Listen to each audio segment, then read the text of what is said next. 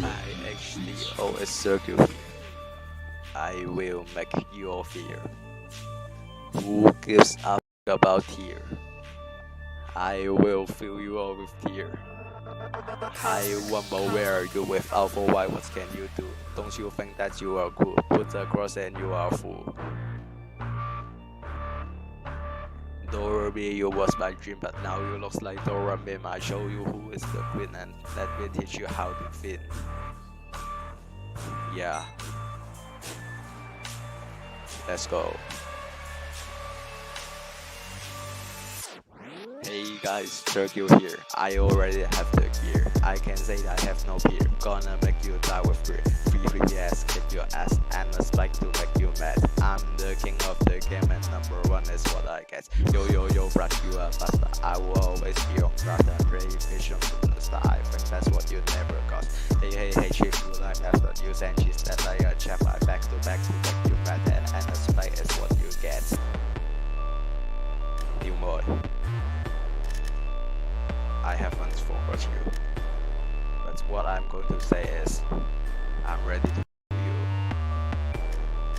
Hey Zach, here's a gift. I bet you won't slow this 5 minutes too fast for you. Look, it's all that you can do. High hook to your wing, play to your and don't complain. And medias understand, circulation is a mess. Hey Carbo, you are bad. Your rating does strictly bad. BM you, then you are you. Exit know what you can keep and please don't think that you are cool. Business commentating. I'm gonna put my opponent in microwave. Ajamba number 1. Ajamba number 1. Let's end here.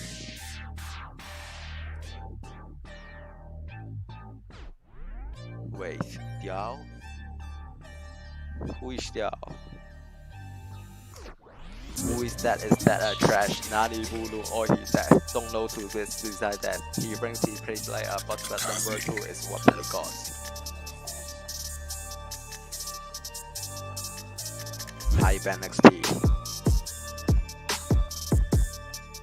Ajamba number 1. Ajamba. I'm your big fan. DM everyone. And number 1 is how you act.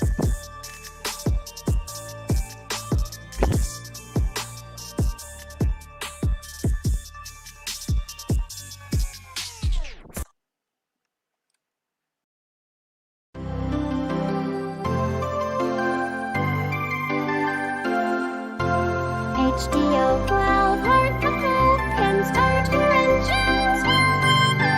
The most competitions you'll be today. A winner will be crowned. Who will be fair? Who will win? Who will be upset? Who is on point? Who will win? Who will rise all the way up to the top of it? Who has the skills for the very best? Ted Trio is our new battle front. Everyone be warned up. Everyone from the entire world is here. Everyone play your very best. The greatest players are here now, fighting for the first place trophy. The ultimate champion will have it. Outplay the rest, make it to the end. Good luck, have fun, very close matches. Prolongs, tackers, everyone can hype. To start fast and Oh using my best god, players this each year. is insane. Oh my god.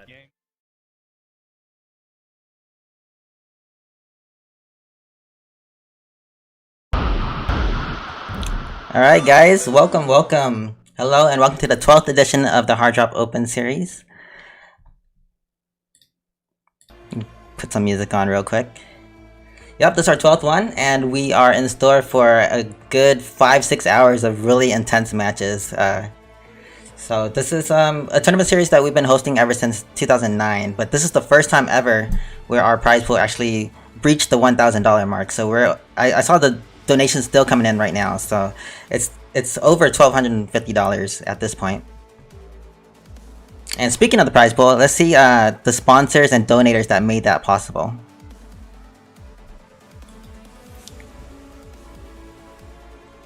So yeah, this tournament and past tournaments that have also not been possible without our sponsors. So we got to give a shout out to NKF Legal, who not only sponsors us with prize money for our tournaments, but also for legal consultations if we need it.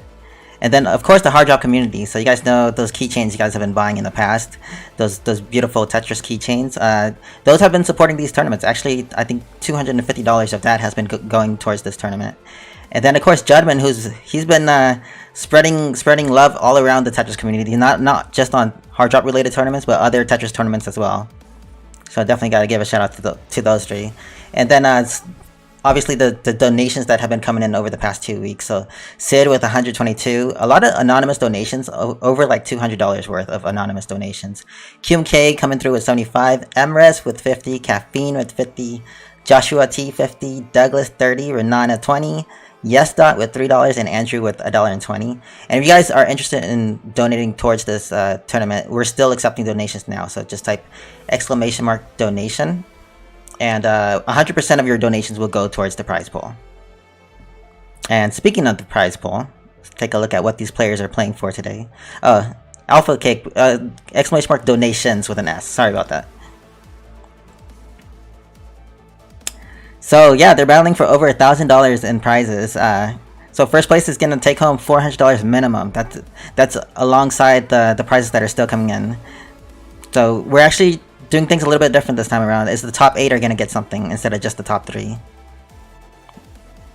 So there's more chances to win, especially with a prize pool this large. But probably the sweetest part is these exclusive in-game badges that Glitchy made for us. Glitchy's been, honestly, he's been hard carrying the graphics and what you guys are seeing with the intro screens and the transitions on the stream. That's all him. So yeah, those are the badges that you would get on your Tetrio profile. And then for commentary today, we're gonna be joined by Microblizz and Potent. Everybody knows Microblizz and Potent. Potent, the host of TTO3, Tetris Tournament Online 3, used to be incredibly active on Hard Drop before he started getting busier. And Microblizz, everyone knows, veteran of the community, held the world record for fastest Tetris player for a large amount of years. And then Dal, an up-and-comer in the community, people have been praising his commentary so much, we had to have him here tonight. And of course, Modest Tomato, who works really well with Delicious as well. I think I was watching the Revolution tournament that they did for Gestures, and I think they did an amazing job. So we had to invite them here. So make sure you guys support their channels. Everybody here is volunteering. Like, everybody's doing this in our own free time. Nobody's getting paid for this. So it's just it's a community thing. We're doing it for the community. So make sure you guys support them too. Their channels are listed right there. So I took a look at the bracket earlier. I'm probably not going to go through it right now because you guys can just do ! bracket. But it looks like some people started playing their matches early, which is good because we're in for a long night, like I mentioned earlier. But from what I saw earlier, we have over 30 X rank, which is the highest rank in Tetrio. 30 X rank players in this tournament. It's gonna be incredible towards the later rounds. Just seeing those intense matches. So without further ado, let's hop into it since it is gonna be a long night. Give me 1 second.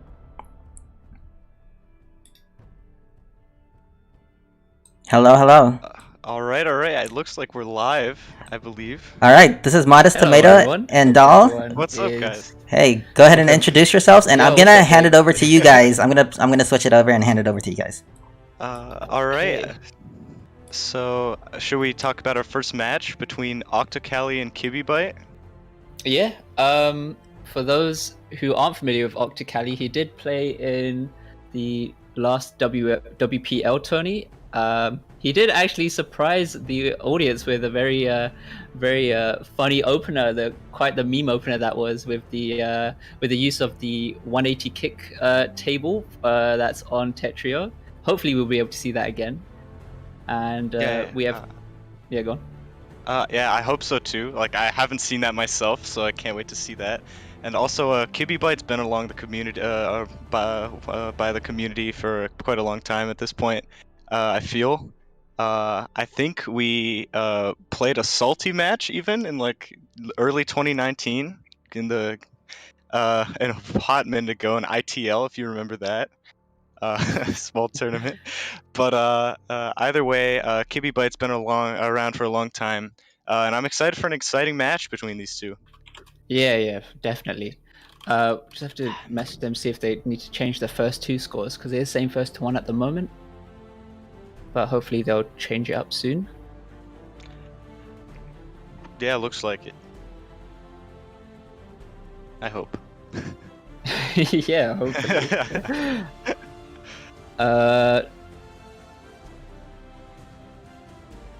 Can we get this? Can we just get this the match or the first two changed? The score change at least. I'll assume Blink's working. Oh, there you go. All right, there we go. We got it. All right, we'll just ask the if they're ready.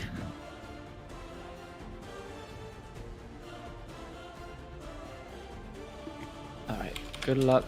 Have fun, guys. And here we go. Starting off the first match of the Hard Drop Open 12. Alright, good luck, have fun everyone. Let's see what these guys are going to start off with. We see both Octocali and Kibibite starting off with a DT cannon opener. Kibibite just a little bit... Oh, well, we're already seeing that through from Octocali. We're looking kind of a little bit of a bamboozle there, but it's all good. They are quite high up on their board, but it's not going to be too much of a problem. Kibibite does have that Tetris column open and gets the nice down stack as well, and is able to top out Octocali in the process. Octocali, unfortunately, unable to get that down stack, but let's see if he's able to change something up in this game here. Looks like Octocali starting with PCO and Kibibite starting with a TST tower, which is interesting. Octocali transitioning into a 5-4 stack instead, and allowing Kibby to get the TST tower off, just barely, but Kibby's still in pretty big danger here, so we'll see if he's able to escape this situation. It looks like Octocali in a little bit of trouble here all of a sudden, but is able to find the long piece, the I piece to get out of there, and finds that T-spin. Kibby doesn't have he doesn't use the I for the down stack there, and is unable to get down. Yeah, I feel like they might try to try to have a feel for how each other plays. They do, even though it is a first to 7, they can probably give up 1 or 2 rounds. Although considering whatever openers they use, it could change the result of that. But we're just seeing that nice hatchy spin from Octocali earlier there as well. But Kibibite just trying to make sure he keeps his stack fairly clean right now and tries to get to the bottom of his board with a nice little bit of a combo down stack. Did get that nice 7 combo in the process, and that's going to send a fair bit of cheese onto Octocali's side. But looks like Octocali looking like he was trying to go for that TST opener, but just got topped out. Yeah, a little bit of greed there from Octocali, definitely, because like spikes are the key to Tetrio, right? And I like sending big damage. Looks like Octocali building either a nice little opener, but it looks like he's gonna keep the DT cannon this time. No trixies right now. And Kibby gets the PC. Octocali with a huge clean well here. We'll see if he's able to use it here. Looks like he's able to get down here. Kibby a little bit of a messy stack, but is able to access the garbage there. Looks like Octocali with a bit of a misdrop on his end, but Kibby's stack not looking too clean either.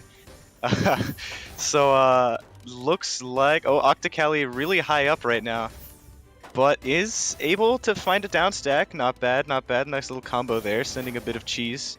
And it looks like both players in much better situations now, able to fix their mistakes. Octocali finding some down stacking there a little bit. Interesting decision making as well. Kibibite is pretty close to the top of the field, isn't really finding like a good way to get down, it looks like. But able to find the Tetris just in time to cancel out some of the line sent. Now Octocali is the one in the hot seat here. We'll see if he's able to get down from here, but it looks like he needs an eyepiece, and that is not in the queue. And that's going to be Kibby topping him out. Yeah, I do believe that these guys are quite close in terms of seed.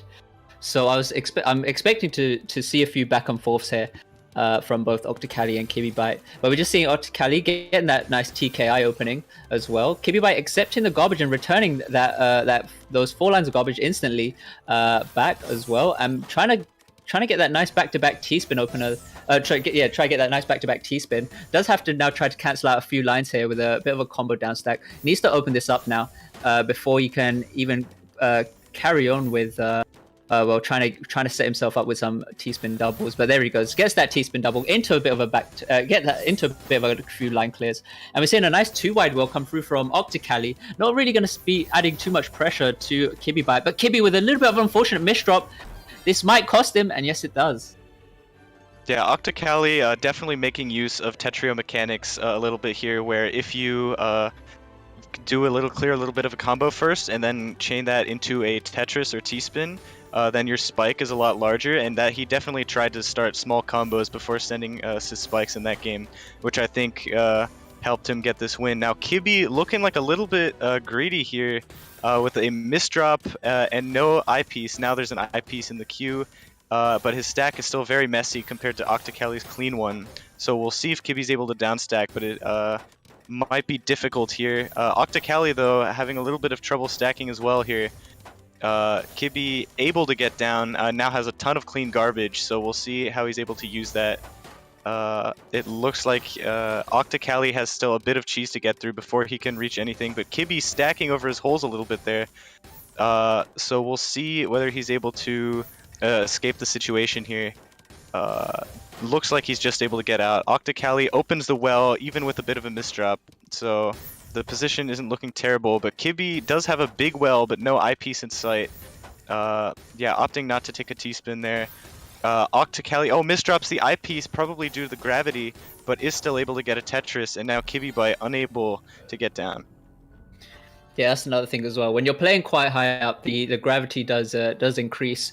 So yeah, you don't have as much time to think about your piece placement, and that could also just affect your decision making as well. But here we go, we're seeing Octocali going with another Hachi spin opener as well, and we're just seeing Kibbybyte just trying to make sure he opens up that column there to send the Tetris, making sure that he works around this as well, so he can try to get some nice T-spin continuations.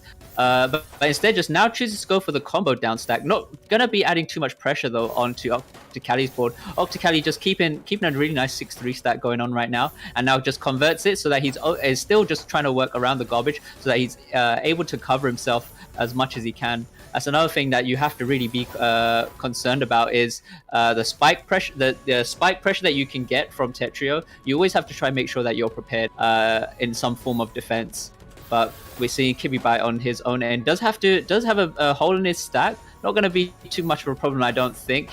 This will be a T-spin single. He is covering up that hole though, so he does need to do a bit more work in order to clear up his board. This might give Octocali the chance to try and get down to the board, back down to the bottom of his board quicker. But in doing so, he's still trying to make sure that he's maintaining these Tetrises as well. All you're seeing here right now, just some really nice T-spins in the process, as well as getting back down to the bottom of his board. And I see he tops out Kibbybyte. And yeah, Octocali coming back from a 1-3 deficit here, but now looking pretty poised to take the set. Just has been having a little bit cleaner stacking than Kibbybyte, and that's really given him the edge. Both players looking for PC, neither able to find it. And it looks like both of them are just going to sort of upstack. Kibby able to send lines, but that clean garbage is reeking of spike material here. And it looks like Octocali going to opt to send a lot of cheese with that, opting for a big downstack combo. And yeah, Kibby, a lot of misdrops there. It looks like he's going to be unable to get out. Yeah, very unfortunate for Kibbybyte there. Just have some very unfortunate misdrops. Okay. I was just thinking, just with those pieces to start off, I was thinking maybe Oct's gonna do the meme opener, but instead no, it's not. He just goes for that TKI instead. We did see Kibbybyte looking like he was trying to go for a PC opener, but just had a bit of a misplacement with the pieces. And we're now seeing a nice combo downs that come through from from Octocali. Although it does send a bit of cheese to the board, to Kibi's board. Kibi with some unfortunate misdrops coming through right now. He does need to work through this, otherwise he is gonna have a really hard time to try and get out of this. And here comes the pressure from Octocali. I don't know if Kibi's gonna be able to get out of this, and he doesn't. This is match point for Octocali right now. Yeah, both players definitely playing a little bit nervous here, as you can probably see. Looks like Octocali gonna opt for a DT, Kibi for a PC. Kibi finding the PC as well, and looking for a second one. Isn't able to get it, unfortunately. Octocali sends garbage just in time there. Now Octocali with a super clean well, but Kibi as well, so both sending pretty big spikes to each other. Looks like Kibi has super clean garbage here. So we'll see how he's able to use that. Oh, and here we go. Now the well is open, and Octocali is not necessarily in the best position, but he does make the most of it and is able to stay safe for the time being. And now is Tetris ready himself. And it looks like, yeah, Octocali just, I think, oh, unfortunate misdrop there. I think he wanted to turn the T-piece one more time so that he could immediately take the Tetris with the back-to-back bonus. But that was a very nice spike from Octocali, and that's going to be the set. GG's. Yeah, I was expecting Kibi to actually take a few more rounds, but it could have just been nerves or something else. He did have, yeah, those unfortunate misdrops that did cost him the round. But yeah, but hopefully we'll see Kibi later on. He does go to the losers bracket, and Octocali still remains in the winners bracket. Yeah. And now I think we already have our next match between Martin and Shakar. It looks like. So that's definitely going to be an interesting one. I don't know very much about either player, unfortunately. Do you? Or I have seen Shakar around a few times. I haven't seen Martin before though. But yeah, I do think Shakar. I mean, this is just my own opinion. I do think Shakar will take this. Although, yeah, I haven't really seen Martin play as much, but hopefully he can prove me wrong. Yeah, I'm excited. I think they want to go for a. Do they want to do a warm up or are they just ready to go? We'll have a look. All right, yeah, they've changed the scores to first to 7. I think they're worried because there's 4 active players right now. So. Okay. But yeah, I think they're gonna be ready in a second. Yeah, Hopefully. Blink just needs to move to spectator.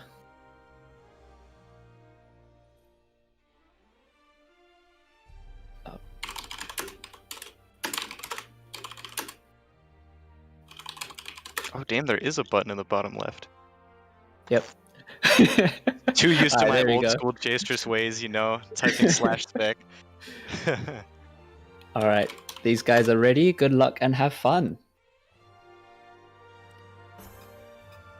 All right, here we go.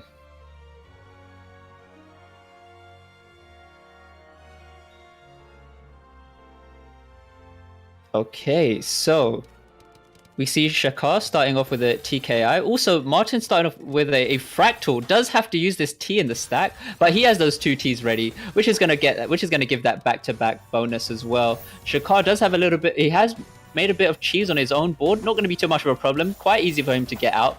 Although Martin is making good use of just general Tetris stacking. You know, if you're not sure what to do, just build Tetrises, and already just topping out Shakar. Yeah, it works out. Martin actually could have almost killed Shakar a lot sooner there, misdropping an eyepiece in a crucial spike moment, but still able to walk away with that round. Looks like Shakar starting off with a 6-3 stack here, and looks like he has a very clean field so far. So we'll see how he's able to pressure with this kind of field. Martin, like with a good amount of like relatively usable garbage. That's a big spike right there, with a lot of cheese especially. So it's going to be difficult for Shakar to downstack that. But he does seem to be doing a relatively decent job at doing that right now. Martin also, I noticed, not using instant soft drop or anything close to it.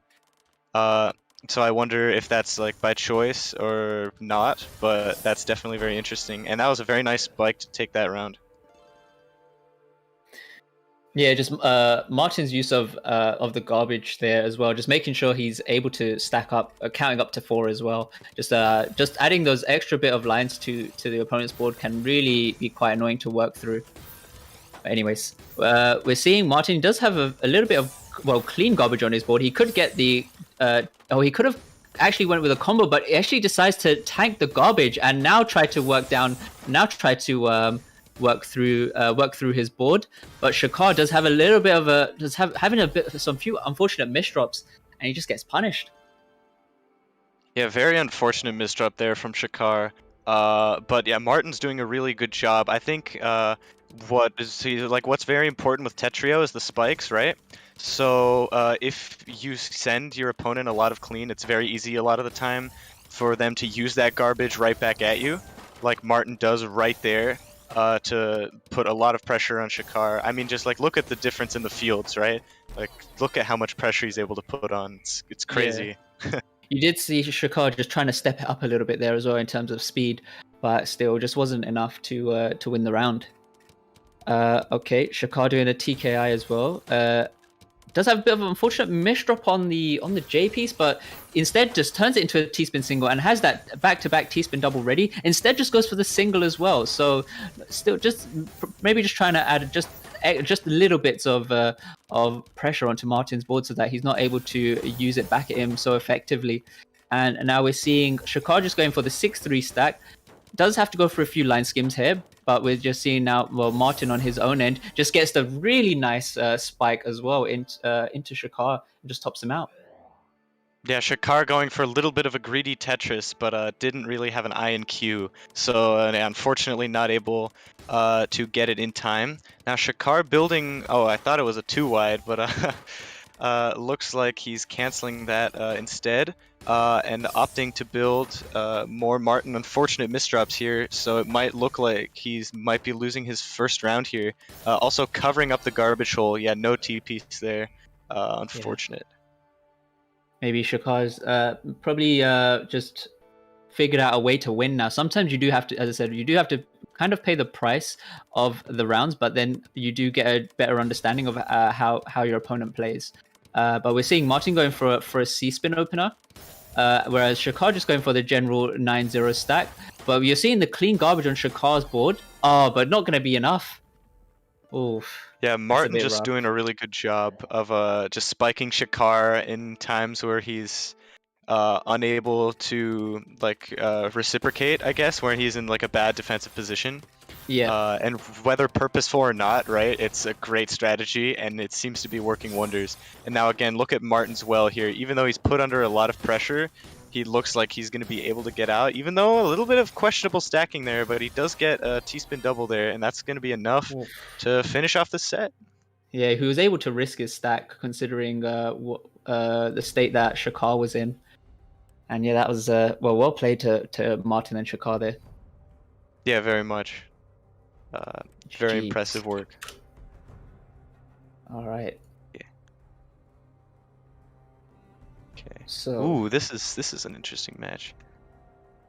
so we're gonna be seeing Agrace versus Alvin Great. Is that right? Looks like it, yeah. Hey, let's go. I'm excited for this match because I've played both of these players and they're both super impressive. Yeah. Grace plays a lot of Jastrus, I know. I've played him a lot in doubles, and I've just seen him play a lot in like 50+ rooms and such. He's a very impressive player. And Alv as well, like I know you've probably had your fair share of sets with him. So like both these guys very talented. I'm curious to see who's going to win this one. Yeah, both of them also in top 100, so this will be a very exciting match to watch. Yeah. All right, good luck, have fun, guys. Yeah. Okay.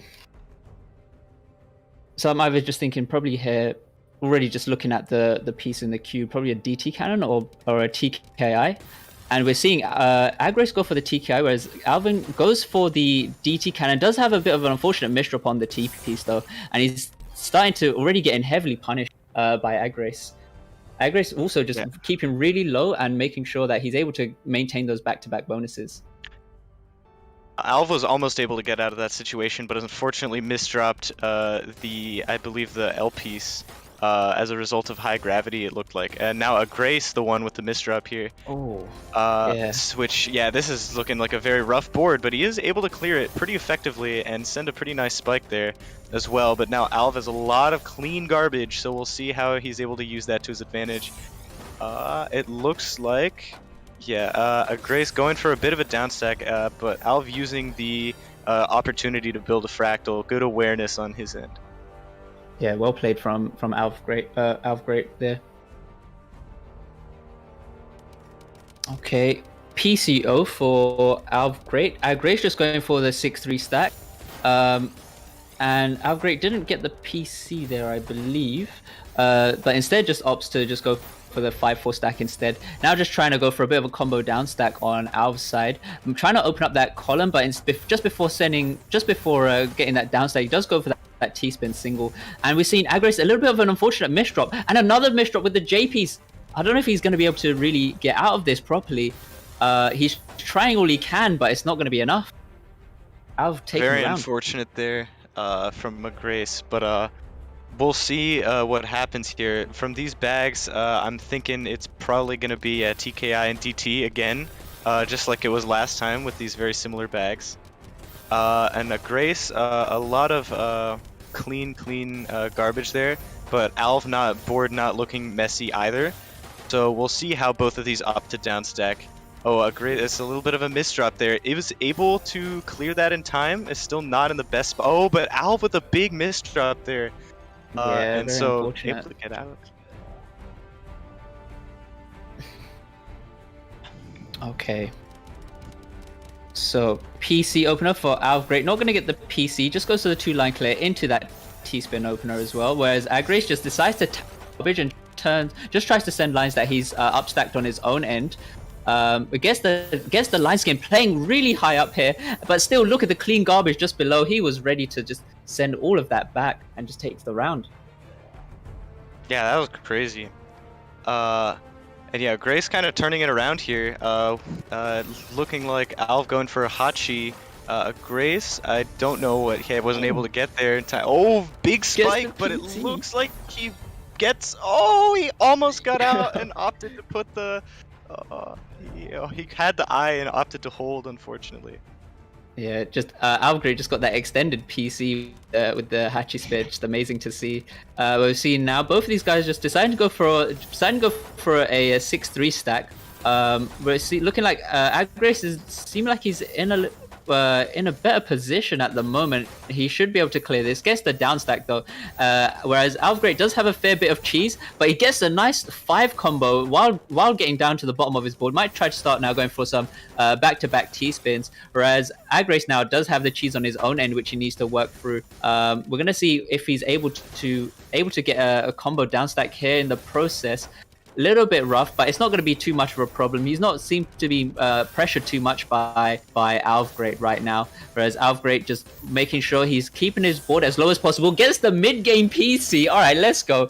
And now the pressure on Agres is going to be very difficult for him to try get out of this. He has covered up his garbage hole a little bit, but he's able to get out of it. Gets the down stack as well, whereas Alv Great just gets that T-spin double setup ready. And what's he going to try to do here? Just goes for the 2-line clear, gets the T-spin double, and now just trying to get back to the bottom of his board by getting that really nice T-spin double. And here we go, Agres just making sure he gets his own T-spins as well, trying to cancel out some garbage that's been sent to him, and gets the Tetris into the nice down stack. Gonna send a bit of cheese. Now Alv Great really needs to get out of this. He has to risk his stack a little bit. I don't think he can get out, and that's Agres taking the round. Well played to Agres. That was a crazy round. Like those big spikes. Grace was so close to the top out, but then still able to find his way down. Alv choking a little bit, I guess, on the pressure, you could say. And it looks like, it looks like both players with pretty good positions here. Oh, but Alv, unfortunately, jeopardizing the stack. And Grace just taking full advantage of that.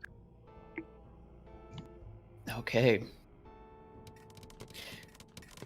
All right, we're seeing a center forward versus TKI. Okay, I mean, Alv wasn't really able to fully execute that 4 wide. I mean, doing 4 wides in Tetrio isn't really the best strat for spiking, but it's more for cheesing, which means just basically sending very like little amounts of garbage, so that it just looks completely messy on your board, and it takes a fair bit of time to try and work through, in comparison to sending Tetrises and T-spins, which send just clean lines of garbage. But we're just seeing here, Grace just has to jeopardize his stack just a bit, but gets the nice Z-spin in order to fix it up. And he's still getting pressured quite high up from Alv right now. But Alv gets the 6-3 stack, making sure he gets these back-to-backs as well, and gets a nice combo down stack to top out Grace. Yeah, like the cheese just played a huge factor there. Alpha sent a lot of it, and Grace just had trouble getting down. So we'll see if he continues strategies similar to that. But it looks like they both get the PC. This is always a really interesting situation because whoever spikes first is usually able to take the round. It looks like both of them able to spike pretty much at the same time. But definitely Alf coming out with, I'd say, the more favorable position, though Grace doing a good job down stacking here. We'll see if Alv is able to get his way out. Barely does, just in time. But now under a lot of pressure here. Oh, he wants to get the T over, but he can't. He can't. that was quite funny. But this is match point for Grace right now. Alv needs to take 3 rounds straight away in order to win. Where we're seeing TK is pretty much for both players right now. And now Alv has to break the back-to-back in order to open up his Tetris column, the garbage column to send that Tetris. And we're seeing Grace just making sure he keeps his board as clean as possible and gets the nice down stack back to the bottom of his board right now. Whereas Al Gray is under a fair bit of pressure. I'm not sure if he's going to be able to get out of this. And no, that's going to be game. GG's to Grace. That was a lot of clean spikes, and I think when it came to clean, it was mostly Grace who was able to come out on top in that set, but still very great showing for both players. Yeah. All right. So I think we're going to be just going into the next match right now as well. Yup. Okay, so we'll see who is Do you up have a now. link for that? Yeah, should be in. Hold on.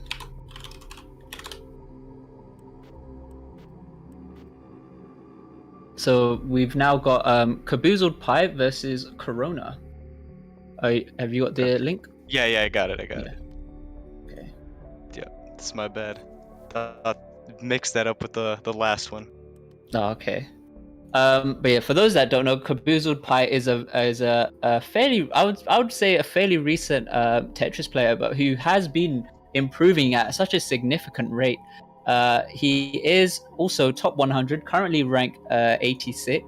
Has reached, I do believe he's reached rank X a few times as well. Whereas also Corona, also one of the great South American Tetris players, has competed in a fair number of tournaments as well previously, and he's also ranked 89 at the moment. So I do believe that we are in for a very interesting match. Yeah, these players are both crazy. I remember when Corona was super active, especially playing in a lot of Tetris Tuesdays tournaments, and just like winning against some amazing players there. Especially sending he's played super fast, sent a lot of cheese, I remember, and was able to spike really nicely. And I mean, Caboozled, yeah, kind of speaks for himself. He's been grinding super hard lately. So yeah, this promises to be an interesting match. All right, good luck and have fun, everyone. Yup. Okay, let's see what these guys start off with. So both of them starting off with PCs, which they were perfect players, which they both just clear and cancel each other out on. Corona having a little bit of some unfortunate miss drops, but it's not going to be too much of a problem for him, given that his playstyle, he is known just for making these nice combo downstacks as well, but just already getting that early round of Caboozled. Yeah, I'm gonna point out like the PPS difference. Last round Corona was almost 3 PPS compared to Caboozled's 2.4, and I think his speed advantage is definitely gonna play like a big role in helping him fix misdrops like in that last round. and be more able to recover from mistakes. But Caboozled finding a pretty nice down stack, and he has a lot of clean garbage to spike with, which he definitely does send right there. But now Corona stack looking mighty fine, if I do say so. Caboozled with a lot of unfortunate misdrops. Looks like he might be a little nervous, unfortunately, and Corona is going to take that round. Yeah, looking like it's not something that we often see from Caboozled. But yeah, obviously, tournament nerves can really get to you. Okay, so we're seeing some TKIs from both players, although Caboozled does have to just try to instead just go for those Tetrises in order to try and get down from the bottom of his board. And we're just seeing Corona pop off right now in terms of speed, and already just such an early win. Yeah, Corona's just crazy, like I said. Like he's so fast, and his spikes are just really impressive. And Caboozled seems to be having trouble dealing with it. Both players, they both send each other the PC, and Caboozled finds a nice down stack, and yeah, that's the round. That's how it goes when both players tank a PC, you know? Like, you know a big spike's coming, the question's for who. Yeah, exactly. Okay, we're seeing TKs for both players, and already Corona just instantly returning the garbage that's already been sent. That's also just another thing that you need to try and do, especially when going against like such good players. You want to try to aim to get as low as possible as well. Yeah, Corona 210 AP in that game. Just very speedy, very quick, and very effective sends. Misdrop on the T-spin there for Corona though, which means Caboozled is definitely in an advantageous position, but isn't able to really find anything big to send here. We'll see if Corona is able to dig his way out in time, but his position still looks pretty rough, I'd say. I mean, he is kind of getting out. Caboozled isn't really sending that much, but yeah, Caboozled able to take that round.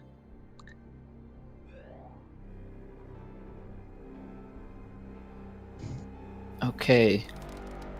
We're seeing again PCO from Corona, not being able to find a perfect clear though, and we're just seeing Caboozled just going for a bit of an unorthodox stacking, but it's not going to be too much for a problem. He does get down to the bottom of his board, but although Corona does have this garbage which he's ready to just send back to Caboozled, and now Caboozled is on just taking a little bit of heat right now. He needs to try and find a way out of this. He is covering up his garbage hole just a bit, and just gets punished by Corona. Yeah, Corona just playing super impressive right now. And yeah, Caboozled having a little bit of trouble keeping up with just this crazy speed there. It looks like, yeah, Caboozled sending very clean, but Corona has a ton of clean garbage, which it looks like he's getting to right now, and we'll see if Caboozeld's able to dig his way out, but it's not look like he's able to. Yeah, just an unfortunate decision there from Caboozled. Just cost him the round, unfortunately.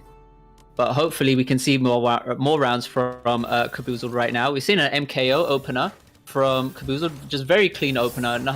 You can normally get a PC or just continue with some nice back-to-back T-spins. But already just Corona just too much power and taking the game. GG. Yeah. Corona's speed really definitely helped him a lot that set. He just was able to pressure Caboozled really fast and effectively, and Caboozled just had a lot of trouble dealing with it. But yeah, GG's to both these guys. Yeah, excellent showing, of course, as is to be expected. Yeah, obviously, yeah, from top 100 players, you know. I think we're just finding out what the next match is going to be. Right, so we're waiting. We're waiting for a couple of matches to catch up. Like we're getting further and further into the bracket. So I see some of the matches going on, like Shan versus C2 Sam, Cheap versus Ripple Yo, CZ versus Circu. I know a lot of people don't know CZ, but he's an amazing player. There's a lot of crazy matches going on. So we're just looking for the best one right now to show everyone.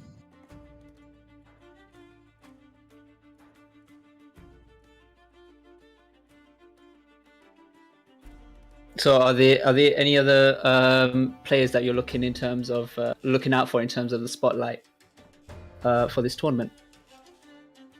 I mean, I think there's a lot of people who signed up for this who don't get a lot of love. One of them being CZ. Like CZ is, I know very few people like know about him. I see him in the Taiwan server a lot of the time, posting just incredible feats, and he's definitely one of the best players in the region as a whole even. So I'm curious to see if he like can defeat Circu maybe. That definitely promises to be an interesting match. Yeah, 100%. I was surprised to see Chocolad Tom10 in here in the tourney. He's a OG player, also one of the greatest. But I haven't seen him in any tournaments. I think probably for the past year or so. So yeah, very interesting to see him again. I would like to see. I would actually like to see QMK. Actually, I mean, obviously he has been in previous tournaments, but in the WPL tourney hosted by Beast and Shen, he was really popping off in that tournament. So yeah, I'd like to see how he does again. Yeah, no, I'm super excited for a lot of these matches. Okay, I think we've got our match ready. It's going to be CZ versus Circulation. CZ Small. Yeah, I'm super excited for this match. Someone who hasn't seen enough of CZ altogether. I'm excited to. I just hope that Circulation keeps to his word in terms of his dish that he wrote. He's gonna microwave him, right? So. Oh, this will definitely be a very interesting match. Yeah, and yeah, both of these guys top 30, I think. Yep. So like, this is just a crazy this is gonna be an amazing match. Is all I'm saying. Yeah, both rank X players, you know. Yeah, we'll have to see. Oh, do you need to change score? First to 7. Circu saying microwave ready. So I mean, this is trash talk already. This is gonna be exciting. Yep. Circulation says he's ready. I'm sure CZ Small is ready as well. All right. Good luck. Have fun, everyone.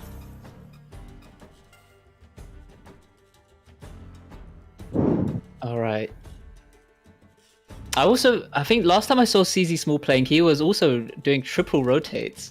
But we'll see how he plays here. Oh, really? We see Circulation just getting a very unfortunate on that PC opener there.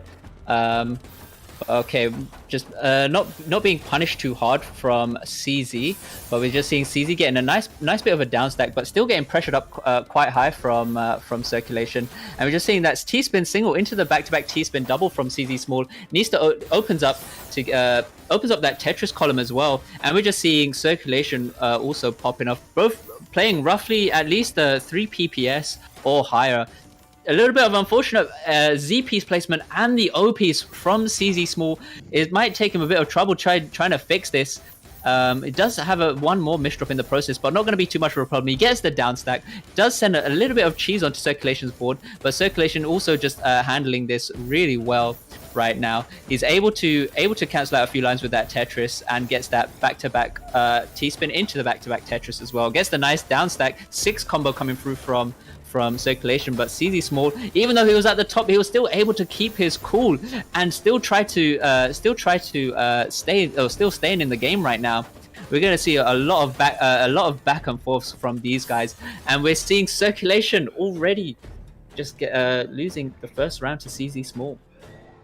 Yeah, and like the first thing when I look at this match is I think this is a polar opposite of last match, where last match was all about huge spikes, clean sends, and all of that. This is all about who can downstack the cheese better, or it is so far anyways. And it looks like, yes, CZ being pressured up pretty high. Both players playing at a very fast speed so far, but a good downstack from CZ there. Looks like he's going to take advantage of that clean well. Not able to, unfortunately, find the multiplier combo there, but still able to get down. And now Circu, the one kind of in the... well, both of them are kind of in the cheese hot seat right now. But CZ has a lot more clean, and he's able to get the Tetris after, I think that was like a 5 combo or so. So able to spike pretty hard onto Circu's board. Oh, both players with a big spike at the same time, and Circu able to take advantage. Jeez. Yeah, also seeing there, CZ Small actually triple rotating, and, you know, to triple rotate at this speed is somewhat amazing, you know. But yeah, I mean the amount of attack power coming through from both these guys is insane to watch. And we're just seeing right now Circulation getting that nice floating T-spin into the skim, and gets that second T-spin double in the process. CZ with a little bit of a misdrop, but he just tries to work around this and just also just trying to clear as many lines as possible by trying to upstack. And here he goes. He's back at the bottom of his board right now. Might try to find some. Or even after just receiving that Tetris, he just returns it back and takes the round. Yeah, that was a crazy round, and CZ, even with the triple rotates, able to like be consistent 3.6 PPS even after like multiple misdrops, meaning just like his speed is just especially in multiplayer, is just crazy. But it looks like he has a pretty messy field here. So we'll see if Circu's able to take advantage. Circu going for some greedy T-spins here, opting for a big spike, but CZ looks like he's getting ready to downstack. And that was a big spike on his end. We'll see if he's able to punish Circu. No, Circu able to find the downstack just in time, but yeah, unable to go down further. Oh no. Already CZ with the 3-1 lead. Okay. So we're seeing Circulation go with the PC, and already just really quick with clearing that perfect clear, and now just goes for that TKI. Although the clean garbage on CZ Small side, which he could take full advantage of and return it back to Circulation right now. Although Circulation trying to do the most by trying to keep pressurizing CZ Small right now. And CZ Small at the top of his board. Is he going to be able to get out? No, he is not. Yeah, crazy. Circu did a really good job there pressuring, knowing he had the win in the bag and just not letting up. Because CZ actually, like that Tetris that he scored at the end was actually a pretty big multiplier as well, but Circu's spike was just so crazy that he wasn't able to cancel out the full thing. But now Circu a couple of misdrops here, and yeah, the microwave not looking primed. Yeah, yeah. I mean, you know, it's just like, especially at this level, you make like 1 or 2 misdrops and that's it. You can get punished really, really hard. So yeah, just obviously trying to minimize these mistakes and even just trying to recover as quickly as possible is what's needed against these kind of players. And we're just seeing right now Circulation still getting sent quite high up here, but with the clean garbage, he's able to return it. He gets a little bit of a multiplier bonus as well, so it does send just that extra bit of garbage to CZ Small. But CZ Small is just going nearly the 3.7, 3.8 PPS with the triple rotate. You know, you gotta keep that in mind. But either way, Circulation just takes that round. Dang, CZ at the start of that round was literally 4.5 PPS for the first 20 seconds, which is just like people can't reach that in sprint. I can't burst that in sprint. Like it's just so unfathomable to play that in multiplayer. Looks like, yeah, both players with pretty nice fields here. CZ able to get to the bottom here, and he's definitely upstacking right now, trying to put some pressure onto Circu. But Circu doing a good job canceling and managing his position. And that was a really nice spike there. 417 versus score. Yeah, I mean, Circulation just making the scores all equal right now. Could try to, if he carries on with this momentum, it could be a bit devastating for CZ Small right now. We're seeing CZ does have that bit of a misdrop, gets the line skim into that T-spin, and here he goes, another line skim into the T-spin, into that back-to-back as well. Although the garbage lines that are being sent to Circulation are fairly clean, which he's able to return very with not too much of a hassle. And here we go, we're seeing some more pressure coming through from Circulation, getting that nice combo down stack as well, which also just sends that cheese, which is just those garbage with the holes out just all over the place, which is going to be much of a bit of a problem for CZ Small to get down. But as I say that, he's just getting down it like it's nothing. And now CZ Small just topping out Circulation. Let's go. Yeah, CZ was under a lot of pressure there, but Circu was just unable to get that last little bit of damage that he needed to top him out. And yeah, CZ gonna take full advantage of that. and find his way out. Yeah, CZ with an amazing looking stack right now. Cirque under a lot of pressure here already, so early into the round, and CZ's stack just getting higher and higher here, just trying to pressure. That was a really nice Tetris already, like counting to 4 as well. But Cirque able to get out of there somehow. But he has so much speed on his field now that it's going to be difficult for him to escape the situation. That's another thing about sending the PC as well. Like, because it is clean garbage, you know, as you said it earlier yourself, that it can be a bit of like a double-edged sword, and you can just get those lines already sent back to you. But already we're just seeing some. Oh, would have just about seen Circulation get that second PC there, but just had that one line of garbage sent to him. And CZ with the misdrop on the eyepiece. That was rough. Yeah, that was pretty rough. CZ going again 4 PPS, like he's just a speed beast here, and I think that's really playing into his advantage. He's able to downstack faster, send cheese faster, and like just doing everything faster is a very nice advantage to have. And that unfortunate misdrop by Circulation is gonna cost him the set. GG's.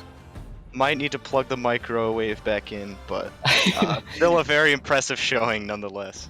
He is still the rap god. He is still the rap god. Okay. Alright, let's get this next match going. Yeah, looks like we have Beast and Shen versus Iljane. Is that correct? Yeah, I think it is. Oh well. Yeah, I mean, what can we say about Beast and Shen? He's been doing, you know, a respectable amount of work with his WPL tourneys, and yeah, he's also like an all-round Tetris player, playing all sorts of Tetris platforms, such as Netris and Coltris 2, and yeah, Puyo Puyo Tetris as well. And yeah, and we got Iljane, who's also one of like an OG player as well. I think he won the Hard Drop Tourney. HDO 11. Yeah. Yeah. So yeah, I do think that we are in for a bit of a wild ride as well here. Yeah. I mean, having played Shen and having seen Iljane, I'm gonna say Iljane is a big favorite here, but I don't know how well versed he is with Tetrio mechanics. And Beast and Shen has definitely been practicing this game a lot. You guys should follow WPL, by the way, if you want to see more amazing Tetris tournaments. Yeah, twitch.tv/Beast and Shen. Yep. Okay, yeah. are these guys ready? Alright, good luck, have fun, guys.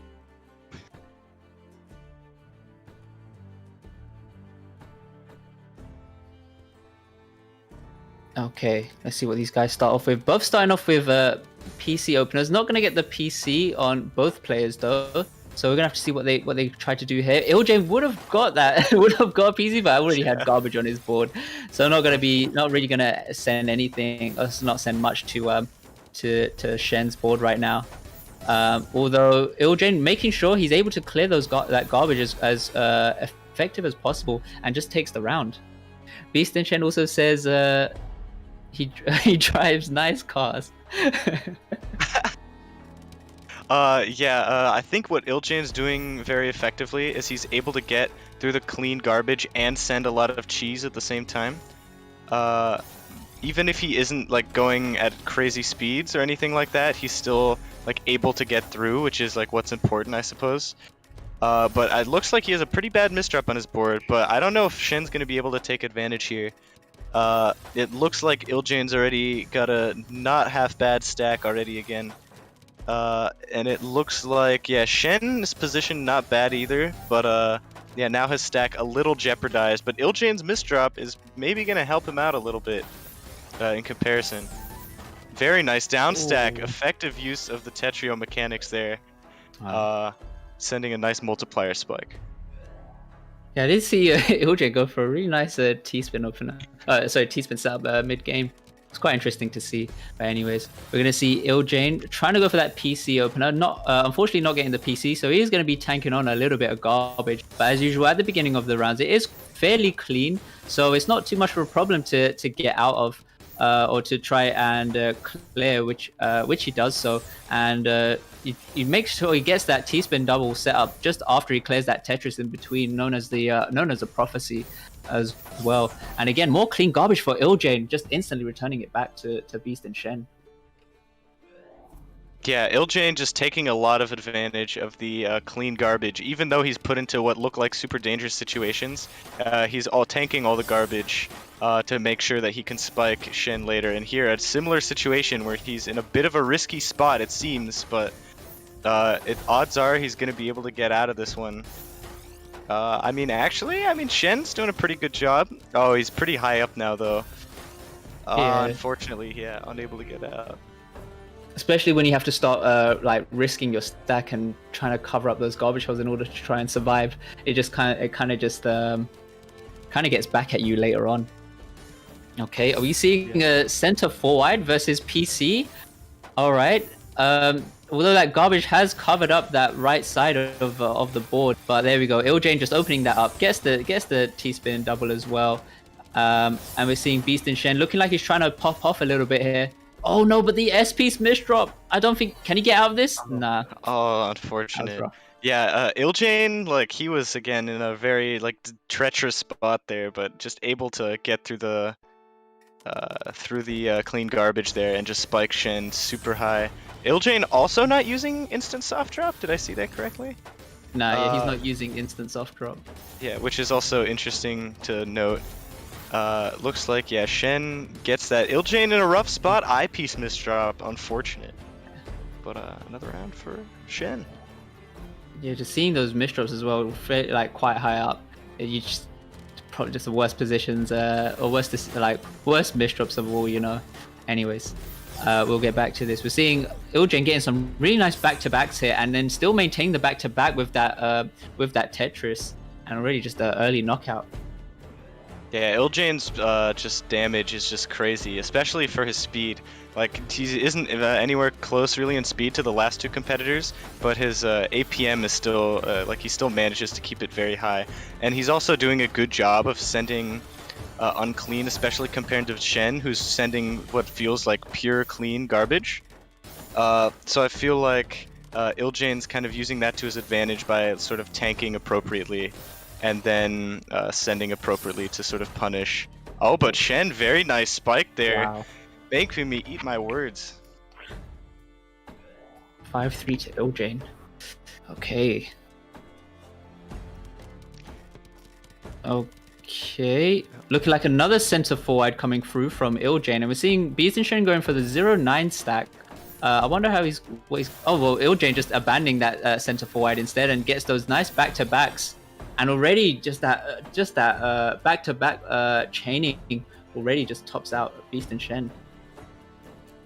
Yeah, Iljane doing a great job of just keeping the pressure on. He's definitely using, or in that game especially, he used a lot of the back-to-back bonus, I guess it's called, where the back-to-back bonus is more powerful in this platform. Shen really unfortunate misdrops that round. Wow. Yeah. That's a sad way to see a set end, but good set either way from both these players.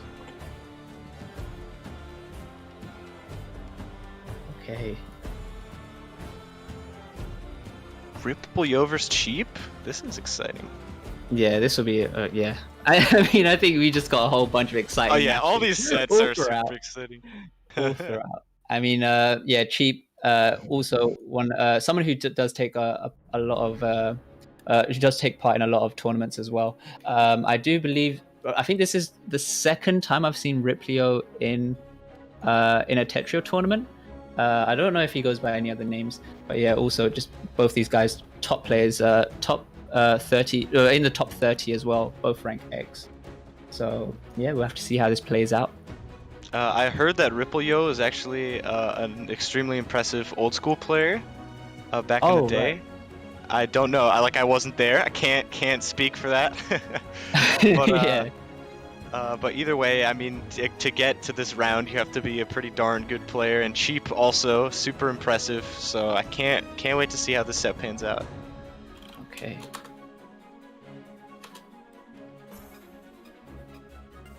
All right. Good luck. Have fun, guys.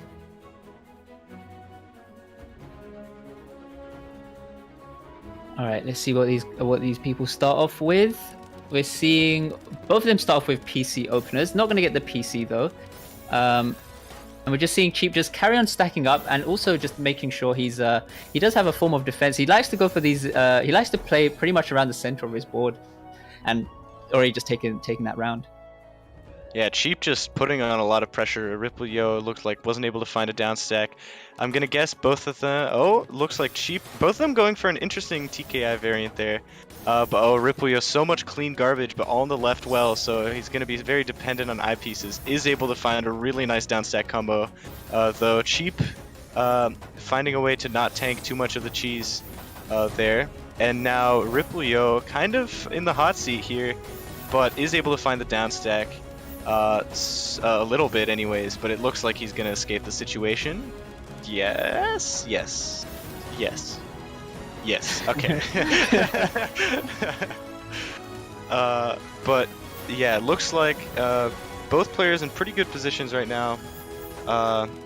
Ripple Yo, a little bit of a misdrop there. We'll see if Cheap's gonna be able to take advantage, but I think most of Cheap's strength comes in his ability to downstack, because as opposed to like his ability to send really huge spikes.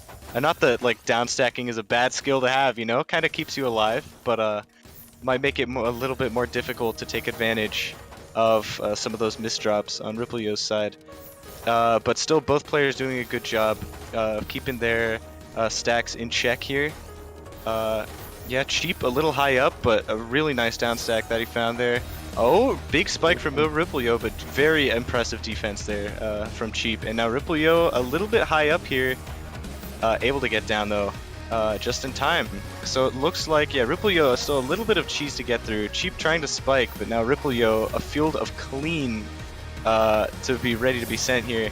As he sends it, we'll see now Cheap the one with the clean garbage. Oh, is he gonna? Yup, barely gets out of there.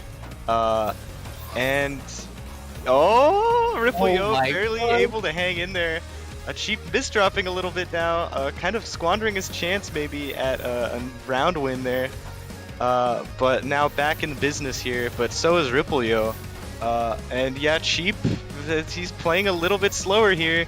He's you could even say he's panicking a little bit. And yeah, Ripple Yo gonna come out of that round somehow. Crazy. Yeah, I feel like with Cheap's playstyle, like from what we've seen in previous tournaments, like Tetrio does help him with that. Like the way how Cheap likes to work around the middle of his board and then just goes for these really quick combo spikes. And yeah, along with if he's able to get that multiplier triggered, yeah, he can just do some serious damage. Yeah, really good spike there from Cheap. So we'll see whether he's able to kind of keep that up here. So yeah, it looks like both players going for PCO, but Cheap then not opting to building a fractal instead. Ripple Yo also just kind of stacking up there 5-4. Yeah, Cheap, unfortunate Q a little bit there, had to make a few skims, but I think the cheese might actually be helpful in the long term. And yeah, now he's spiking Ripple Yo, who's in a bit of a difficult spot to get out of, but Cheap with some misdrops of his own. So we'll see how he's able to handle this situation. Very nice down stack there from Cheap, and now Ripple Yo having a little bit of trouble maybe getting out of this. The flat eye, very interesting decision there, but it does work out for him. And yeah, Cheap slowing down a little bit to get that 180 spin for sure in there, and is able to send clean, but now Ripple Yo has all the clean garbage here, and Cheap the one under pressure and not able to get through the cheese. It was very well played from Ripple Yo. Okay. We're seeing an MKO from Ripple Yo. Cheap with some very unfortunate misdrops at this beginning of this round. But yeah, considering it is quite early, it's not. I don't think it'll be too much of a problem for Cheap to get through this. And here we go. Cheap getting that really nice 5 combo as well. Just again, attempting to try and send some cheese to Ripple Yo's board, but not really gonna add too much pressure right now. And here we go, Ripple Yo just making sure he try. Oh no, he has a Z-piece misdrop. He's trying to make sure that he's able to clear up his board on this down stack. But trying to do the most right now and trying to find these extensions on these down stacks. Not going to be able to get it though. That's Cheap taking the round. Yeah, Cheap, super creative overhang there, soft dropping 2 eyepieces to make it work, but he did send the T-spin with that, which did win him the round. So yeah, both players finding PC in that sort of situation where whoever spikes first might win the round, but both players at similar enough skill level to be at the point where they can both send at the same time and then not tank. So it looks like Cheap has a very clean board here, no cheese at all, whereas Ripple-Yo has a little bit of garbage, but it's mostly clean.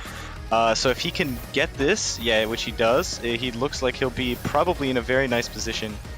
Oh, unable to get a Tetris out of that to make full use of the multiplier combo, but doing still a good job of getting out of the situation there for Ripple-Yo. Now Cheap, yeah, opting to send that T-spin single there, maybe to add a little bit of cheese, and yeah, I think it seems to be working because Ripple-Yo is in a bit of a difficult spot here. Cheap is gonna take that round. Yeah, Cheap just playing really well right now, making some really nice decisions in terms of how to handle himself.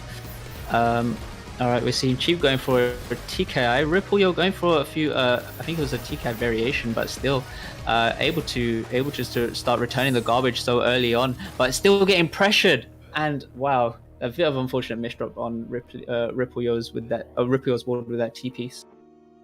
Yeah, Cheap kind of running away with this right now. Looks like both of them going to be starting with Cheap getting a PC, Ripple-Yo just kind of making sure he's ready to send back all the clean garbage. And he sends a very cheesy attack there, so we'll see how Cheap is able to deal with this here. And he's doing a good job of like slowing down to find the down stack, and it's working out very nicely for Cheap, but Ripple-Yo, very nice T-spin setups there. And it looks like he's in a pretty good spot here. Cheap wasting an eyepiece, unfortunately. He had to because of an unlucky Q, but is still able to exit the situation unscathed, and then a big spike on his end, but Ripple-Yo able to survive barely. But yeah, not able to survive that. Yeah, match point for Cheap right now. I mean, Cheap is just playing insanely well.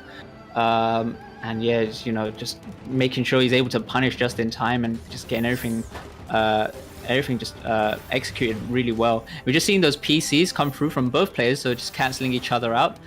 And then we see Ripple-Yo just trying to make sure he's trying to keep his board fairly clean, gets back down to the bottom of his board right now, just as Cheap does as well.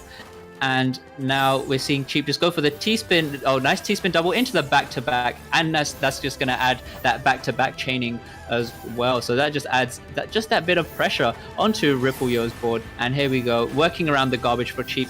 Ripple-Yo seems to be under a lot of pressure right now. He tries to do the most and tries to get out of it, and now there he is. He's back in the game. And now Cheap, although still just trying to pressure as much as he can, working around the middle of his board. And now Ripple-Yo under some pressure, and that's going to be game. Yeah, really clever spike at the end from Cheap there, down stacking into a T-spin, which really just put that extra little oomph to seal the deal there. Yeah. Very impressive. And it looks like we've got our... are we being swapped on commentary? Or... Yes, we're gonna sub in Microblizz and Potent for the next match. We'll just have to see. Can you guys hear me? Hey, can you guys hear me? Yeah, it looks like 0T versus Dormy will probably be next. All right, so yeah, I think we're gonna take a little bit of a break, or we're gonna be switching over to Microblizz and Potent with the commentary. So while we're about to switch right now, Blink, we can't hear you right now. Oh crap. Yeah, we can. But either way, looks like we're gonna be signing off for the time being, but we'll be back. So, and then, yeah, enjoy Microblizz and Potent's also excellent commentary. Alright, but you guys can hear me on Twitch. So before I hop over to Microblizz and Potent's voice channel, just want to say we had $220 just come in, a $200 donation from Mussy, and a $20 donation from Song. So thank you guys so much for those generous donations. That helps a lot in supporting the tournaments, making sure these participants and very talented Tetris players get the prizes that they deserve. Like I remember years ago, you wouldn't even see $200 in the total prize pool of a tournament, but now we're seeing it as a donation come in. And already this prize pool has reached $1,475. So this is, in terms of hard drop, this is our largest prize pool yet for a tournament. So thank you guys so much for making that possible. And I'm gonna hop on over. Hey guys, can you hear me? I can probably find it in my They cannot history. hear me. Blink's here. You're on, man. Thank you to the previous commentators. Job well done. This is a match between Dormy and Zero T. Dormy's a French player, kind of like Wumbo from what I've heard. And he's a pretty popular YouTuber. Zero T's been a long time community member, pretty solid player, so it'd be a good match. Yeah, very old school. He's starting soon, right? Still not started yet, I believe. Still just gotta wait for the match to begin.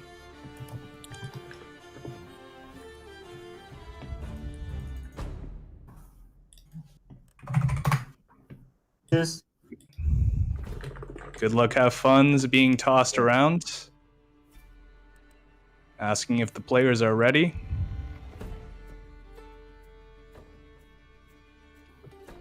We have the okay from both players and we're almost ready to go. right, I see it.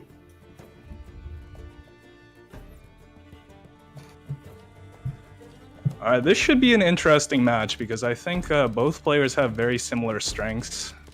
Very back-to-back heavy play, especially from Dormy. And I think we're quickly seeing that to be the theme so far. Both started out with DT cannons, pretty classic opening.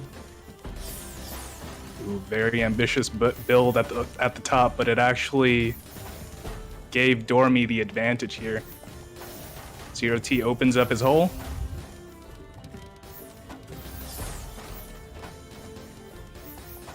Okay, trying to fight from the top. Zero T couldn't find a way out, unfortunately.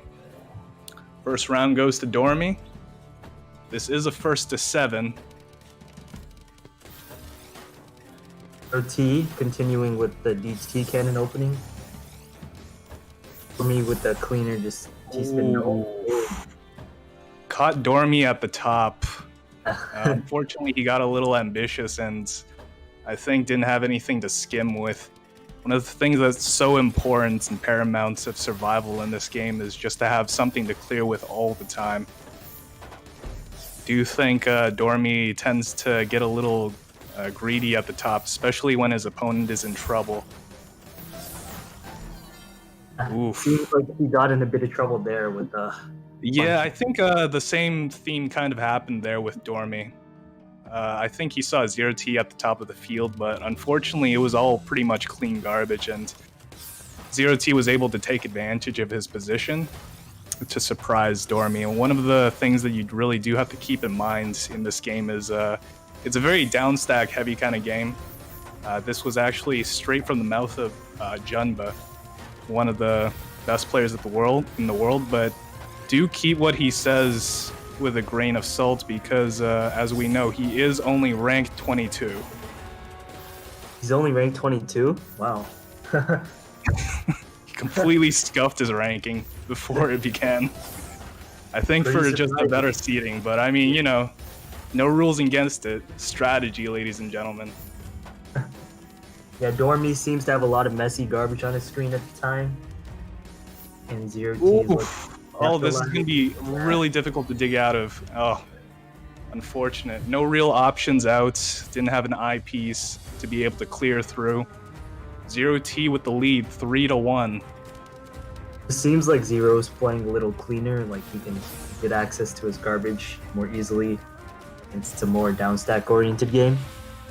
Yeah, I was actually able to practice with Zero T yesterday, so I think he's been very mindful of when his safe zones are, or where his safe zones are, and how much he can actually survive. So he has a lot of experience with high APM and kind of like when he needs to start down stacking in this case.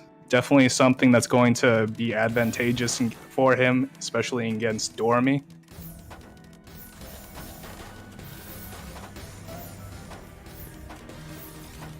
Okay, more back-to-backs being tossed around. Zero's still just down stacking through his garbage, making some very meticulous decisions here with his survival. Doesn't want to send anything over to Dormy just yet.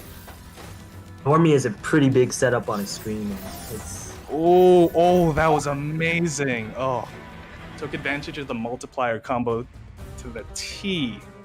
yeah, he had a huge Tetris hole in Yeah, man. Like I told you earlier, it's really advantageous to have a T-spin doubles or Tetrises in the middle of a consecutive combo. That way, like you get that juicy multiplier going. Yeah.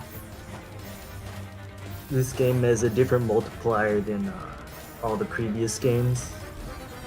For sure, and there's a different level of meticulousness in this game for sure too. I mean, just based on the last couple of rounds, a lot of the rounds have been won by either player just based off of insane spikes that either one was able to send at inopportune moments when the other player wasn't exactly ready to defend. Zero T with a little bit of an awkward piece placement there with his Z piece cost him the game. I had to block his garbage hole there, which was pretty costly. Zero T with the early lead early on with 3-1, but Dormy was able to solidify, and it's now a tied game. Dormy doing a lot of fancy T-spin setups. Oh boy, Zero T running out of options here, had to make some compromises. Wasn't able to get down to his eyepiece to open up his field as well.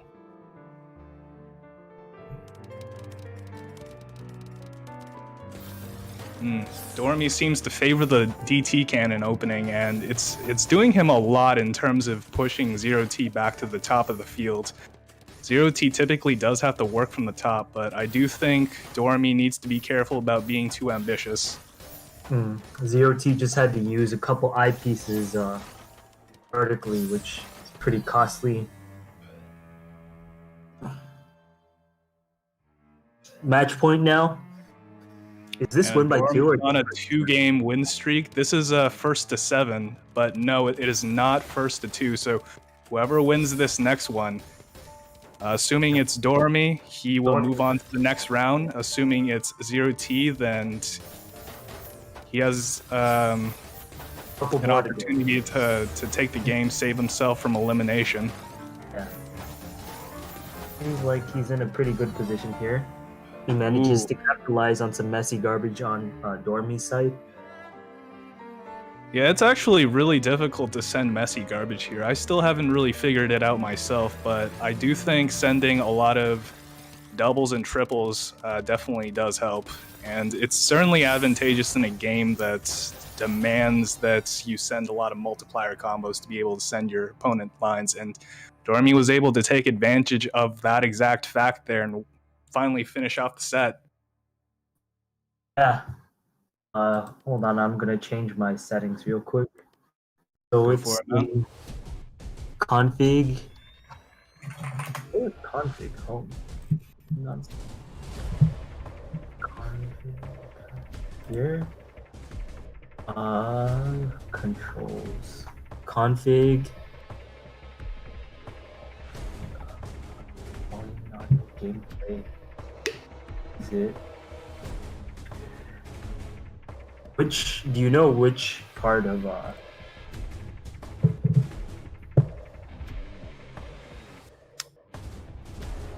Which part of what now? spin board when you T-spin it? Do I turn that off? Yeah. Damage, shakiness. Yeah, it's up to you. As long as you can see the game, all fine.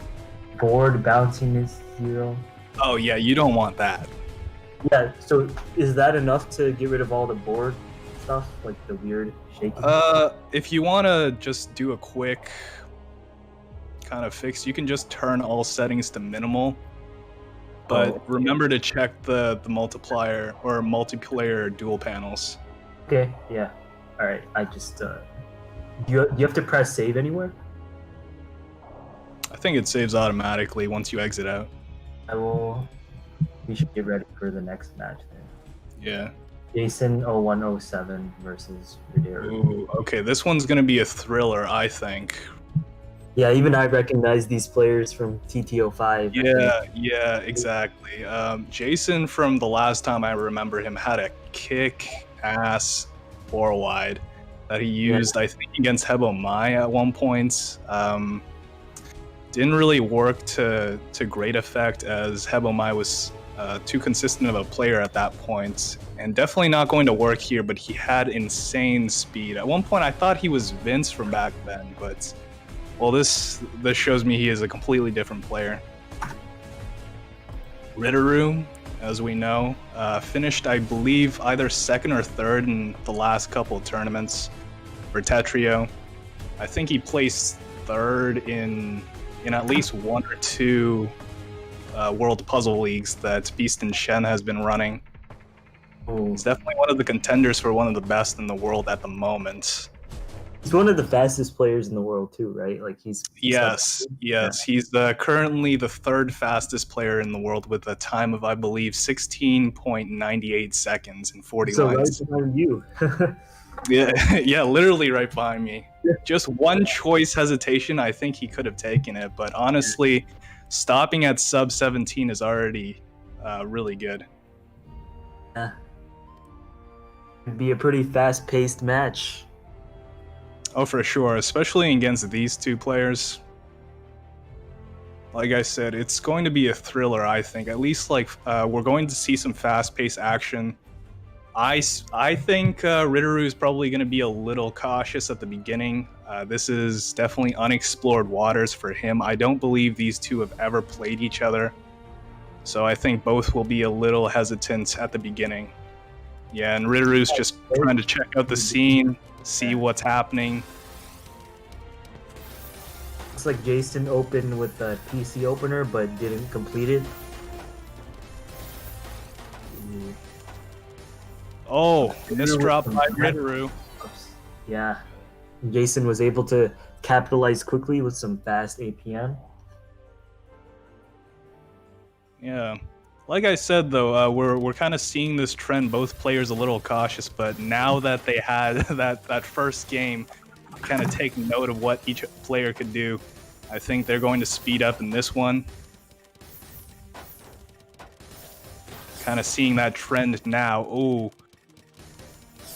Both players are playing at a pretty rapid pace compared to last round. Yeah, last round, I don't think either player even reached 3 pieces per second, and that's entirely in the realm of possibility for these the players of this caliber.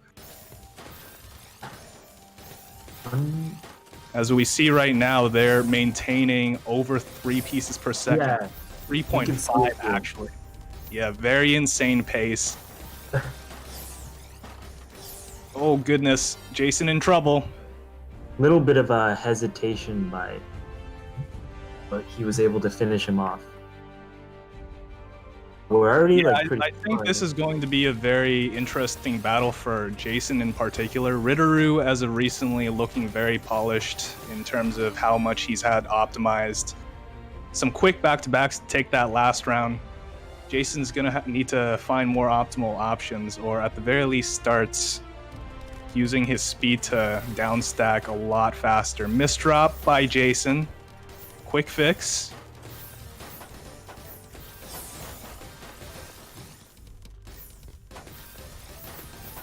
Okay, T-spin single from Ritteru. Ritteru's just playing very clean, leaving his options open, making sure he can get to his holes, set up quick back-to-backs whenever he wants. Very much so, and this is definitely different from the kind of style that he employs in Justress. It actually took me by surprise because this kind of meticulous play I didn't realize that Ritteru was even capable of. I thought he was just an aggressive beast, but this just shows me like how much he's actually worked on that over the last couple of months. Oof. Past couple rounds have been quick work by Ritteru.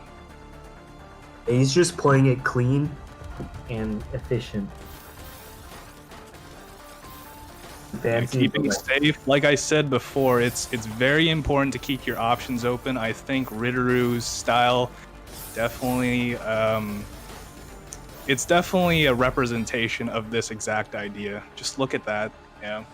A good balance of defense and offense as well. Never loses sight of his garbage holes. He can always get to his garbage holes really quickly and efficiently and chain some back-to-backs when he's doing it. Yeah, paying good attention to his parity as well. Making sure that he always has a way to clear something. And whenever he sets up a T-spin double, he always has the T-piece already in queue. This is becoming like extremely quick work for Ritteru. One more game and he has the match.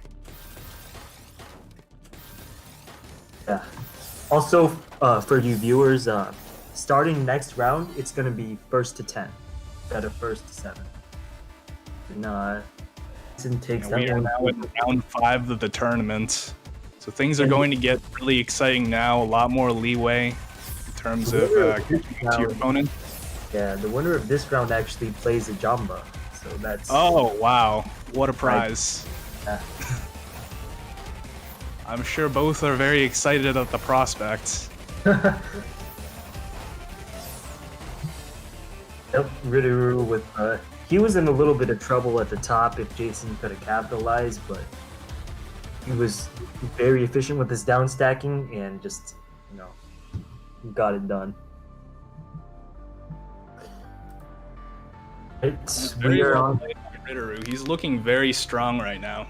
Jason just couldn't find a way to convert properly to be able to take the rounds. We're on to the next match, which is QMK versus Sam. Okay. This one should be interesting as well. QMK, a very meticulous player. A lot less aggressive than I think Ritteru would be, and certainly less ambitious in terms of the sends that he goes for. He typically likes going for more downstack combo heavy kind of style and then waiting for good opportunities to send a full screen spike. And Sam, from what I understand, one of the fastest players in the world, the sub 19 second time. Yeah. QMK is a very clean player though. His stacks are very clean and he's down stacking. Yeah, I think that'll work to his advantage because Sam is definitely one of those players that doesn't have the down stacking prowess that QMK has. He can certainly mess with the best, but I think in this case he's going to have to be very careful about his sends because QMK is going to be very watchful and he's going to be very careful about when he attacks Sam. So I think Sam should probably play it slow at the beginning, probably match QMK's pace, and then once he finds his rhythm, maybe start attacking on the pressure. Yeah, definitely. QMK definitely, nothing really goes by him without him noticing. It's like watching his opponent, his stack, and everything, and just doing the most efficient thing possible. This is very true, and I do think QMK is one of those very reactionary type of players. In fact, I think of him as kind of the Bruce Lee of Tetris, because I don't know if you guys know anything about martial arts. Bruce Lee was actually a very reactionary based kind of martial artist as well. Waiting on mistakes. Yeah, exactly like we saw in the first round there. Sam just lost his continuation. Nothing in his queue that really helped him get through that huge stack and take advantage, unfortunately. Yeah, QMK just using his down stacking skill to navigate the garbage and create back-to-backs and spikes that won him the match. Okay, a lot of cheese over on QMK's side. Perhaps a strategy from Sam is blossoming here. Didn't really work out in his favor. He got shot up to the top of the field, trying to fight his way out, and oh my god! An awkward little misdrop there. Yeah.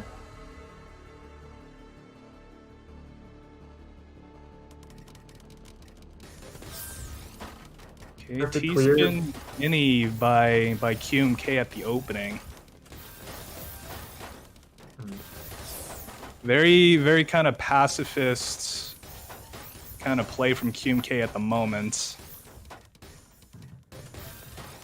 Not really going for any big builds, staying very low, or at least trying to. Sam trying to push him to the top. Successful.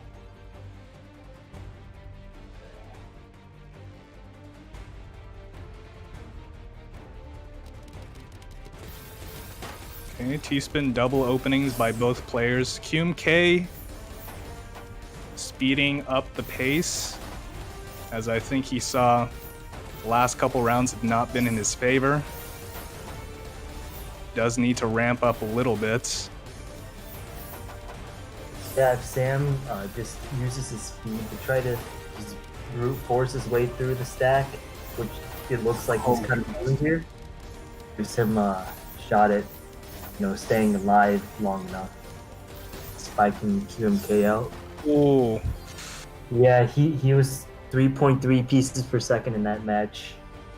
yeah, amazing pressure by Sam here. I think he's getting really comfortable here. QMK gonna have to be very careful about his next steps, how he wants to go about playing Sam, because his current strategy is getting completely toppled over. Oof. At the top of the field again. QMK couldn't find the option out. I think he's just getting straight overwhelmed right now, and he's gonna have to find a way to fight back. I think he's very reluctant to inject further pace into the game. Deciding to play it a little safe. Oh, much different game that sets.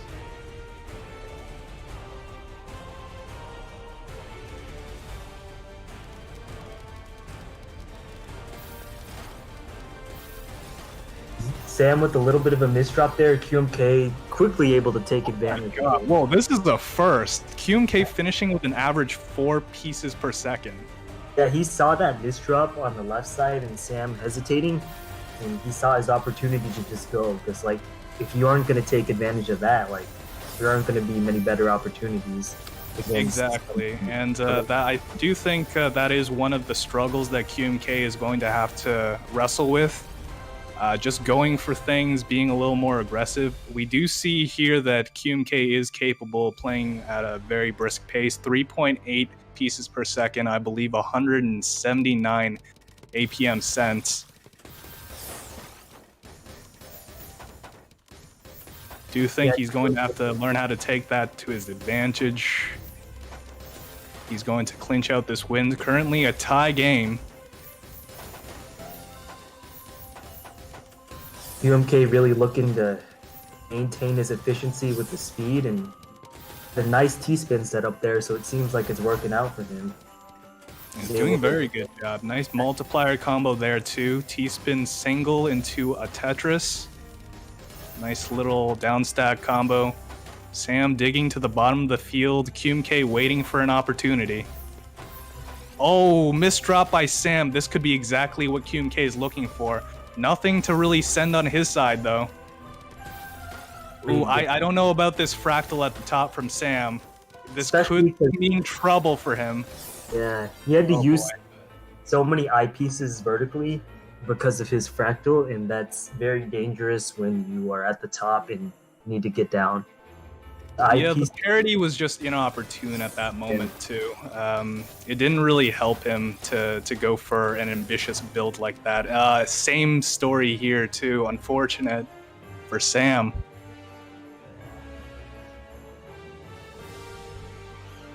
So this is match point now. This is round 4, right? No, it's not match point yet. This is round 5, so it's first to 10. Alright, okay, so this is first to 10. Yeah, you'll be able to see how much each player needs to get from the top of the field. Yeah. Where the score's at. Oh, I see it now. Nice. Oh, okay. A lot of misdrops by Sam. Yeah, I think he's given up on this one. No real option out. Luckily for him, this is not a first to 7, so he still has the he still has the ability to catch up again. Fight another day. Oh, some inopportune down stacking there. He's going to create some issues on his stack. Yeah. Too many trenches. QMK keeping strong, holding steady.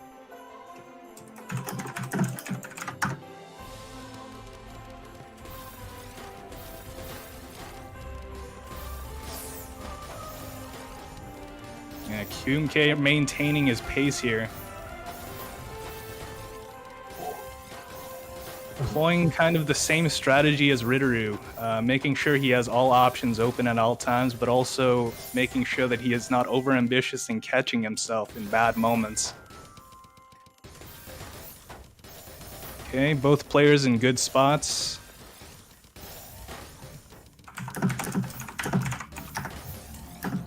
Oh no, misread from Sam. This could be big. Match point now. Okay. Yeah, and I think QMK has actually taken the last, I believe, seven games. So Sam really needs to change up his plan here, really solidify. Oh no, this could be trouble as well. No options, no eyepiece. Gonna have to make a lot of compromises. Oh, unfortunate.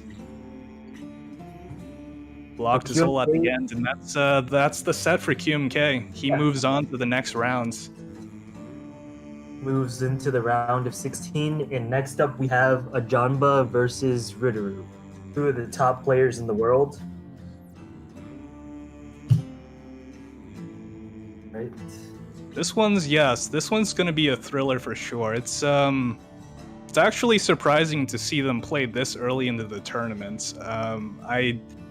I think this is round 6 of the tournament, so we're still pretty far ahead, but I do think this is probably first round of the playoffs. Yeah. Wait. What are the playoffs classified as? Is there like a? I think playoffs would be like top 16, but I'm not sure my math is right since we have 256 participants in this tournament right now. But they are playing pretty early, even if it isn't playoffs. Alright guys, so we do have that Ajanba versus Ritteru match coming right up. But before that, we have a couple of ad breaks really quick. Give me 1 second.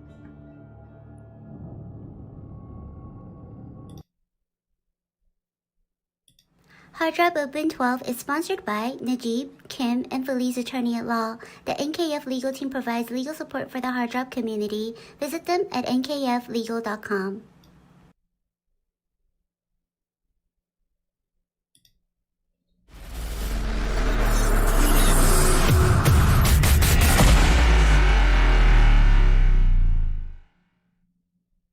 Since the day we first opened our doors all those years ago, Judgment has been about more than the products we create, more than the services we provide. We've been about the people. People as our customers, the people as our employees. Well, the true reason we've been as successful for as long as we have is that people means family. Times may change, but our commitment to you never will. Thank you for being part of the Judgment family.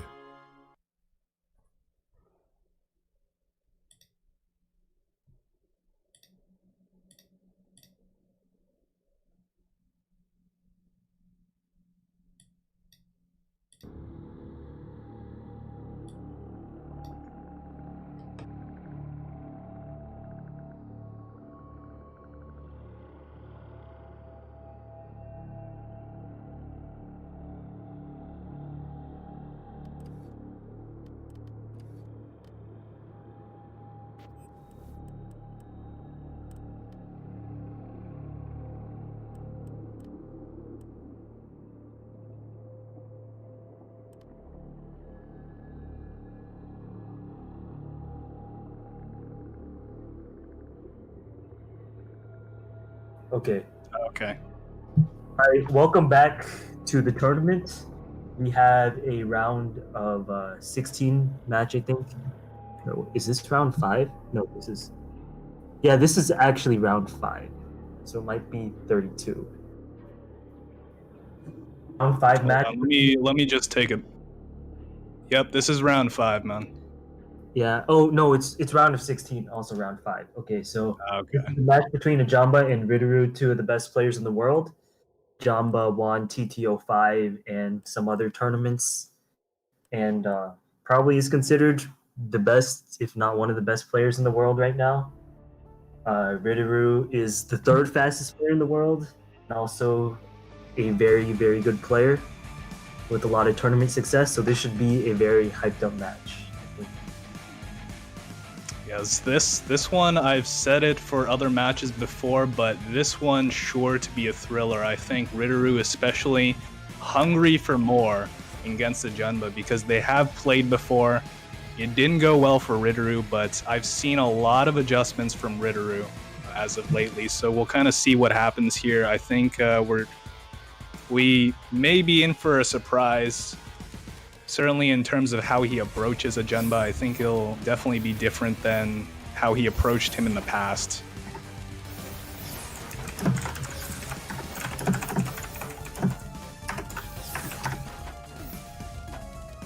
All right. Ooh, okay, a Junba in a lot of trouble at the top, finds his way out. He's been going to right there, like he wasted no time. Oh, but he didn't T-spin that, and wow. Oof. Almost got out of that, which is insane because he had a couple nasty misdrops at the top.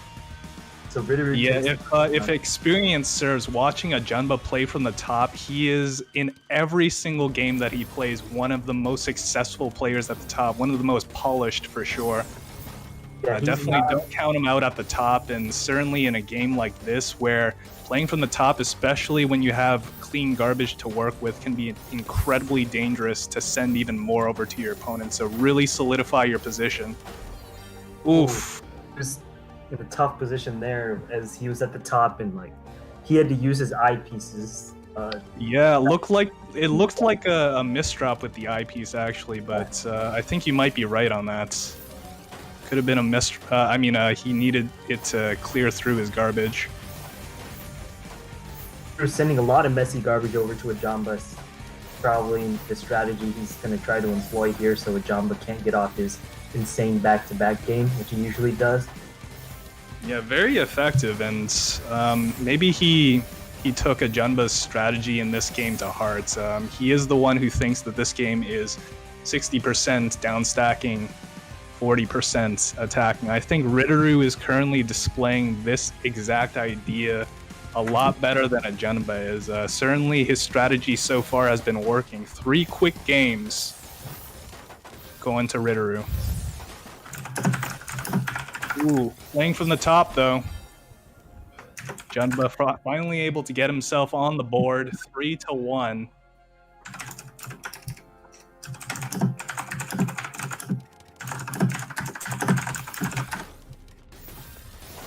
Slight misdrop by Junba at the opening, but he fixed himself really fast, finds himself a nice full screen multiplier combo. Interesting spin as a way to complete the Tetris there for him. Riduru in a lot of trouble at the top of the field. Couldn't convert.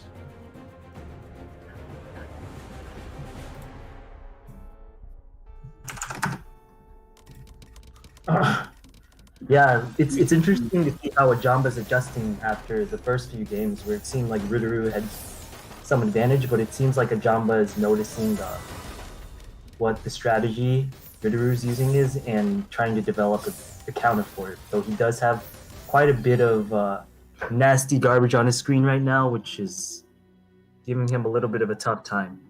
Yeah, one of the things that I actually respect a lot about Ajamba is just his adaptability. Like, he's so successful in being able to adapt to a lot of different players. So even though Riduru is in the lead at the moment, I wouldn't count him out. But Riduru doing a very good job maintaining the pressure, certainly in terms of changing up the pacing, cheesing up the board so that Ajamba can't get off his multiplier combos as heavily. He definitely is nerfing Ajamba's attack a little bit. Like, as you can see, he's not sending as many lines as he usually would expect him to, and he's having to spend a lot of time downstacking. And Riduru took advantage of that again, as Ajamba had some messy garbage, and he was able to spike him out. Yeah, I think Riduru is choosing very select spots to send over to Ajamba. He's making sure that he's not in a bad position first, and I think like that is key to being able to employ a strategy such as downstacking 60% and attacking 40%. It's very important to have a good field for you to be able to pressure your opponent at all, really. If you're in a bad position, then attacking your opponent isn't going to help you at all. Ooh, T-spin triple into T-spin double by Riduru at the top. Very ambitious so far to be able to survive that onslaught coming in from Ajamba. Actually pushes him to the top of the field. Wow. Like, he was able to send Ajamba a bunch of messy garbage and then follow that up with some high APM T-spin doubles and triples. Yeah. Pretty crazy. This is looking much different from the last couple of times we've seen these players play each other in tournaments. Ajamba finding a lot of difficulty solidifying his misdrops on his field. Fixing up. Yeah, Hasn't been able to adapt since the opening game so far. He's really got to turn it around. Riduru only needs 3 more wins to wrap up the match. Yeah, Riduru at the top of the field. Ajamba's opportunity presents itself. How will he answer? Okay, keeping safe, making sure not to get over-ambitious here, even though Riduru is at the top of the field. Oh, unfortunate misdrop of the eyepiece. I think he could have had it.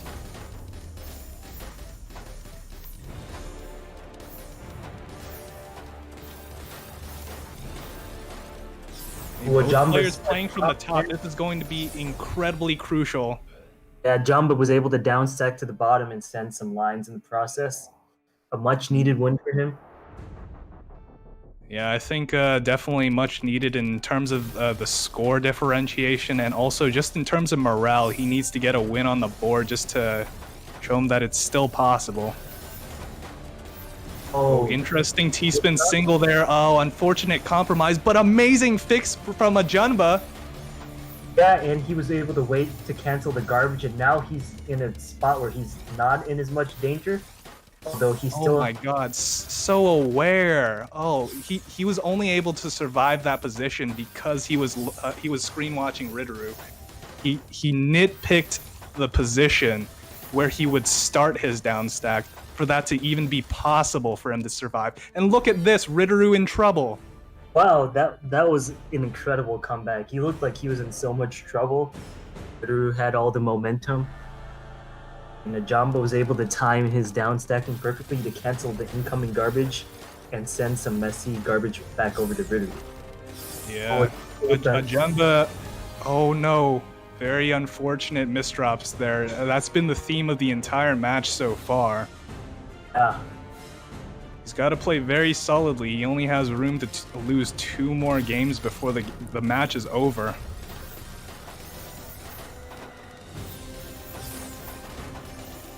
Yeah, it's gonna be pretty from here on out. Like, he's gotta... Ooh, yeah, it's still definitely in the realm of possibility. The only problem is he only has 1 game to lose now. It is now 4-9 for Riduru. He can't lose a single game or he'll be knocked out and placed into the loser's bracket. This is a very high-intensity match, certainly crucial for both players. Playing from the top already, Ajamba trying to dig himself out. Yeah, it wasn't the beginning that he would have wanted, but he's now at the bottom and in a little bit of a better position, though he does have a lot of messy garbage on his screen, and Riduru is trying to... lots of inopportune stacks, too. This is not friendly for him. Able to find the conversion, though. Oh, he was able to find some T-spins in his down stacking and take the round. This is going to be tough, but if anybody can do it, certainly a Junba can. He's been in high-pressure situations before, in grand finals, matches even in the loser's bracket. Wow. Another quick win for him. Yeah. 6-9 for Ritteru at the moment. Ritteru only needs one more. Needs to hold steady if he wants to move on into round 7. I wonder if he's feeling any pressure now that the Jambas won 2 in a row out of like very sticky situations too, like 2 that Ritteru could have taken. Yeah, Ritteru definitely. Oh no, I don't know if that decision was intentional by a Junba. Certainly slowed him down. He needs to be very meticulous about his play here. Yeah, he really amazing down stack. Oh my god.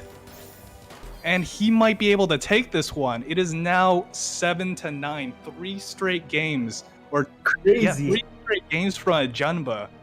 He's like towing the line, like insane. No fear. Balls of steel from this man. Oh my god. And he's ramping up the pace. Look at how fast he's playing.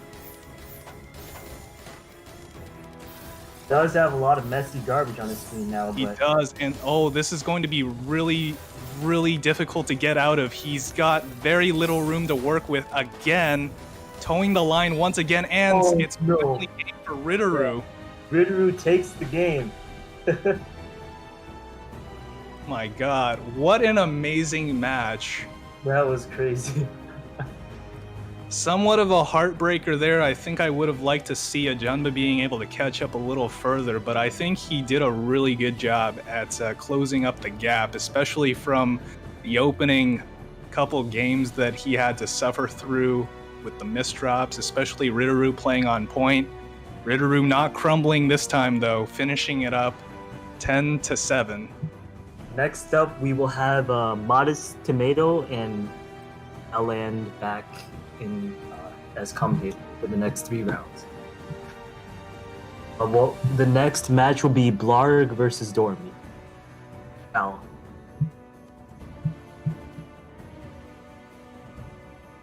Man, even when he loses, he's amazing.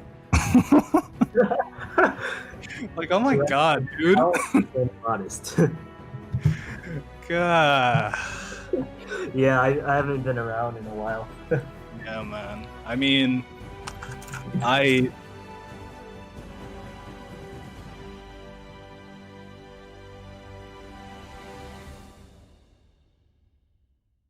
back.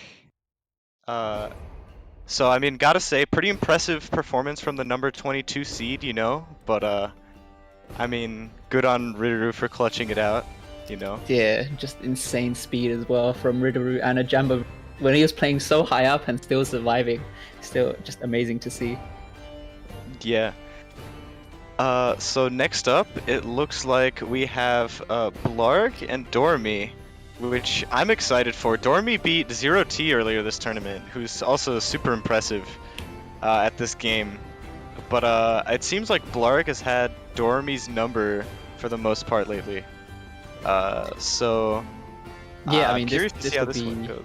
Yeah, this will be also just a very interesting match. We know, like, both. Well, I think Blarg is now the fastest in the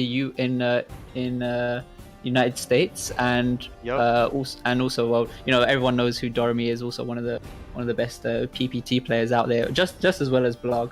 But yeah, we're gonna be in for a definite wild ride. So yeah, good luck. Yeah, I'm excited. And have fun, guys. Curious to All see right. how if all that Osu practice is paying off in Tetris. All right, let's see how these guys start off. We're seeing Dormy start off with the DT cannon, and we see Blarg going for the 6-3 opener. I mean, what we are in store is in terms of Blarg's performance, is seeing a lot of these 6-3 openers. He's really good at getting these continuations with the back-to-back T spins, and also just as well, just his downstack power is really strong. But as we have Dormy, also still, I feel like he still has those PPT skills, which he transfers as much over to Tetrios. So I think the back-to-back chaining can help. But already we just see Blarg taking the round off Dormy. Very nice showing from Blarg. He's just amazingly consistent with the back-to-backs, and he's able to tie that in with also like very, very high speed. So it's often difficult for Dormy to keep up. Blarg taking a little bit of time there to set up that float, but it was very nice. Big fan of that soft drop. And now his position is pretty nice here. That was a really nice multiplier attack there. It looks like Dormy might get out, but not with a spike like that. And that's gonna be Blarg taking the round. Yeah, I mean, my personal prediction, I think Blarg is gonna win, but Dormy will definitely put up a good fight against him. So what we can see now, seeing these TKIs from both players, and Dormy getting the early PC. Whoa, that was insanely fast. What a crazy, crazy. Looks like opening with a PC, but Dormy again putting on a ton of pressure there. Blarg with a little bit of a misdrop under the pressure, and Dormy popping up. Yeah, Dormy popping off big time, getting that 200 APM as well, ending up with the PC.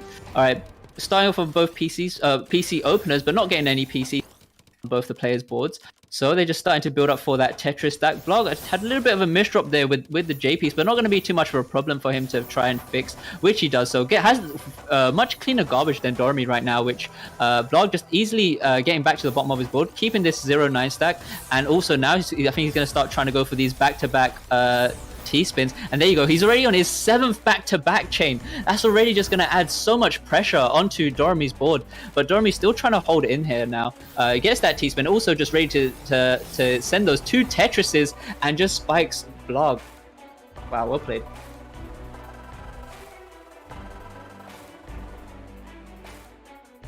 Alright. Just now, and it looks like Dormy able to start off with a DT cannon here. Blarg opting for a little bit of a risky donation there, covering up his stack. And yeah, just covering up his stack there, and just getting punished just very with the timing from Dormy. But we see both these guys getting the PCs. Blarg stack looking a little bit messy, but we're seeing Dormy there already with that second PC. But as usual, that is going to send very clean garbage. So it'll be fairly easy for Blarg to just return. And there he is, back at the bottom of his board, and just topping out Dormy. There you go, and it looks like Blarg able to take that one. Very nice spike. Dormy looking for the PC and gets it. Blarg just having trouble dealing with these big spikes at the start here. And it looks like, but he's looking like he can downstack out of it somehow. Dormy failing to put pressure on Blarg when his lowest point.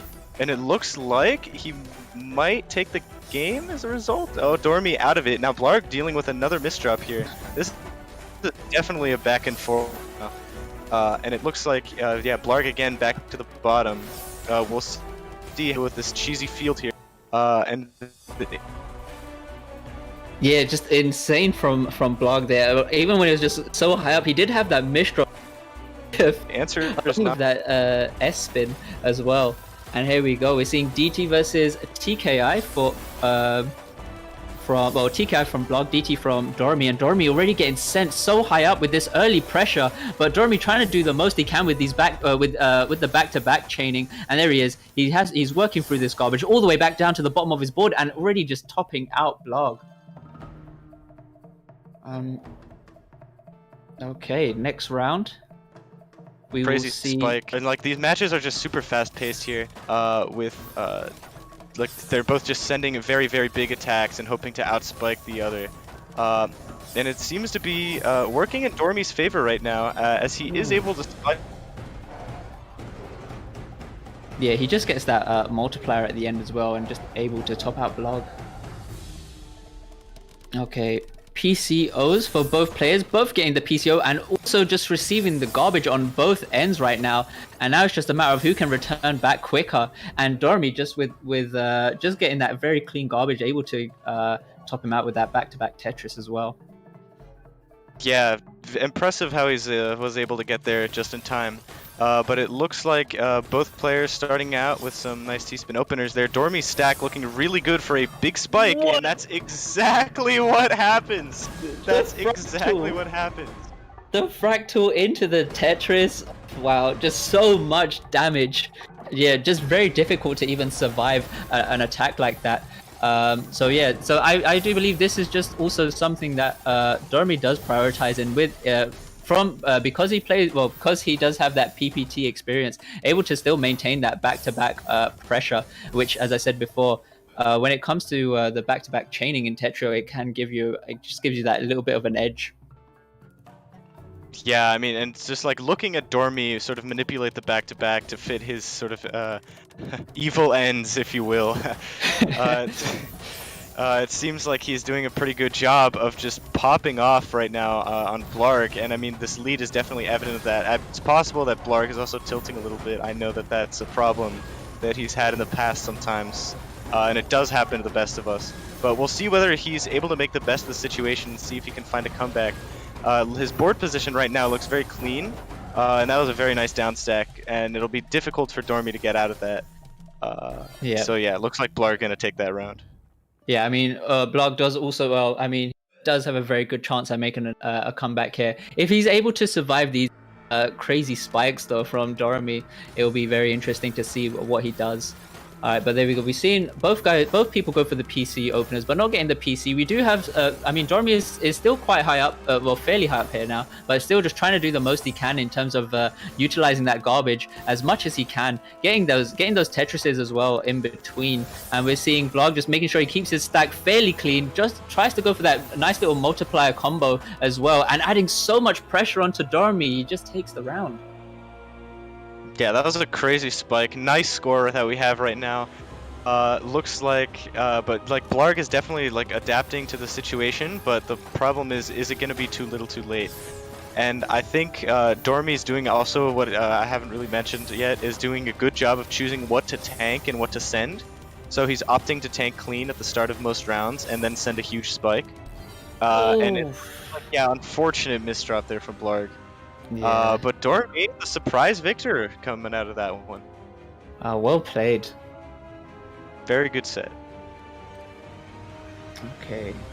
All right. I think the next match we have is Reviclia versus Uyashota. I'm super excited for this. Ruvi, the cheese master, you know. I think he is the lowest piece cheese, 100 blind cheese world record now. Yeah, I think it's sub 200, right?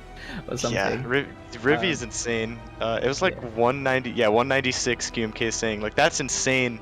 That's so efficient down stacking.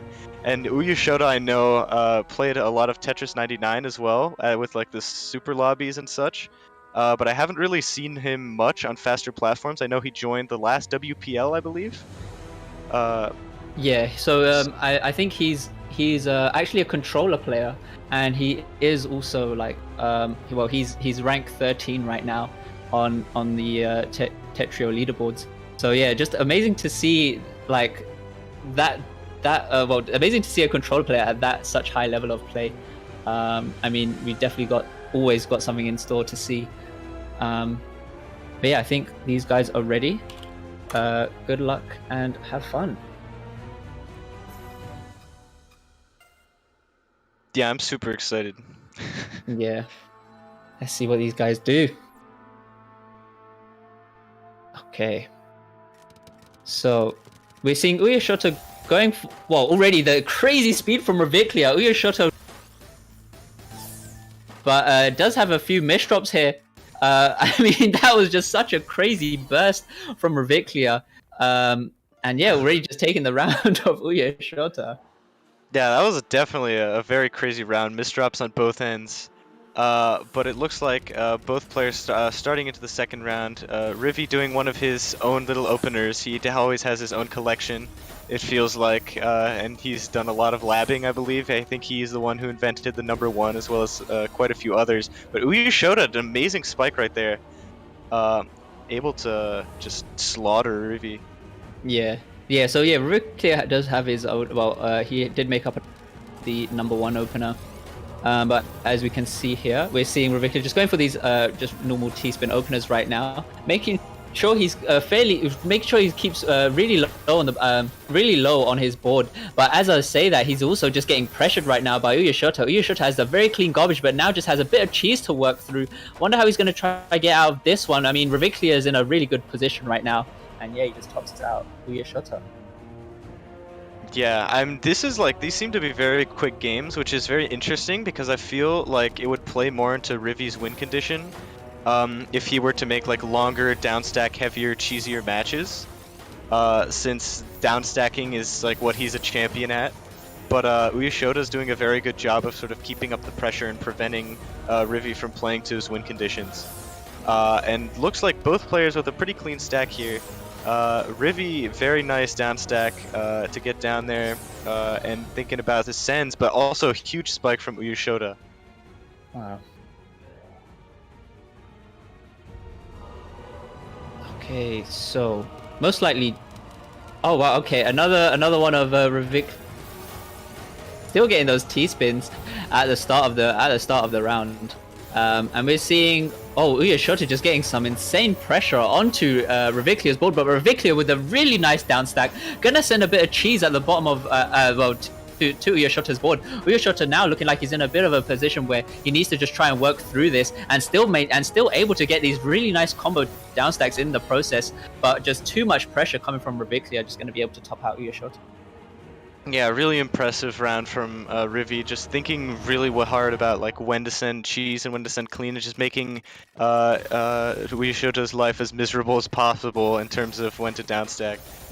And it looks like Rivi has a super clean well here, so we'll see how he's able to spike, and the answer is very well. Congratulations. Yeah. I mean, we're seeing a nice, like, funky setups from Riviclia. Very interesting to see the stacking method. All right, but here we go. We're seeing Uyashota again, and really nice Imperial Cross here now, opening up that column for to send the Tetris, and then nice STSD from Uyashota, but not able to execute the second as he just gets topped out by Riviclia. Yeah, just a tad greedy there. Almost able to get a huge spike off that. But Rivi, good awareness there, able to send just enough in time. Yeah, interesting opener. Rivi did not really play to his advantage in that game. Yeah, and I mean, just Uyashota getting that piece, that perfect clear. Alright, we're gonna see, again, well, PC opener from Uyashota, getting the perfect clear. Riviclia just tanking on the garbage instead, looking at ways to cancel what he can there. And now look at the clean garbage on his board. He's able to open this up now, and I think he's got a bit of room to try and send a bit of pressure on that right now onto Uyashota. Whereas Uyashota just really needs that T-piece, gets it fairly late, has to just try to opt for this combo down stack, but he's already just getting sent so high up now. I don't know if he can get out of this. No, he can't. Riviclia takes the round. Yeah, Uyashota just had a full screen of cheese after Rivi's downstacks. And Rivi knew, like, this is my chance to take advantage, and take advantage he did. So yeah, a very nice thought there from Rivi. Effective in getting the job done. But this game, Uyashota the one now with a very, very clean well. Rivi, though, at the bottom of the board and a relatively good defensive position now. So yeah, pretty even playing field here. But Rivi's well looking really clean, and Uyashota just getting a little bit greedy for that donation. Yeah, he just missed out on that overhang, which kind of just costed him. I think he would have been able to catch lines and try to survive, but misdrops, unfortunately, they do happen. Anyways, we're seeing Riviclia get a really nice fractal here, gonna send just insane pressure to Uyashota, and he just takes the round. Yeah, crazy pressure from Rivi. Just really like showing his strengths in this game. Yeah. Because like again, he's known a lot for like his efficiency, and I think that's really shining through here, where he's just being very clever. Ooh, very nice floating T-spin there from Rivi into a huge spike. Good defense from Uyashota, but it doesn't look like it's going to be enough here. Oh, unfortunate eyepiece misdrop due to the gravity, and that's going to be another round for Rivi. I mean, yeah, this is match point right now for Reviclia. All right. So we're seeing, we're seeing Reviclia, a bit of a misplacement on that T-spin opener there, but not going to be too much of a problem. He is able to get out of this, and now just getting that T-spin double set up ready. He has to cancel out what he can right now in order to survive, and there he goes, gets the Tetris into a really nice donation, which also just opens up that left side, which he sends the Tetris and gets a really nice down stack. Gonna be pressuring Uyashota right now, as he does have the cheese just in between those clean lines of garbage, and Uyashota just able to top out Reviclia. Yeah, really nice comeback there from Uyashota. Just really good like down stack, canceling everything to just find some way out of that situation where he seemed doomed. But either way, looks like Uyashota with a pretty clean board. Oh, Rivi had a really nice board with an unfortunate misdrop on the L piece. Maybe this is a comeback for Uyashota. We'll have to see. All right. What is Uyashota gonna do? Uyashota goes for the MKO, whereas 3 stack now gets these really nice back-to-backs, very efficient for him. He decides to tank on the garbage as well, and then now looking like he's going to try use it to his own advantage right now. But Uyashota just popping off right now as well, playing at 3.2 PPS on controller, whereas Reviclia playing roughly about 3.6, still adding on as much pressure as he can right now. And we're seeing Reviclia get the really nice down stack, looking like he was trying to find a Z prop, but not able to see a T-spin double opener, being able to see a T-spin double setup. But Reviclia just too much pressure for Uyashota to handle, and he just wins the game. GG's. Yeah, Rivi playing super fast, and I'm just very impressed by like his spiking that game. Like really showing that everything that he can do on other platforms he can also do here. Yeah. So it looks like we're still waiting on our next match. So might as well talk about our bracket. Yeah, let's see. Like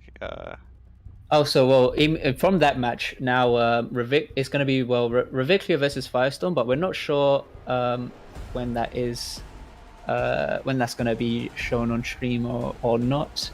But yeah, I'm sure it will be. But we do have a few more matches in between that.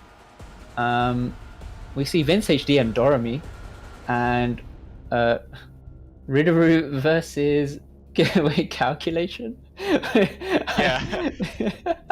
Is that a circuit alt? Like yeah, it kind of sounds like a circuit alt. Oh wow. Okay. But yeah, I'm super excited for a lot of these matches. Especially like I haven't seen Vince HD at all, or any of his matches yet. And also I don't really know how good Bazzi is, so I'm curious to see if we'll see any of their matches. Or if we'll see QMK versus Numoy in round 6, which is also possible. So that's going to be very exciting. Whoever makes it through. 100%. But yeah, I mean, we were just looking at the losers bracket as well. I mean, DZ Small lost to Firestorm 10-1, and now he's just going up against Corona right now. And we're seeing also in the Sam versus Jason, and Sheep versus Circulation, Blog versus Zach, Janva versus Shan, and I think Chokelad is just waiting on the winner of his opponent from the previous bracket. Yeah, it looks like the losers bracket is like progressing really nicely. Especially as someone who's organized tournaments myself, I know that there's often a lot of trouble in like losers bracket where people don't play their matches. But yeah, it looks like everyone's been playing their stuff and moving forwards. And there seem to have been a lot of very interesting matches as well. Yeah, so I'm curious to see how that all plays out. Some very interesting upsets I see as well. Oh yeah, looks like we have That's I think they just. Need that's to not a copy and link. paste it Blink. again. Yeah, Blink. it's That's just not a link. Blink. it just says Tetrio Blink, without please. the follow-up. Yep. He really did Okay. just put Tetra.io and say join. All right, here we go. So our next match is going to be CDQD versus Kazu, who also goes as Kabuto Musia. I believe Kabuto means beetle in Japanese, I believe. Could be. Yeah, but also, I think this is probably the second time I've seen Kazu join a Western tournament. He did join WPL, or third time. No, a third time actually. Though he was in Garbo's Gamble Cup as well. But yeah, we'll have to also see how this plays out. I think it's very interesting to see Kazu enter a lot of Tetria stuff, because I feel like back when Jastrus was the main platform, where a lot of the big tournaments were on, I never saw Kazu around, but I did see him in Taiwan Tetris tournament on Tetris Online Poland.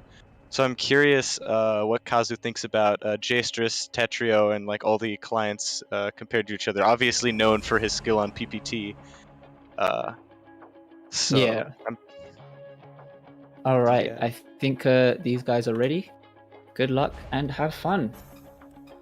Yup. Very excited for this match. Yeah, me too. All right, let's see what these guys start off with. We're seeing both these guys start off with TKIs. Already, Kazu really quick with those back-to-backs. And so not even, 5 seconds? He already takes the first round.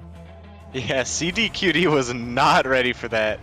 And yeah, Kazu doing a very good job of just keeping the pressure up, and his speed is just very impressive. I haven't seen a lot of Kazu's play, so I don't know if this is typical for him. But I mean, this isn't a speed to scoff at, but that was a very unfortunate misdrop, possibly as a result of that speed. Yeah, also noticing that Kazu's always has the soft drop going on. It looks like most of the time. But we're seeing CDQD getting a bit of some unfortunate misdrops, whereas Kazu seems to be in a good position right now. Gets that Z prop into that T spin and already just starts to just stacking up for carry on that 6-3 stack. But instead, we're seeing CDQD still holding on right now. He's not being pressured too much at the moment. He was able to fix his misdrops. But here we go. We're starting to see CDQD just working down the bottom of his board, even though he is getting pressured right now by Kazu. But Kazu seems to be pretty much in a good position right now. Not too much of a problem for him. He does get that misdrop, but he's able to get that line skim into the T-spin double, and he just tops out CDQD.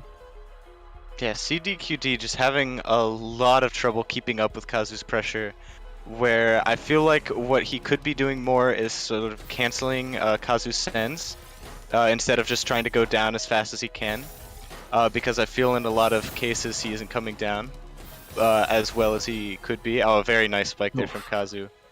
Yeah. Excellent.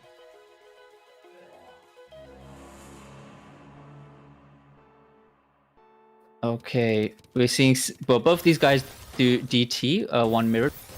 And we're seeing already Kazu just returning the garbage that's been sent to him already. But CDQD with some very unfortunate miss. And again, just an early knockout from Kazu. Yeah, that was very rough on his end. But also good on Kazu for taking advantage of the whole situation. Nice PC there from Kazu. Another misdrop from CDQD. This is it's always a sad way to see people go out, but it looks like he's going to come back from this one. And now Kazu the one with the misdrops. But we'll see. It looks like he might be able to skim his way out. And it looks like he does, just barely. Not the best stack, but yeah, very nice at getting down there. And yeah, now CDQD, very good spike there as well. Yeah, considering he didn't have the best of starts, he was able to just keep cool and just hang in there. Yeah, All right. absolutely. Kazu with a bit of an unfortunate misdrop on his TKI, but it's not going to be too much of a problem. We see CDQD just stacking up and getting that getting that T-spin double along with those 2 line clears. So they're still not really going to add so much pressure early on. They might just be anticipating on the garbage that they're going to receive from each other, and then just try to work from there. As you know, I mean, you've seen the incredible spike pressure from all these matches, and you know, just staying low is one of the key things. But here we go, seeing some serious damage come through from Kazu, and CDQD is not going to be able to handle it. Yeah, Kazu sent, I believe, like 3 lines of cheese, and then in the time it took CDQD to get down those lines, Kazu already prepared like a huge spike, and that really helped him win the round in that case. But in this match, it looks like both players, I mean, Kazu with a super clean set of garbage here. CDQD a little bit less so, but yeah, Kazu a bit of a misdrop, but very nice fix there. That was just a big spike and a little bit of cheese to boot with the T-spin singles. But it looks like, yeah, CDQD able to get out of that, able to cancel Kazu's spike, and putting it into like a more neutral position. Now Kazu, the one kind of in the hot seat. I feel like one of Kazu's, like, one of the... Oh, well, I mean, I take it back. I was going to say is trouble at the top sometimes, but clearly that's not the case. Yeah, not really much of a problem in that match there. All right, but we're seeing some we did see some TKIs there from TKI opener from Kazu. Did have a bit of an unfortunate misdrop the ZPs, but he's able to get out of it. And now already CDQD just playing so fairly high up at the top of his board, but able to get that Tetris with the use of the multiplier bonus. Not really going to ascend so much to Kazu, but Kazu with the OP's misdrop, and he's just going to get topped out. Yeah. That was, I mean, at the beginning, Kawazu sent a lot of cheese as a result of his misdrop, and CDQD had a lot of trouble getting into a good situation there, but it looked like he was able to finally find his sort of groove in the down stack and just send a very nice spike there. And in this match, it looks like CDQD is always having a little bit of trouble, a bit of a messy stack there. Oh yeah, unfortunate misdrop. You hate to see it. I think also Kazu is playing on a controller as well. So yeah, I mean, it's also amazing to see like this level of play with the use of a controller. And although I mean, Kazu does have a little bit of a misdrop with that T-piece, but he's able to convert that into a T-spin double, has that T-spin single ready next up. But this pressure coming through from CDQD, getting that nice 12 spike with that down stack. Although trying to add a bit of pressure right now to Kazu, but Kazu's still holding his own though. It's not too much of a problem to find his way down, and it looks like we might start seeing. Well, once Kazu plays this Tetris, there he goes. He's gonna try to start now. Stacking up for these, trying to stack up for that Tetris instead. There he goes, gets that T-spin double, and then still, I think he's maintaining this low level on his board right now. Whereas we're seeing CDQD just trying to make sure he's able to send some Tetrises, and it looks like he's just making sure he counts up to 4, making sure he keeps up with those back-to-back bonuses. And but although he is still getting fairly pressured right now. Oh, Kazu with a bit of a misdrop. Oh, and another misdrop. No, come on, man, you got this. All right, there he goes. He's able to save that with the Tetris, and more pressure coming through from CDQD. I don't think Kazu can get out of this. And no, he doesn't. CDQD with the round.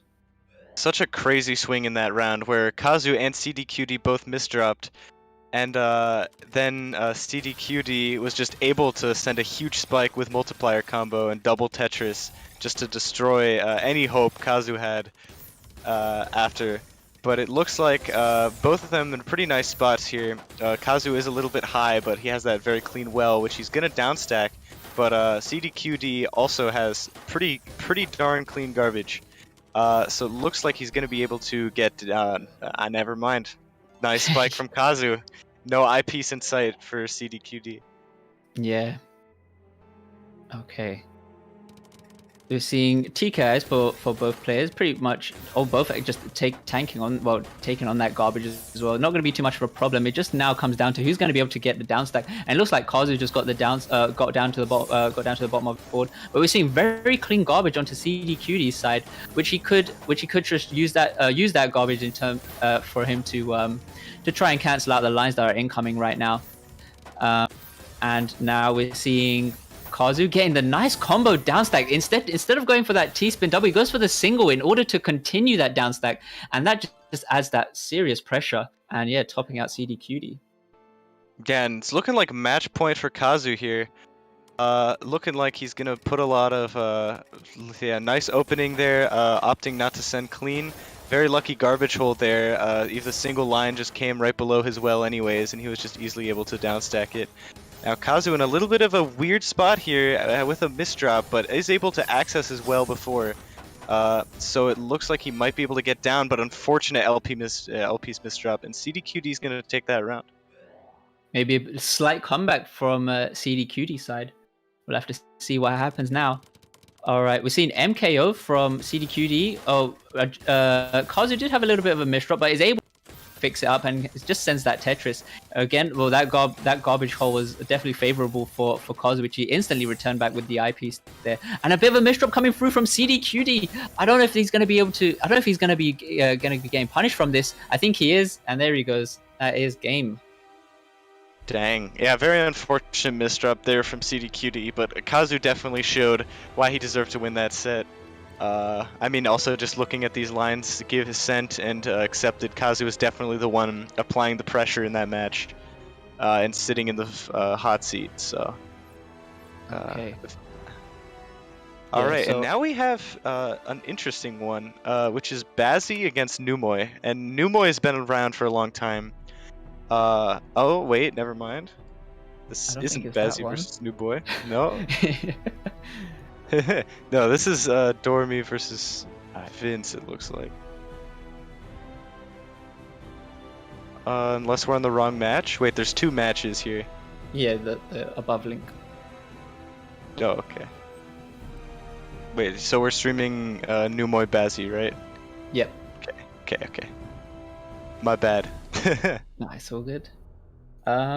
So yeah, I mean, I haven't really seen Bazzi myself, but I mean, he is right now. He's ranked number 3. So yeah, definitely got something in store for this match. And I mean, Numoy, he's been a top player in Tetria for some time now. I don't think he's as fast compared to the players around his ranking, but his decision making is really good. He's able to get some really nice back-to-back pressure, and yeah, still keep up with the rest of the top tier players at the X rank level. Yeah, I remember seeing Numoy a lot on Jstress. His name Roblox Sniper, oh yeah, which is a nice one. And I saw him practice a lot with Cheap and just also destroy 50 APM rooms and such. Just really kind of flexing on us a little bit. So let's see whether he's able to flex on Bazzi or not. I'll just see if these guys are ready.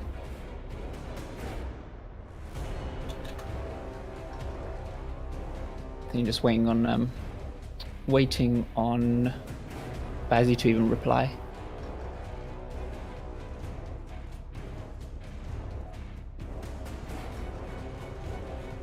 Okay, there he is. Yep, he is ready. All right, good luck and have fun, guys. I'm excited. Oh, Numoy. Okay, Numoy was questioning a warm up, but I think we're just gonna go straight into the match. I think. Yeah. All right. Good luck, guys. Oh, okay. Well, Numoy. The match. Yeah. Yeah. Looks all right.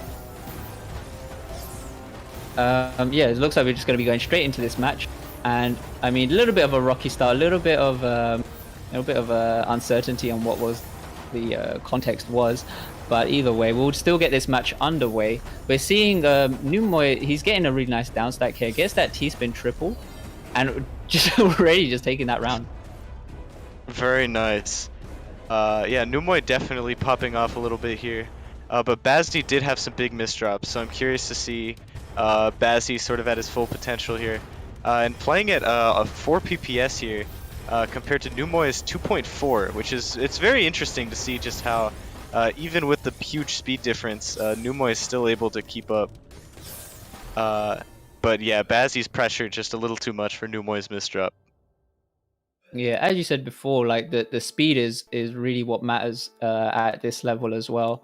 But I mean, in order to survive against these top tier players is just amazing in itself. But here we go. We're seeing Numoy working around this left side of the column, and we're seeing Bazzi getting the nice prophecy T spin after clearing that T spin double.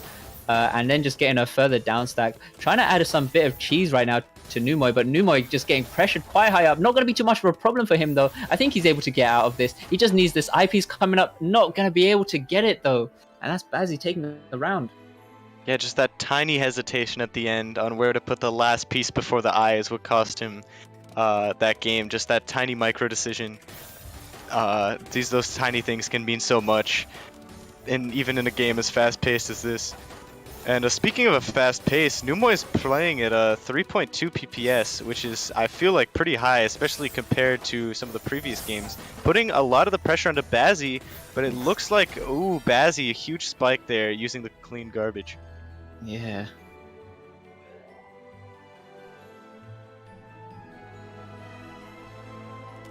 All right, we're seeing PC openers for both players. Both of them tanking on the garbage. We're gonna have to see who clears down the fastest. And we're seeing Bazzi get the really nice down stack, but still not really making much of an impact onto Numoy's board. We're seeing Numoy still making sure he's able to. Oh well, trying to make sure he still keeps up with the back-to-back, but Bazzi just punished. Yeah, Numoy right now just getting, I think, a little bit overwhelmed by Bazzi's speed and pressure here. So I'm curious to see how that's gonna go. But it looks like Bazzi is doing a pretty good job of just kind of going fast, sending high. I mean, Numoy has a super clean well now though, so we'll see how Bazzi reacts to that. Looks like pretty well. I mean, both players in pretty good spots here. Ooh, Bazzi with a bit of a misdrop there, or some bad bag luck, and then unable to get down. All right. So we're seeing.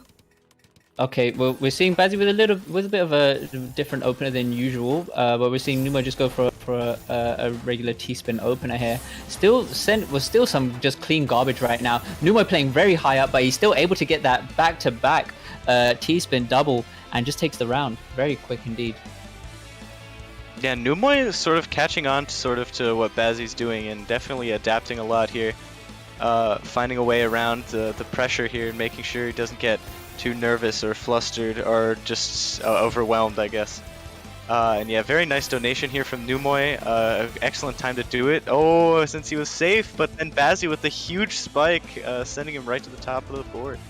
Yeah, just that speed as well. Numoy not able to handle it, or just not able to get those pieces in time in comparison to speed.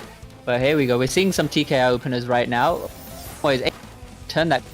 But already the pressure coming through from Bazzi, and along with that speed as well. Numoy still holding onto his own though. He's trying to step it up as much as he can. But Bazzi playing at 3.7 PPS, and Numoy just making sure he's able to get these T-spin setups just before sending those back-to-back Tetrises. So just also trying to do the most he can to try and add as much pressure as possible. And he just takes the round there. Yeah, Numoy mounting a little bit of a comeback here. I think this match might play a big role in whether Numoy is able to, because, you know, 6-4 and a 5-5 are feel very different. So we'll see if Numoy is able to make it. Both players really close to the top of the field. Whoever can send first, it looks like Bazzi was able to send first. And also that versus score right there from Bazzi, 435, was just crazy. Alright, so we're seeing TKIs again for both players. Numoy able to just get this back-to-back as well. And Bazzi just opening up around that column that's able to make him send the Tetris and just getting back down to the bottom of his board and already just taking the round against Numoy there. Yeah, Bazzi just doing an amazing job at just pressuring Numoy there. And Numoy is having a lot of trouble sort of dealing with that kind of pressure. Even though he's doing like a very impressive job with it, given his speed and his sort of playstyle compared to Bazzi's. But now Bazzi in a little bit of trouble here, having issues downstacking, but is able to find the eyepiece. So it looks like Bazzi's going to find his way down just in time, and oh, so unfortunate for Numoy. Just a super late eyepiece there. Would have had a huge spike. Yeah. Okay. We're seeing a TCAS for both players, looking fairly identical actually.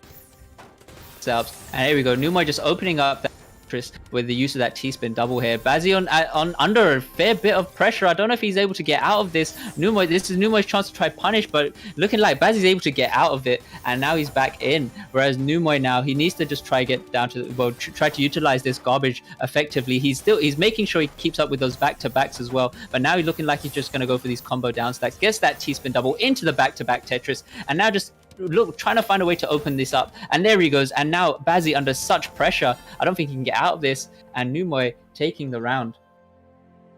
Excellent work from Numoy there, where even though he had Bazzi at the top and sort of choked by like going for a combo down stack with no kicker at the end, he was still able to find the win in the end of that game. Looks like, yeah, Numoy a really clean well here, but a lot of pressure from Bazzi, and it's just going to be barely enough to top out Numoy. That's gonna be match point. Yeah, like even just with that hesitation Numoy had, it was like, you know, sometimes just those split seconds can just cost you the round. But here we're seeing Bazzi just making sure he tries to open up this column for that Tetris with the use of the garbage in here, and Numoy trying to do his best in order to try and cancel out as much as he can. Does go for a bit of a line skim there, and his board is looking a little bit, well, he's just getting so much pressure added onto him. He's trying to do the most he can to try to get out of this, but we're seeing Bazzi, he's still playing fairly low, trying to find these T-spin double setups. But that's just given Numoy a chance for him to try and downstack and survive right now. And we're just seeing Bazzi getting the 6-3 stack here, and then just trying to find these combo downstacks, trying to add some cheese onto Numoy's board. But Numoy looking for those back-to-back T-spin doubles, but he has to go for these instead of just going for these line clears in order to survive. And we're seeing some more pressure right now coming through from Bazzi. Gets that T-spin double into the downstack, goes for that Tetris, and now Numoy's under some serious pressure, which he needs to get that combo, which he gets that combo downstack and canceling out those lines that were incoming from Bazzi. But again, more pressure, such pressure coming through from Bazzi, and he's just going to top out Numoy, making it GG. I mean, Numoy playing with so much brains there, but Bazzi just able to defeat him with the speed in the end. Yeah, those little hesitations were often the nail in the coffin for Numoy. Agreed, man. But still, well played to both those guys. Of course, yeah. Super impressive players. I think now we're going to be switching back over to Microblizz and Potent for commentary, if that's correct. I think next up is Dormy versus Vince. Oof, yeah. So, I mean, that promises to be exciting.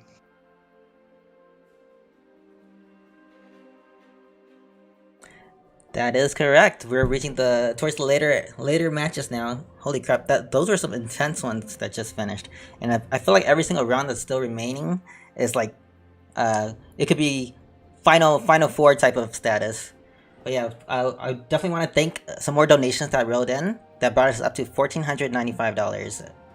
So we're right about that 1.5K mark for this tournament. But I definitely want to shout out our sponsors. So give me 1 second. Because without them, this prize pool would not be possible.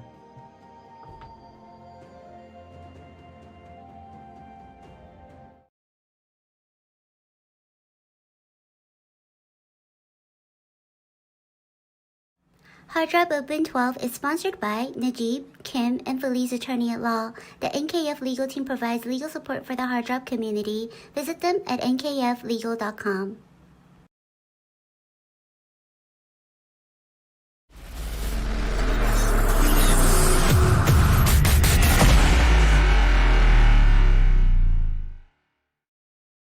Since the day we first opened our doors all those years ago, Judgment has been about more than the products we create, more than the services we provide.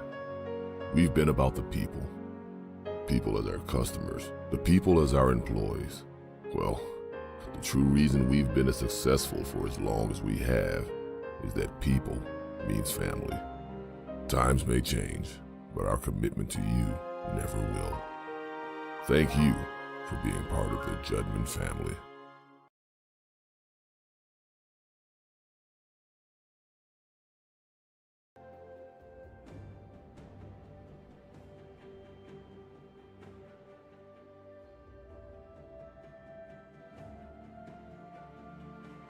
Yeah.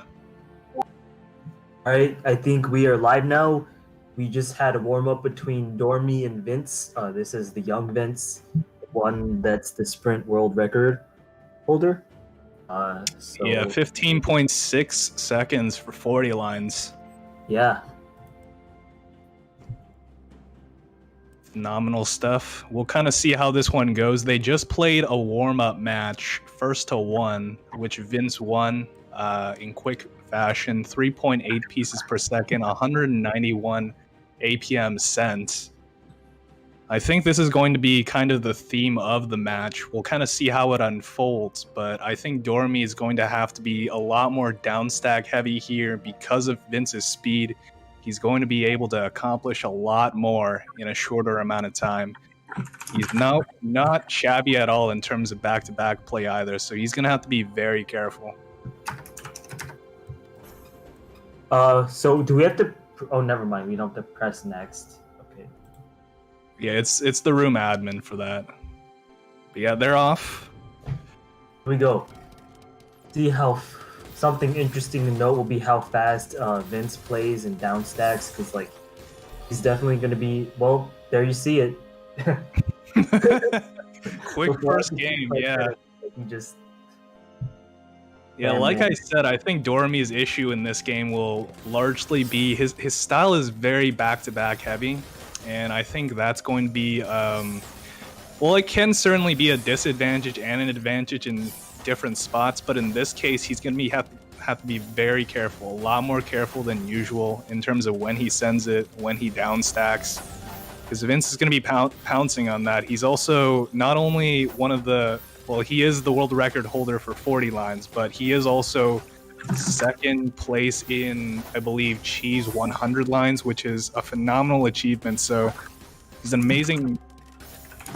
He's got amazing speed, and he's got a fast downstacker as well. So he's going to have to be very careful, Dormy, on this side. 2 quick games for Vince so far.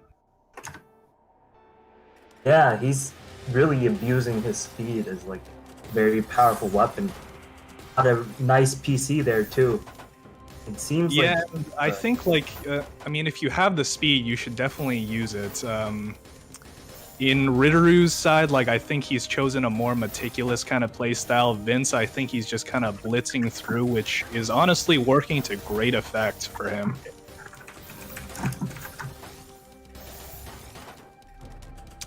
Caught at the top of the field, Vince. T-spin double. Couldn't quite get the triple. On the attack with another triple. Couldn't get the triple. Opts out instead.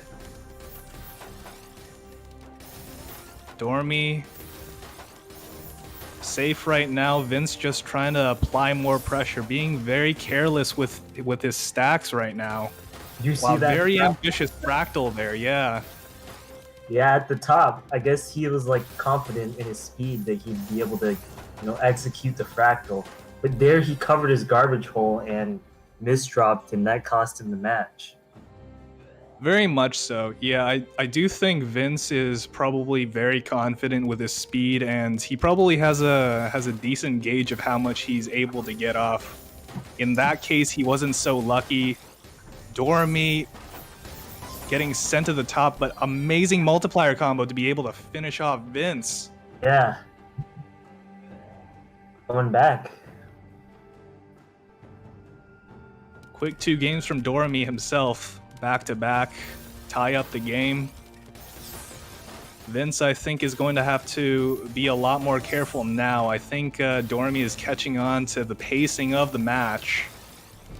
Although Vince had a couple quick back-to-backs there, but he had a misdrop, and that slowed down his attack. Gave Dormy time to downstack, but it wasn't enough. He cleared out the misdrops and finished him off.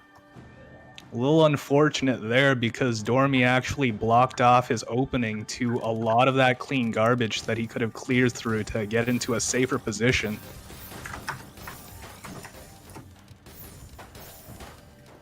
Okay, Vince is deciding to go a little slower this time around. And slow is still relative. Even his slow pace is still 3.4 pieces per second. What astounding speed on this kid. He is only 15 years old. Wow, what a nice setup, but he didn't actually execute both T-spins. Ooh.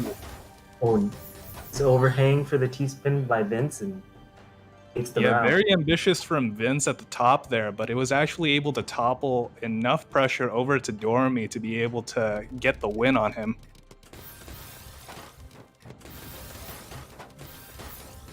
Okay, Dormy made some compromises with some of his T-spin builds at the opening. Get to a safer position. Oh, Vince with Vince on the ropes. And he takes it.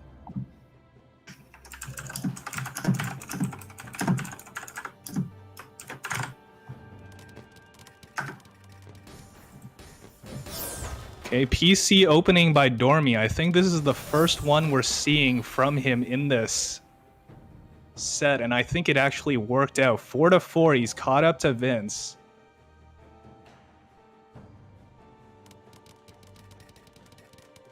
Vince, I think, is going to have to change up his pacing a little bit to be able to match the new requirements. I do think Dormy has figured out a good system of surviving the onslaught that Vince is typically able to send over to him.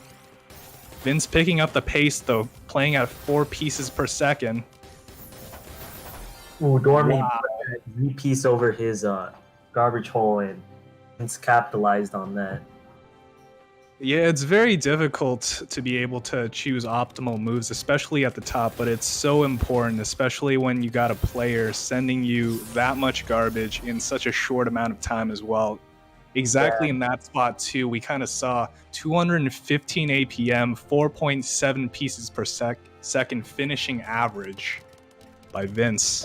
In that match, Dormy put the vertical eyepiece over his garbage hole, which cost him, because Vince was able to...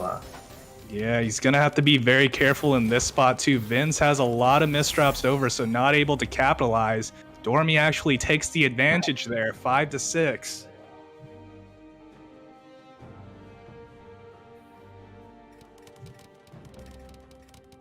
DT cannon opening by Dormy. Vince taking it a little slow.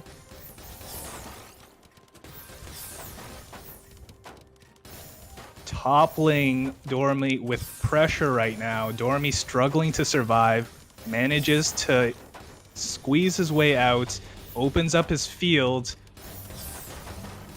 He's now in a good position to spike out Vince. Unfortunately, he didn't have the pieces to get him out of that situation. The score is now tied. Yeah, Dormy played pretty carefully that round, maintained access to his garbage hole so he could downstack if necessary and block garbage. It worked out pretty well. Pretty efficient stack. Oh. Slight misdrop by Vince, but no real trouble there. He's... Oh, no! That could be huge. Yeah. Oh, but he made it. That dig! Oh my god, dude! How did that happen? that just speaks to the incredible downstacking, how quickly Vince is able to get back to the bottom of the field. That was incredible downstacking in a game that should have been, for any other player, Dormy's to win. Yeah. Incredible. Amazing downstack combo by Vince as well. 5,000. Send over a lot of garbage over to Dormy there.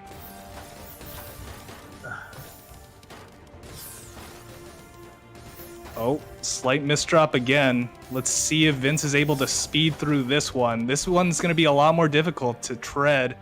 Fortunately, he wasn't able to do it.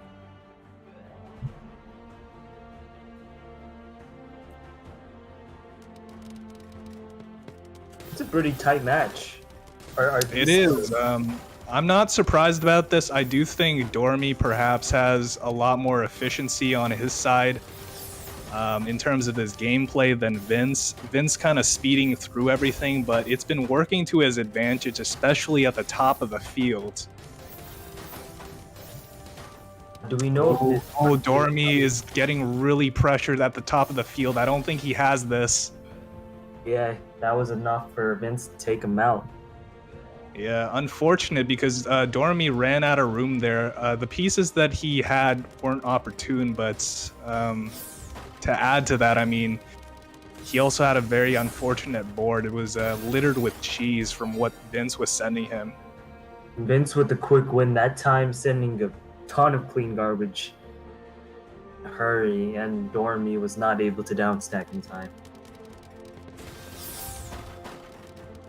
Match point Vince. Vince only needs one more win here. Amazing board to work with. Let's see what he does with it. He got into a little bit of a sticky situation, but able to downstack out. Yeah, it looks like he's just kind of rushing through. I think he really wants to finish this game off. Okay, gonna encounter some issues with his downstacking there, but he takes it. Takes it with 4.2 pieces per second in the last game.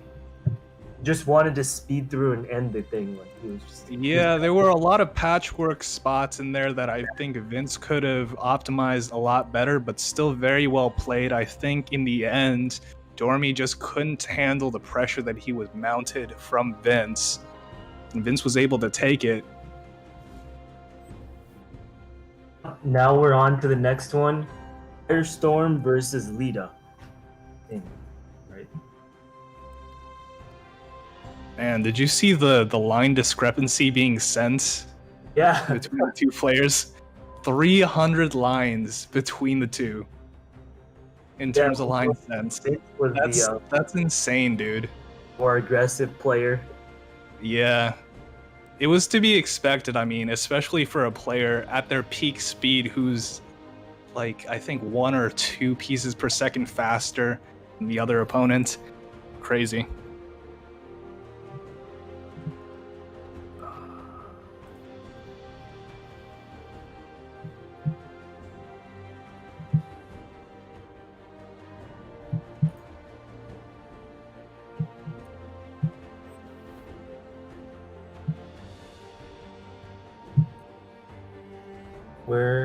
I guess we're still waiting for both players to be ready before resuming. Both players issued their readies.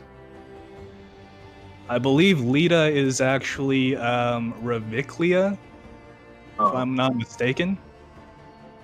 I don't know too much about Reviclia, but from what I've seen, an incredibly efficient player. Some interesting setups in terms of how they approach T-spin setups. Firestorm, as we know, one of the best players in the world, especially as of this year, has a host of tournament wins under his belt.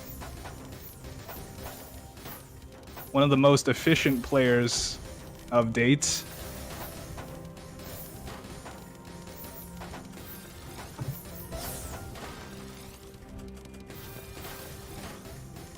Ooh, okay, some indecision from Reviclia. I think this is going to cost him, unless he can find a quick fix out, and he can't.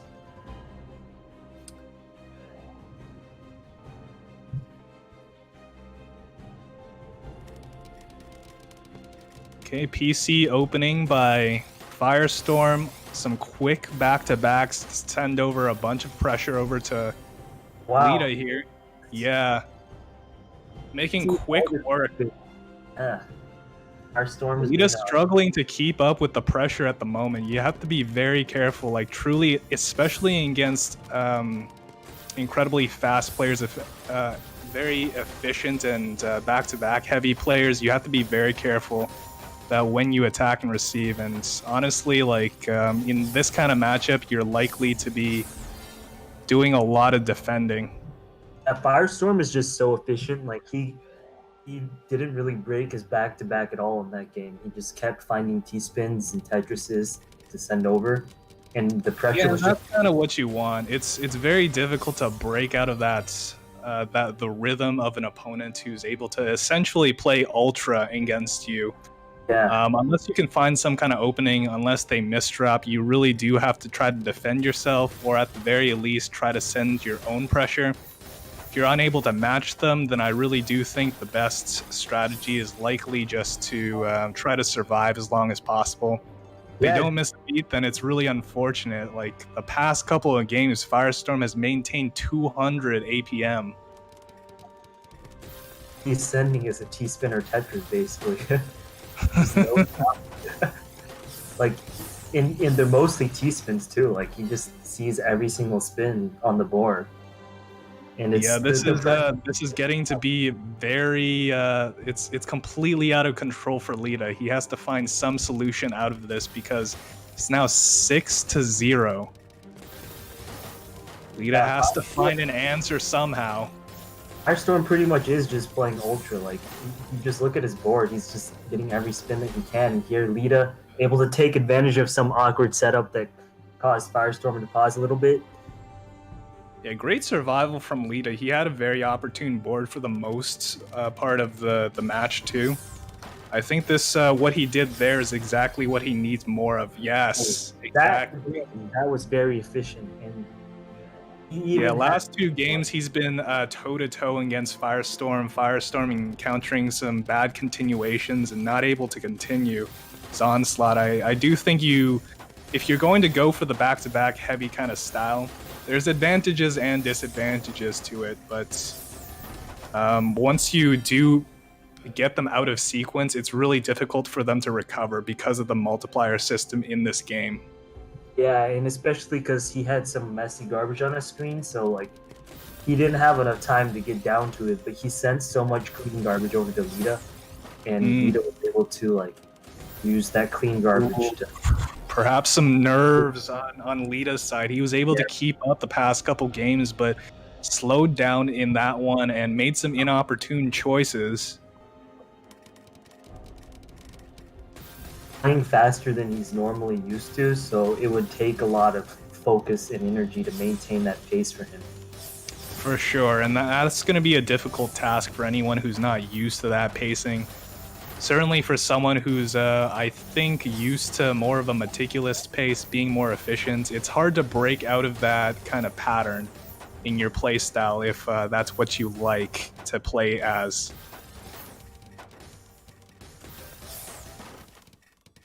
Ooh. Oh, wow. That was a really nice win by Lita. Firestorm caught at the top of the field, but so was Lita. Sent over a couple of back-to-back strings to be able to clinch out the win there.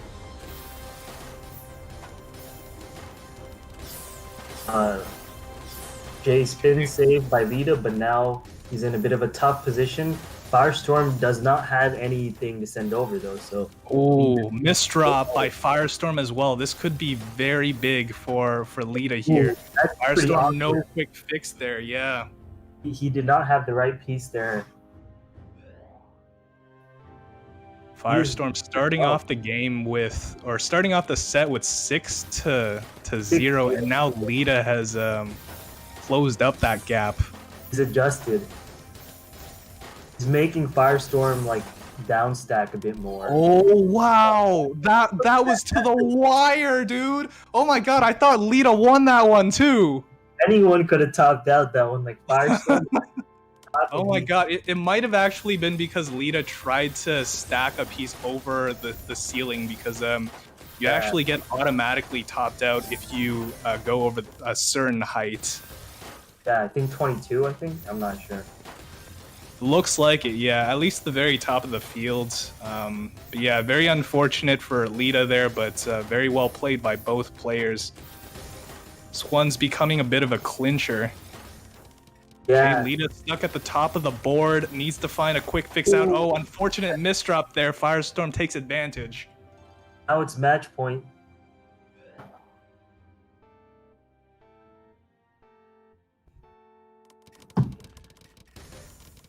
PC opening once again, but unable to get it Firestorm's side.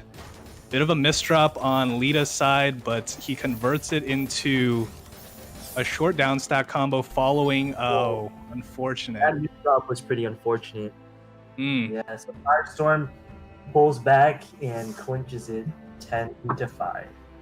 Yeah, it looked like Lita actually adapted pretty well there in between the sets, but unfortunately Firestorm was able to come back on his own, find his own adaptation, and topple over Lita.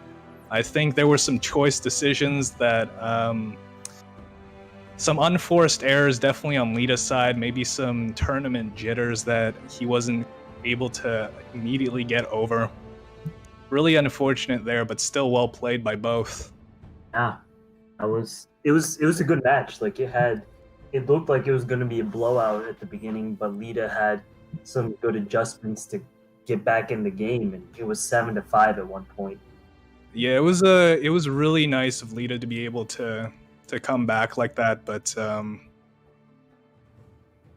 unfortunate really with someone like Firestorm who has so much of the game optimized. It's very difficult to win against him unless you as well have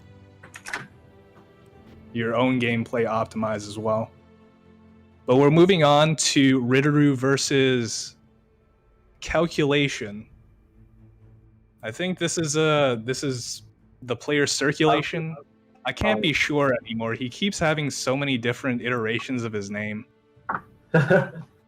Yeah, I don't know either. These, oh my god, these stats are incredible. 161 APM in matchmaking as an average. How do you see the stats?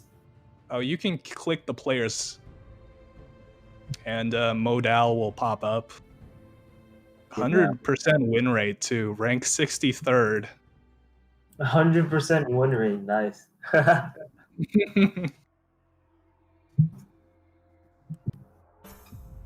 Yes. Okay, so I just got a message from Firestorm. Calculation is actually Dow. Currently one of the another contender for one of the best in the world currently. A 14 or 15-year-old kid. Wow, these kids were like babies when I joined the scene. Yeah, man, I'm telling you, like a lot of the players now coming in are youngins. Yeah. But they're showing massive improvements in a short amount of time. I guess like I believe that was a warm-up match, but Dow was able to win that. This one's actually something that I'm kind of curious about because I've never seen Dow play Tetrio before, and especially against someone like Ritteru, who is one of the contenders for best in Tetrio at the moment. I think this could be a good gauge of how well he can do.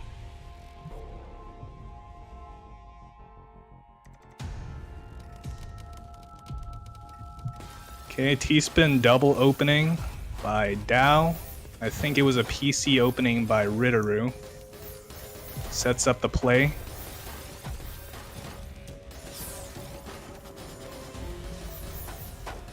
Oh, misdrop by Ritteru at the top, and that's going to cost him. Dow just pounces on it. Dow known to be a very reactionary kind of player.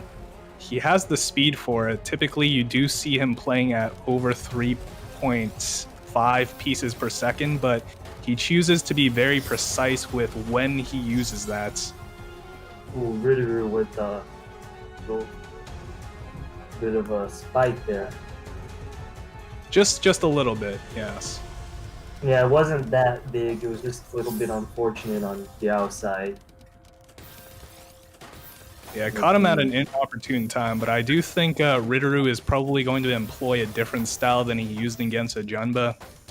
That one was a little topsy-turvy. He had to keep changing it, but in this one, I think Ritteru is likely going to revert back to how he usually plays games like Justress, for example. High intensity, very quick-paced kind of matches. As we're kind of seeing right now, unfortunate that he got caught not being able to clear anything. Dow had a clean board to work with. He really plays very carefully. Like his piece, you can tell his piece placements are very well thought out. Very much so, yeah. This It is very doesn't look much like- looking on Dao's side like how he plays Justress. Meticulous timing, a lot of down stack combo heavy kind of builds. I think he likely would have wanted to optimize in this case, and I'm sure he has, for having more T-spin doubles and Tetrises in the middle of those builds that he's going for. Ooh, that's a nasty misdrop by Riduru, and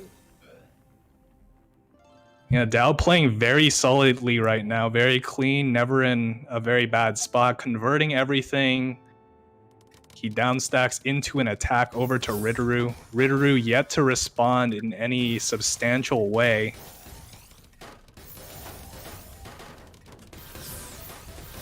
Okay, nice multiplier combo from Riduru. He's still in a lot of trouble right now, making some compromises at the top of the field. Dao chilling at the bottom of the field, gets popped up. He's in trouble himself. he had a misdrop there. He messed up his little T-spin plus Tetris setup. He still has a 4-2 lead. So I don't think Yeah, he's and that match was a bit of a surprise for me because Dao looked very much in control. But it just goes to show you still have to be very careful, even with your opponent at the top of the field. Yeah, if you don't really take advantage of that opportunity, you have to like reassess your board and make sure you're not in danger. But once they downstack through it, like you could be the one in danger. This is very true, and I think for this game, it's also important to keep in mind that the usual tells that lets you know that an opponent is ready to be spiked out and for you to deliver the kill blow is also much different than before as well. So I think there's going to be some adjustments here. Certainly players haven't exactly optimized it to the T yet.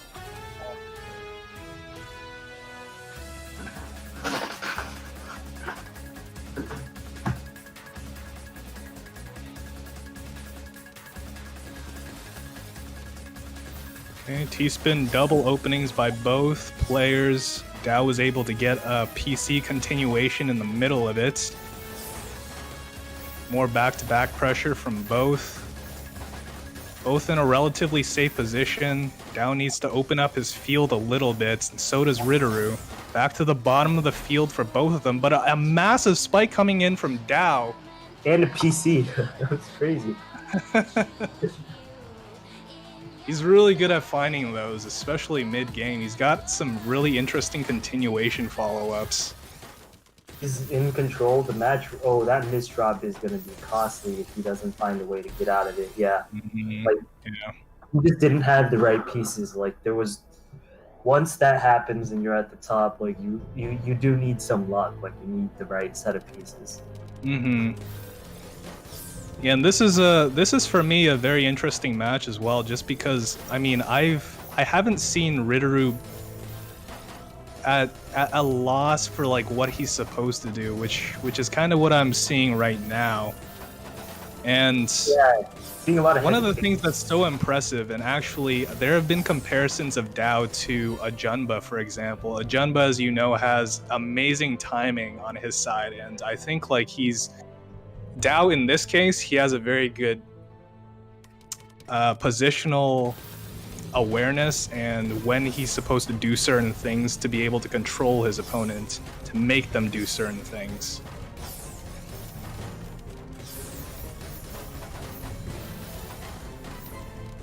Both players, I guess Riduru's field is pretty clean. Yeah, Dao is actually in a bit of trouble right now, but he was able to clean through to his garbage. Little bit of a compromise there. Riduru on the attack. Dao still kind of defending right now.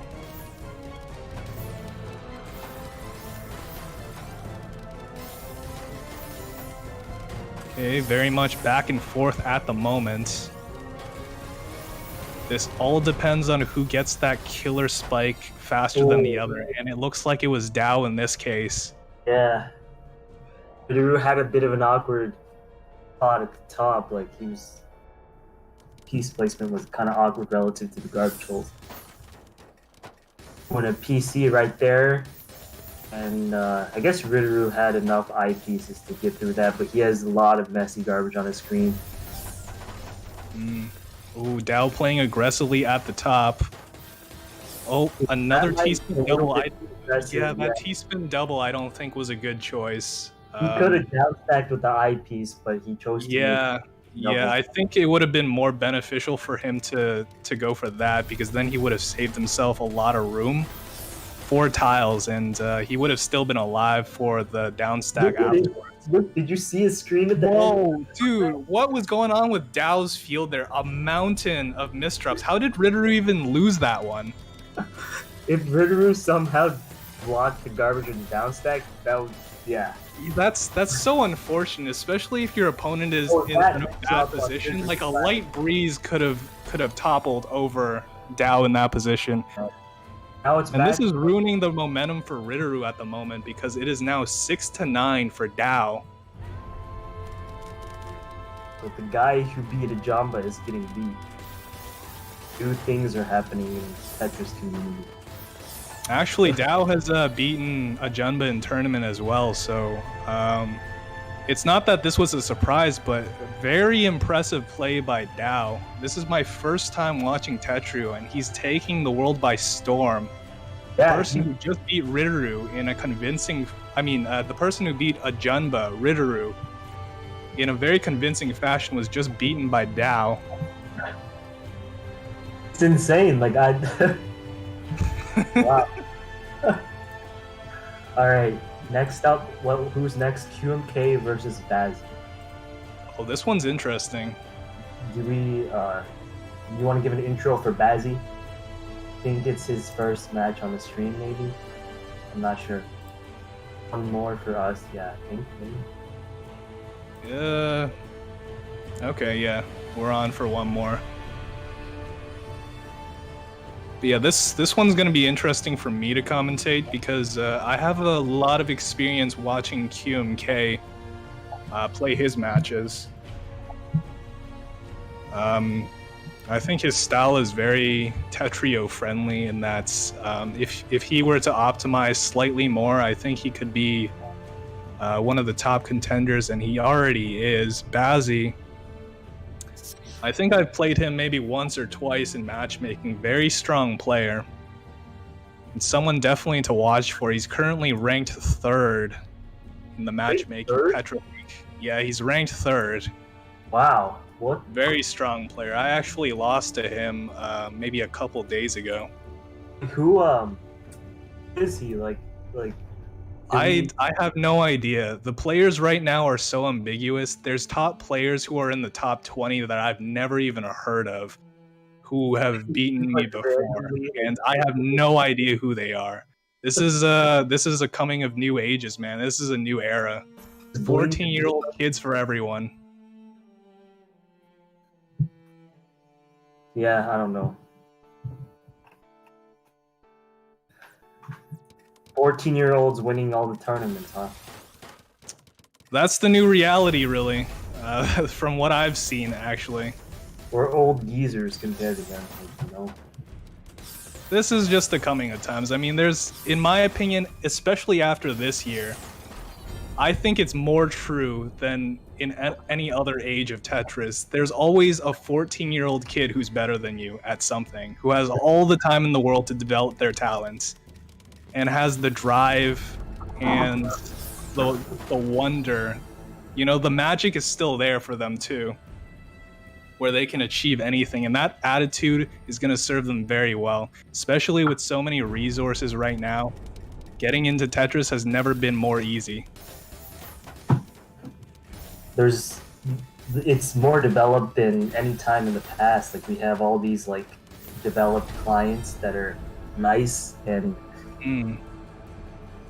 developed clients, developed resources, I think. Though I think it needs to be a little more user friendly, but there's also a lot of accessibility to top players, at least if you know like where to look.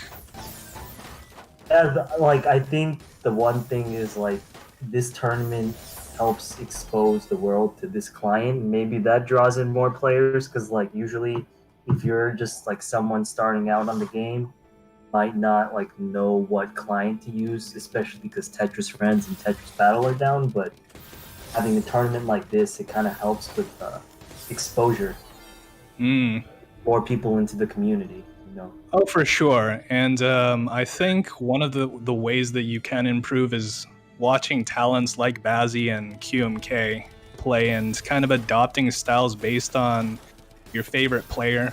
At the moment, it looks like, well, Bazzi finally able to get on the board, but the last 5 games, I think QMK has been very good with manipulating the garbage and the multiplier to his advantage. Bazzi kind of sending back-to-backs haphazardly.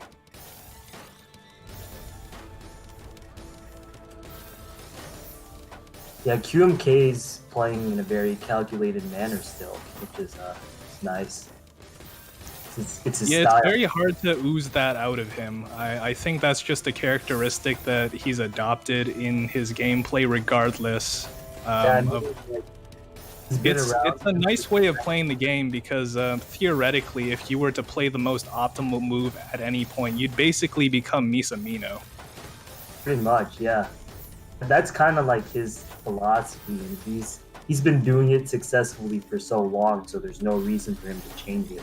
Yeah, QMK, if you guys don't know, is an OG Hard Drop member. He's been part of the community, I suspect, since 2008 when the community was established, very early on, and since then he has been playing in the exact same fashion. So he has had a lot of time to hone his skill and his style. Yeah, he's been a top player the entire time, basically, like top out for anyone, you know. You're not just gonna breeze by against him. You gotta actually like have a good strategy. It's very difficult to get one over on QMK. Adapts very well to new situations. Certainly, in terms of the last couple of times he's played the top players, for instance, like against Junba, Ritteru, he's lost against them before, but he's been adapting his style to accommodate. And certainly, one of the things that he needed to work on was the pacing that he follows. One of the ways he's done that is through increasing his pace of play. We saw earlier that he was able to play, for instance, at 4 pieces per second, something that is not commonly seen, but if it's needed now, QMK has that ability to bring it out. Yeah, that was definitely something that wasn't in his toolkit a few years ago, but now like he added it, and it's helped him stay competitive against the best of the best. Yeah, it's interesting because I think one of the most fundamental things to improvement is to put yourself in very pressurizing situations where you're not able to handle the situation as well as you think you should be able to. But those are also learning experiences. I think improvement typically comes from necessity. Yeah, like against these high, fast-paced opponents, you might not be able to think about your piece placements as much as you would against other opponents, and him giving himself that ability to play fast and maybe maintain his efficiency helps him stay competitive. Oh, for sure. And he definitely has the tools in place. Really, if you break it down, Tetris is a game of patterns. You just need to accommodate the stack towards the right ones and the pieces coming in that allow you to make those patterns. Oh, he was like almost dead there, but he managed to get out. Oh, but that misdrop is kind of awkward. Yeah, beautiful stack right now for him to work with, though. Bazzi kind of in trouble here at the top. He's got to break down to the bottom if he can. Oh, that's going to be a little unfortunate, but he's able to break through. QMK in a little bit of trouble. He needs to open up his stack, and he does. And his attack really got stifled by that little bit of awkwardness. Like it kind of interrupted his attack and let Bazzi back. Oh no, that's that eyepiece misdrop by Bazzi, and he blocks his hole. This could be huge. Yeah. I don't know if he canceled with that Tetris that he did, but It's Yeah, like, that was actually pretty amazing downstacking by Bazzi, though. I thought he would have been dead immediately, but he was actually able to find the downstack. Just he wasn't quick enough to breaking through to the clean garbage and using it. QMK in a lot of trouble right now. like I think he might have hard dropped his first 3 pieces or something on accident, and Bazzi saw that and was like, well, it's time to just, move on to the next round. And that is a good mentality to have. You can't let anything, keep you from moving forward. I think, I say that, and it's really unfortunate because the misdrops that Bazzi is going through, it's really hindering his ability to be able to follow QMK, who's typically one of the players that takes advantage of inefficiencies in his opponent's fields. Yeah. All right, we are on to the next match: Blarg versus Cheap. It's the losers bracket round 8. So Yeah, we're doing another one and then switching over to Dal and Modest. yeah, I don't know if there is gonna be over 30 minutes. This might be my last one, but we'll see what happens. Yeah, all good, man. Maybe I'll just third wheel Modest and Dal, and be Yeah. their cheerleader. You guys are doing great.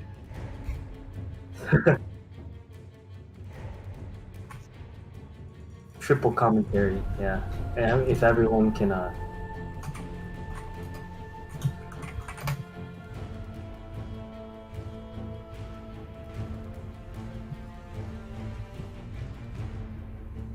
$999 is Blarg, I guess.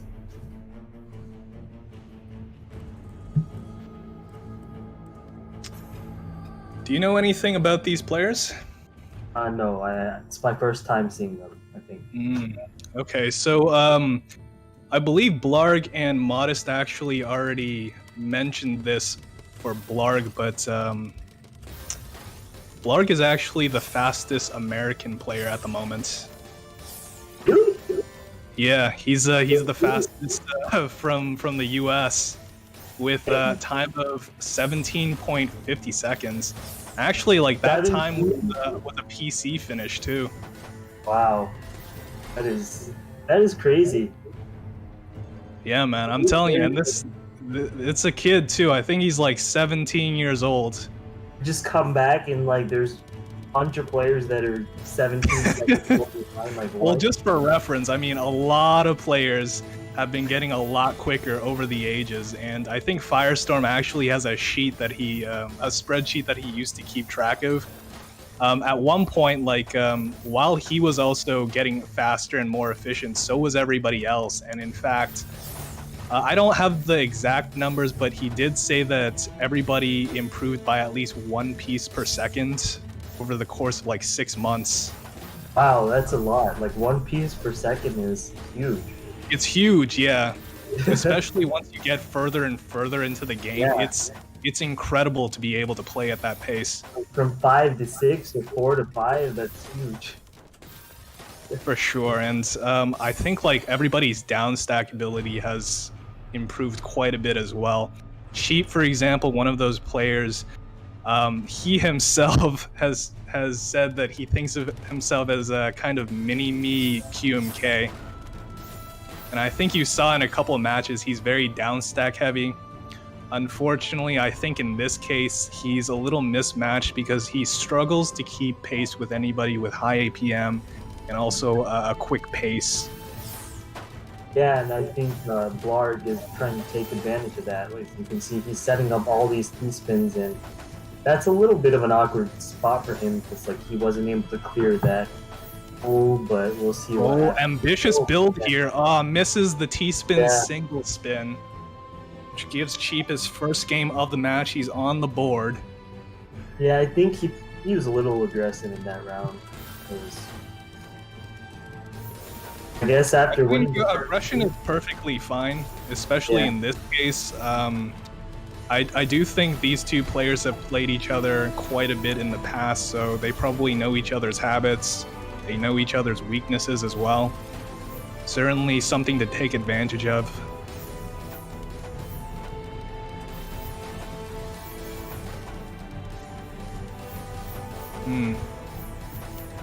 Cheap with the very nice down stack combo.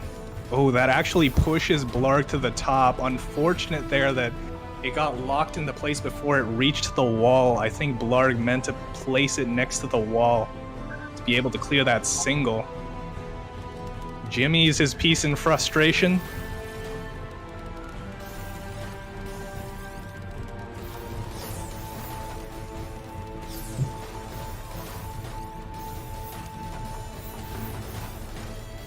Blarg is playing so fast, almost 4 pieces per second. Just Oh relentless. man, what an insane prophecy by Yeah. Cheap though. Wow. Such foresight. Does have to speed it up a little bit. He does. Blarg having a little bit of an awkward stack, breaking up his back-to-back chains in a lot of different spots. His speed is kind of compensating for it. Yeah, using that eyepiece vertically.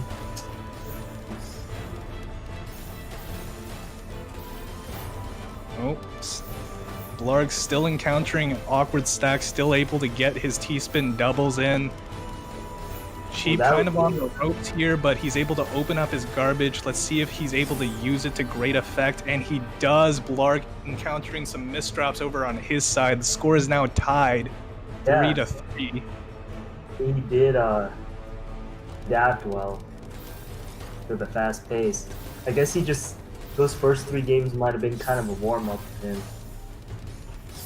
It does This take could potentially be it. I think he's also taking really good advantage of Blarg's misdrops, making very optimal choices. Oh, unfortunate there, not so much in that spot because he used his eyepiece. I suspect he didn't want to make the T-spin double and commit to it, so he use might that have instead. misheld the eyepiece because like if he put the other piece down first, he could have gotten to the garbage. Oh, that could be true as well. He's in a bad spot now too. Blarg taking advantage of his speed once again. Not too much APM sent, but it was sent at the right moment.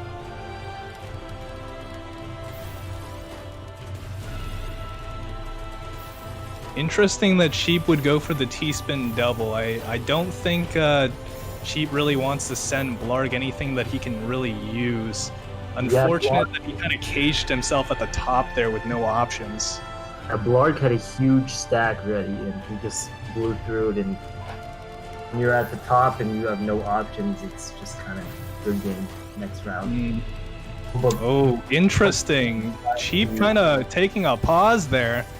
I'm not sure that would be the most optimal strategy against someone who's much quicker than you, but it seems to be working to great effect here. Blarg at the top of the field with no options.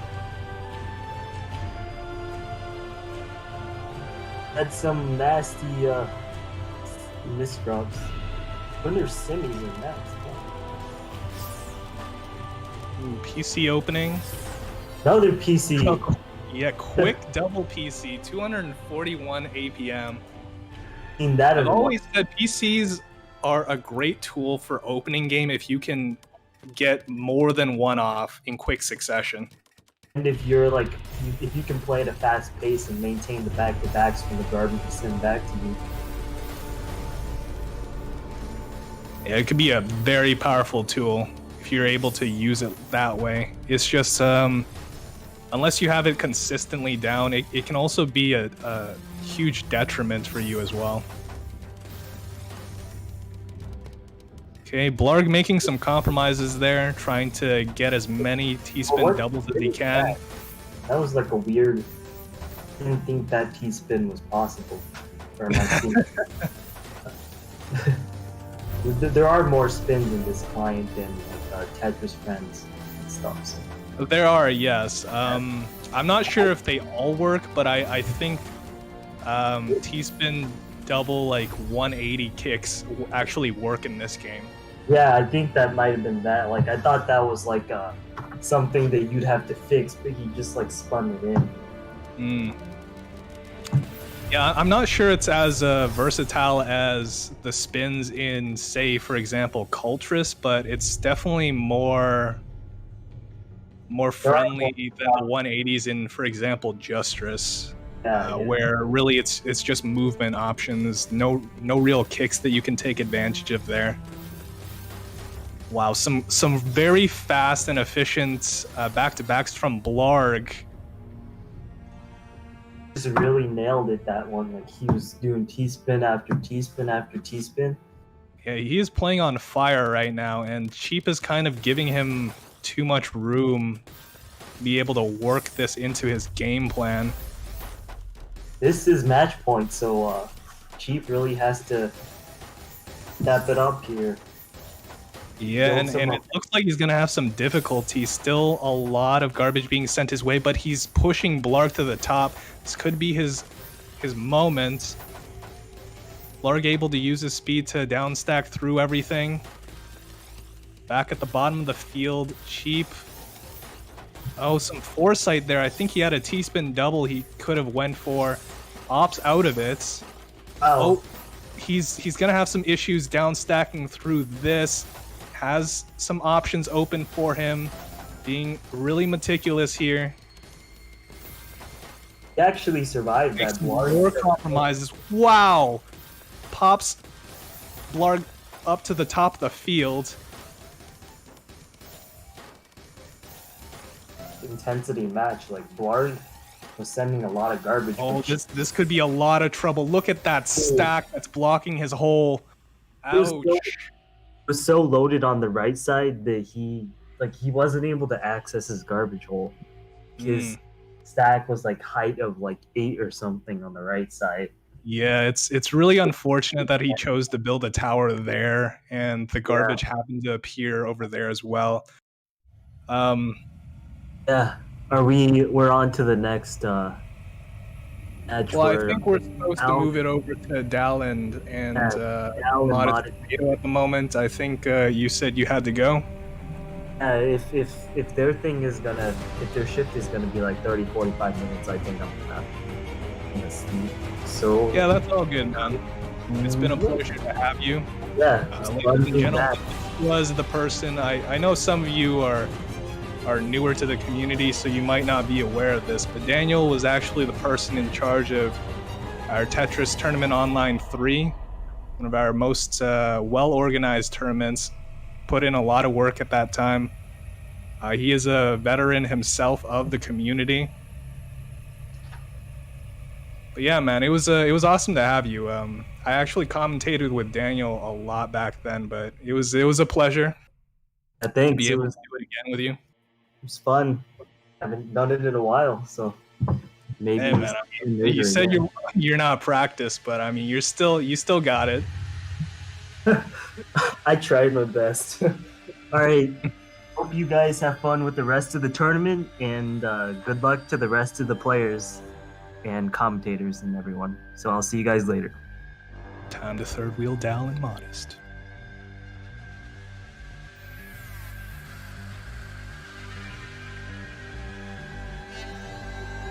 Alright, it looks like we're back, and I'm super excited because we're getting into winner's semis with the only people who haven't lost a set yet. We're going to be starting off with Vince HD versus Dal, sorry. Who's going to be commentating and playing at the same time, which I'm super excited for. And then after that, we'll have Firestorm versus QMK. Yeah, we have. This really comes down to a definite battle of speed. I mean, Diao also he plays insanely fast, but obviously going against Vince HD, currently the fastest 40-line record holder in the world right now. So yeah, we're in for a serious matchup. So yeah. If you guys are ready. I mean, there's so much alike about these two players. Diao's really good at downstacking. Vince has the 10-line cheese world record. Both of them have sub 20. Both of them are like 15 years old. So this is going to be a really interesting set to watch. Yeah. So I think Dao was saying wait. Dao.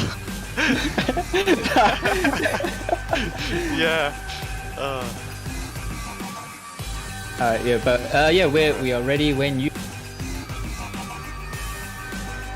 Yeah. Good luck and have fun, guys. Okay.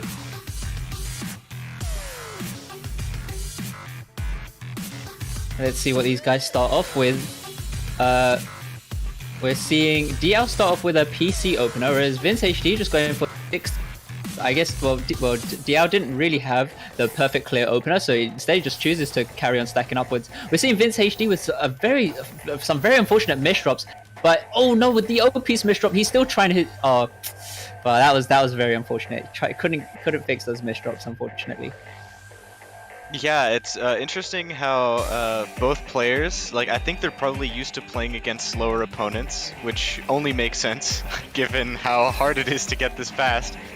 So I was curious to see how they're going to react to this. Vince opting for a 4-wide to send a little bit of cheese here, so we'll see how DL deals with that, but it looks like he's already down. And Vince looking like he has quite a few misdrops on his field here. Is downstacking them pretty nicely though. Looks like, yeah, DL upstacking a lot of combos from him, so I see, like, Vince did a good job of canceling that cheese out, but like, I think DL's strategy is gonna revolve around. Oh, that was just a very nice spike there. Yeah, both these guys roughly playing around 3 PPS as well. So I mean, like, I can already expect these guys to play roughly at 4+ PPS as well. But as you see there, I mean, just both taking on that perfect clear garbage, but Vince HD just fast enough to get it back to DL. Yeah, just very nice, like, big spike, and as you said, yeah, extremely fast speeds in this match.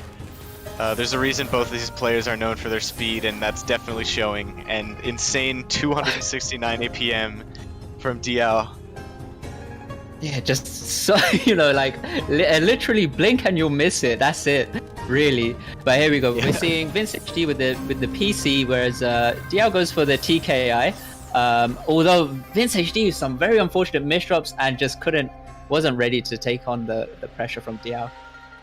Yeah, I mean, any misdrop and DL will be there to punish, right? And that's like the story of the set so far. Oh, nice PC. Oh, both of them getting it as well. So let's see who's gonna be able to access the garbage first. Looks like DL was able to access it better, but Vince is still in not the worst spot. Very nice down stack on his end. Looks like both of them kind of stacking up. DL a little bit of cheese to deal with, but Vince's board not looking too clean either. Oh, Vince, so many misdrops there, very unfortunate, and then DL gonna take that round. Already, well, DL in a 5-1 lead. He's looking like he's running away with this. But hopefully Vince HD can try to break the momentum now that DL is having. We're seeing both of those guys get those perfect clear openers, but we're seeing Vince HD with an incredible down stack, though it's not going to send so much cheese onto DL's board. DL opting to go for that line skim into the Tetris is now just working around this garbage column. And here we go, we're starting to see some really nice floating T-spins. Go and get that T-spin in there. Oh no, but he didn't. He kind of misdropped on that second T-piece, but instead he just gets those combo down stacks and looking a little bit unsure on what to do right now. But he's able to open up his stack there with that eyepiece, but it's not going to be enough. Vince HD taking the round. Yeah, I think DL was trying to get really greedy, see how much combo he could get while still getting the T-spin at the end, and then in the end got a little too greedy and didn't get the T-spin at all, and that allowed Vince to punish really nicely. So yeah, DL just taking a lot of APM, but somehow able to survive and send it right back. Yeah. That's one thing as well that you need to be careful of. Like, once you try to send everything that you can, you need to be prepared if they're still able to survive, because then yeah, once they return what they return back, and if they return stuff back to you and you can't handle it, that's it. You just get instantly topped out, especially with this spike pressure. Yeah, and these matches are just going by so fast. Like, there's so much speed and like action in these matches compared to some other which are more not slow, right? You have to be pretty darn fast to compete at this level, but more calculated matches in comparison. And yeah, Vince, couple of misdrops there, unfortunate.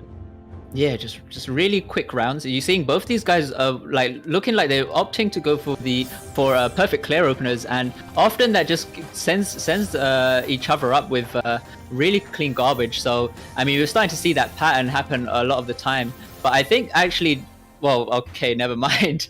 I was thinking maybe Diao was going to be able to clear through that left side, but not. Unfortunately, he didn't. Yeah, Vince barely survived the attack before. Or I think it's just whoever barely survives wins the round, because then they can spike their opponent really hard. And yeah, right now both of them playing again. Diao almost 4 PPS right here. Oh, unfortunate misdrop from Vince. He was in such a nice position, and now looks like that might all be thrown away. But no, he's still able to get down there, able to find that T-spin, and somehow able to. What? Oh, but Diao able to get out. But the misdrop. What? Oh. What even? What a round.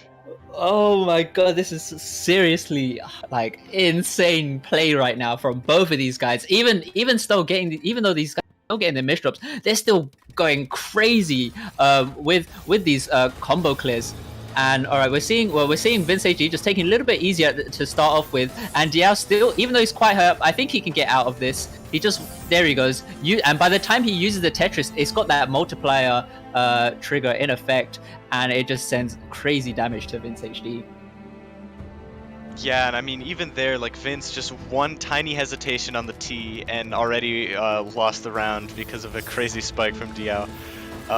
And yeah, this is all about like who can just spam the APM better and use the garbage as APM better, and it looks like Diao is kind of winning that battle right now. But we'll see if Vince is able to make one last push. Very nice attack there.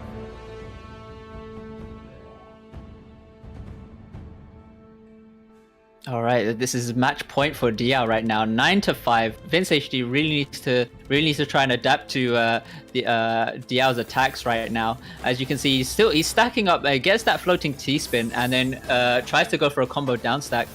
But whereas we see Diao right now, he does have a bit of an unfortunate Z mission, not going to be able to clear any lines to extend a combo. And yeah, Vince doing a nice job at kind of mounting a comeback here. Very big spikes from him as well.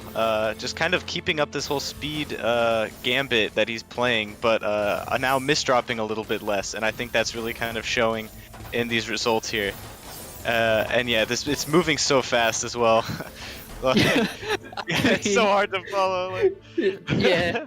But yo, GG's to calculation/Diao/Dao. /Dal, yeah, you know, good work, my fellow co-commentator. You did an excellent job. You know, I tried. All right. All right. I think the next match is going to be Uyashota versus Riduru, I believe. Yeah, that sounds like it's the K. Oh, we. Yeah, oh wait, okay. or is it Firestorm? It's Firestorm versus QMK instead. Hold on, No. Okay. Looks like FS versus QMK instead. The other semi-final. All right. Well, yeah, both of these guys, you know, they need no introduction. I mean, even as Michael Fizz was mentioning earlier, I mean, Firestorm, one of the best in the world right now, and also QMK just being a top player ever, like pretty much since the beginning, well, since he's even started playing Tetris even. But yeah, these guys... Oh, go on. Yeah, these two have such a history together. I mean, ever since I saw QMK barely defeat Firestorm in the HDO 10 Grand Finals, FS has just been on a rampage and beaten QMK most of the time, but he has dropped sets. I think in Jaster's Cup in January, he lost a set. And QMK at the last WPL didn't get to play Firestorm, but with that kind of play, he showed that on Tetrio he really is capable of beating the very best. So I'm curious to see how these two are going to play against each other. All right. Good luck and have fun, guys. We're definitely in for a very classic matchup. All right. For sure. So, we're seeing both of these guys, both players going with the TKI opener. Although Firestorm did have a little bit of a misdrop on that second piece, he did get pressured quite high up, but he's able to get back down to the bottom of his board. Whereas QMK still able to cancel out some lines from Firestorm's downstack with the use of his own combos. Although Firestorm having a few misdrops there with his pieces and already just getting punished by QMK. Yeah, very quick match there, but I think it's important to note that even though Firestorm misdropped twice and had to slow down as a result of that, he was still somehow faster than QMK. And I mean, just look at him right now, 4 PPS plus 4.2, 4.3, compared to QMK's 3. So I think that really just kind of illustrates the difference in these two guys' playstyles. And just there, Firestorm breaking, stepping into that back-to-back chaining with the ×8 there, which once you start reaching the 8th back-to-back, you start sending 7 lines instead. So again, you know, just adding those extra bit of lines, definitely from just clearing 2 lines, just sending 7 lines is just insanely efficient from Firestorm. But as you can see here, we're seeing QMK. He did get quite high up, but he's able to get all the way back down, as most of the garbage is on that right side. Not much of a problem for him to try and work around his board right now. Whereas we see Firestorm just making sure he's stacking up that clean stacking up a clean board right now, and trying to get these combo downstacks in order to try and survive. But he's getting pushed up to the top by QMK. QMK trying to do what he can right now, gets that back-to-back T-spin double into the Tetris, and here we go. Now might start trying to get a bit of cheese right now from Firestorm onto QMK, but QMK is still not phased by what's being sent to him. We're seeing him going for those T-spin doubles into the back-to-back Tetrises, but Firestorm able to cancel out with his own T-spins there. And here we go, more clean garbage. Oh no, 2 unfortunate misdrops for Firestorm. I don't know, can he really fix this? No, he can't. That's gonna be QMK taking the round. Very unfortunate end to a round like that, where FS the whole time was putting the crush pressure onto QMK, but then QMK able to flip the tables at the last moment, just waiting, preying on a mistake from his opponent. And speaking of mistakes, we just saw a bunch from Firestorm. Yeah, I mean, I think earlier on in the tournament, Firestorm was playing really well. I don't know if it might just of time for him right now, as in it is considered quite late where he is at the moment, and I feel like that might be hindering his performance. But either way, let's say that he still wins that round. 4 PPS, double PC. I mean, I don't know what you're gonna do against that, but looks like lose the round. So looks like both of them starting the next round here. FS has a really clean stack right now. But QMK also, both of them super clean positions. Now FS adding a little bit of cheese to QMK's board, but QMK being a cheese master, probably not too worried. But given how downstacks work a little bit differently in this game, where you have to get a Tetris at the end to make them really worthwhile, FS is going to take advantage of that. Okay.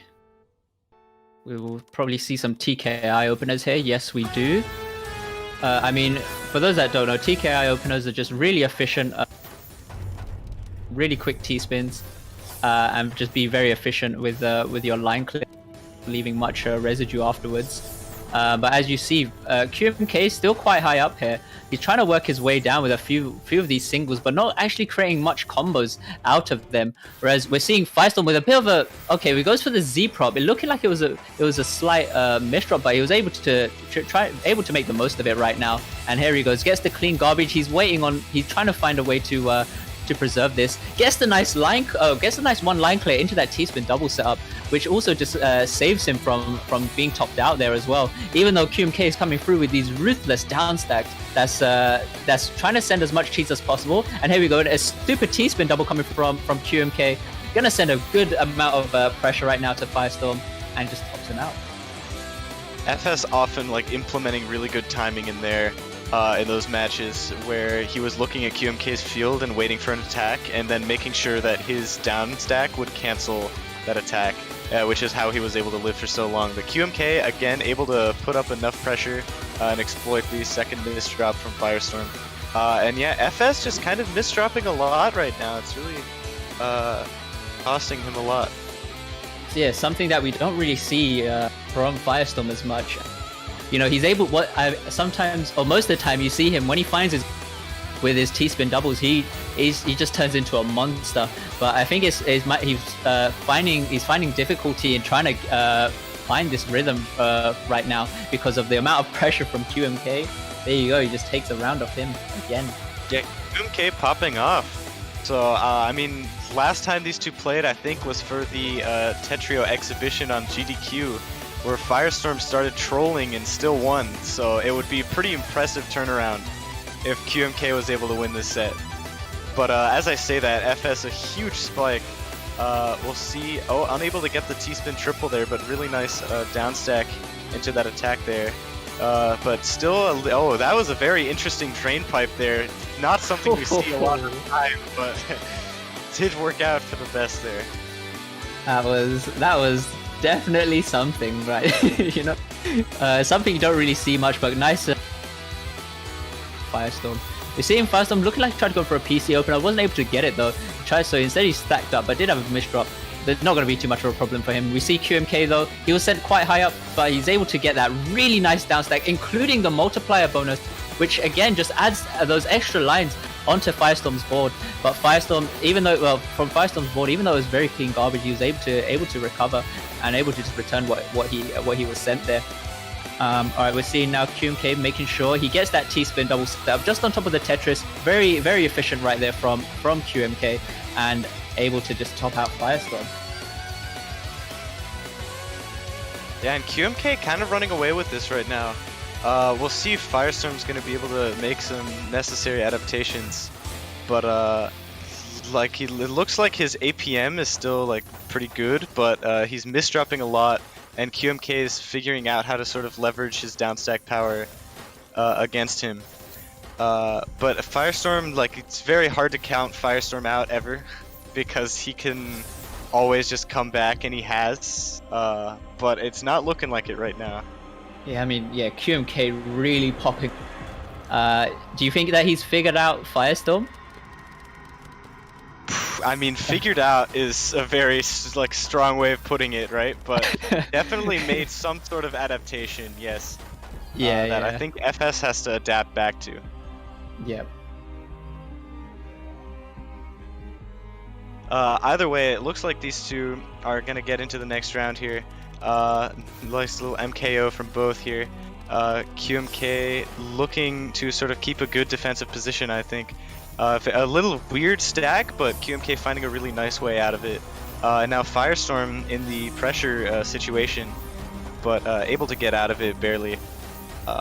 Looking like QMK in a pretty good position right now. Very nice cheesy down stack, but yeah, Firestorm building something, but that was a very nice fix out of it. Putting on the pressure, but QMK also doing a really good job of just keeping up this pressure, using Firestorm's clean garbage. Oh, and that misdrop is probably going to seal the deal. Oh, man, that was so rough. Yeah, that was very unfortunate. But yeah, this is match point for QMK right now. 9-5 in favor of QMK. We're seeing both these guys start off with TKI openers. Firestorm just making good use of that garbage, making sure he has that opener just on top. And here we go. We're starting to see Firestorm get some nice back-to-back pressure. But either way, it's not going to make a difference. QMK too strong right now. GG's. Very unfortunate top out there from Firestorm, where he placed the piece above the line there where you can place pieces, but happens to the best of us. And it looks like, I think next up is Riduru versus Uyashota, which is going to be... I'm excited for this match. Remember, Riduru beat a Janba earlier. And, wait, so actually, Riduru, Firestorm, and a Jamba are in losers. That's insane. I think this is probably the first time this ever happened, right? I think. Could be. Oh man. Okay. Well, yeah, we are definitely in for definitely for a wild night after just after that match, anyways. Yeah. But yeah, right now we have Riduru I think these guys are ready. I think we can just go straight into it, right? Uyashota says he's ready. Yeah, hopefully. We're just waiting on Riduru, but yeah, both these guys insane top players. Uyashota currently ranked 13, and Riduru is currently ranked 5 out of the Tetrio leaderboards. And yeah, I mean, also just keep in mind that Uyashota is a controller player, and yeah, also just to keep up or to stay this far into the tournament with playing controller is amazing. And yeah, looks like we're gonna get straight into this. Sorry. Yeah, I was just saying it's super impressive with a controller. Yeah, of course. All right, so let's see what these guys start off with. Oh, Uyashota with just a little bit of a late good luck have that TKI opener. Not too much of a problem though. There we go. They start to get back into their match, and we're seeing Riduru get those nice back-to-back T-spins into the Tetris, and gonna be winning the first round. Yeah, really nice spike there. The ability to see like when to spike Uyashota and just how to build like a very effective spike. It's crazy to think about how the loser of this is going to get 9th. And the winner will move on to fight, I think, some person out of, I believe, Kazu, Dormi, and Jason 1017 or 0107. So Yeah. it's, yeah. We're gonna see both these guys go for T-spin, TKI openers. Though Riduru variation, but already Uyashota with that PC, just to top out Riduru. Yeah, very nice, perfect clear spike there. Just able to kind of destroy Riduru with that one. Looks like, yeah, Riduru's stack looking really juicy right now, but Uyashota's looks pretty nice too. Oh, it doesn't get to the eye in time though. Oof.